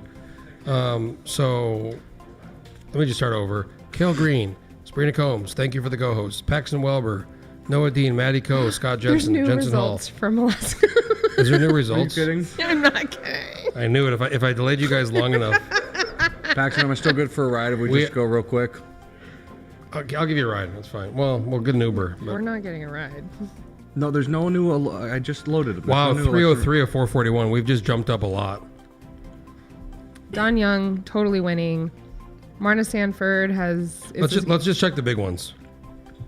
What are the big ones? Like the races we're talking about. Are we talking about all of them? The races that were like we're focusing on. Trump has increased his lead to 62.63%. Sullivan 62%, just a total clobbering so far. I'm eating pizza, by the way. Senate District H. Let's run down to that. Senate District H. Oh, real quick. Myers 60%. District B. Nothing really changed there. Senate District H is the next one. Nothing new is. Oh wait, no, something new is coming with Wilikowski. Yeah. His lead continues to. Nearly 6,000 votes have been reported. She's still at 51%. No absentees counted. Yeah, but a lot of absentees. That one's way close. Natasha's closer to 70% now. Huh, shocking. Josh Revak extending his lead, 68% of the vote. Yeah. Hey, Carolyn Clift did not. Roger Holland extended his lead to 6,700 votes, 17 of 17. Bert Stedman, blah, blah. Olson is up there, 2-1. Donnie's still beating him 20 of 56 precincts. Wow. Bart LeBon has won. Bart's gonna win that thing, Steve man. Thompson. So is Steve. So is Prax. Grier is. So is Grier. Yeah, Grier will win that. Adam Wool, it's 100 votes. Well, Kronk went down a little bit. I mean, he's still up by a lot. He's gonna win that one still. 25 of 33 precincts. That's gonna be really interesting, actually. That's gonna be a really interesting one for us to watch. Yeah. House District 6.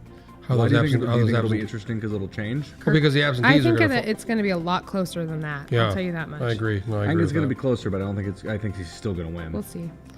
8, 9, Rauscher, rock hard, Rauscher. Rock solid.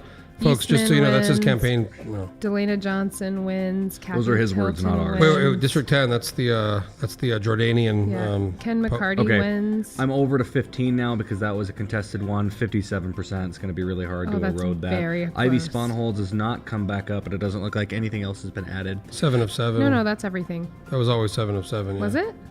I think she had 7 of 7 before. I think it was 6 of 7, but it didn't change any. Before. Clayman is still trailing, but not by many. Definitely a number that could be eroded by absentees. Sarah Rasmussen is still just giving a walloping to these two men at the same time. Told you. Tuck's still down. Tuck might be out. Tuck might be the surprise one that totally just dropped 23. out. I still. Mm-hmm. House District 23 is going to be one of the big ones. Yeah, we got to see the Mel absentees. is starting to pull away. Look at. Doesn't that make you feel good? Folks, he's not trying to pull. He's 800 votes. Full disclosure. Look at Pulling Mel away. Gillett. That is Pulling away. No. You can't say that with him. Hold on, real quick. That's 800 votes and still. That's a lot of votes. Sabrina, in all fairness, 60-40. we just have to say that originally Schrage, in the first time the Division of Elections came out with results, Schrage was winning, and every time they've come up with results, Mel is pulled further and further away. So just okay, that's fine, but just don't get all excited when it's literally the same he's as every other one. We have a lot of absentee ballots. None of these are definitive. Just know that this is. We're just going over these as we see them now. District 27. Lance Pruitt ahead by over 1,000. Wow. Suzanne LaFrance did not gain much of any ground. I mean, it's a 60 to 34 Yeah, breakdown. That's going to be tough to come over.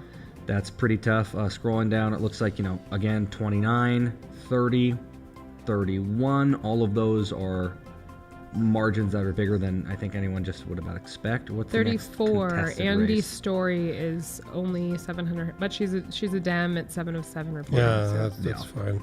JKT 6 of 14 reporting now, so 46%. Still, look at what a small turnout, man. Still a lead with the Republican, but very We'll interesting. see. I think that one will get eroded as Oh, well. Dan Ortiz popped off. Oh my gosh. Dan Ortiz popped off. Yeah. He must have had some precincts on his side. Yeah. He was down by It was like the opposite. It was like 51 to 49 or something. It flipped. 38 and 39. There's still way too few precincts reporting for that even Okay, to be. but we do have more.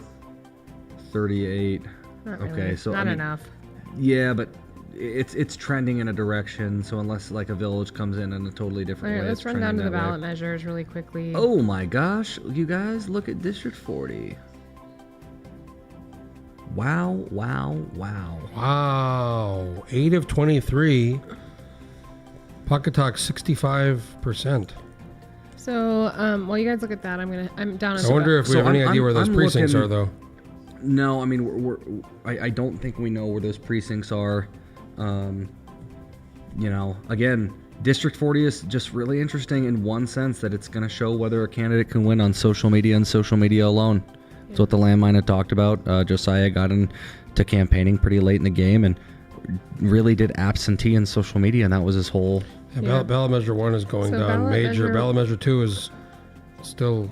Ballot Measure 2 is still really close, I feel like. They're still trending no, and in fact it gained more ground, so now it's a 21,000 versus a 17,000 on last take. Very interesting. Very interesting. So, okay, we've already said our goodbyes. We just gave these incredible results. Jeff, do we need to say anything more? Let me just sign off. Hey, thanks, guys.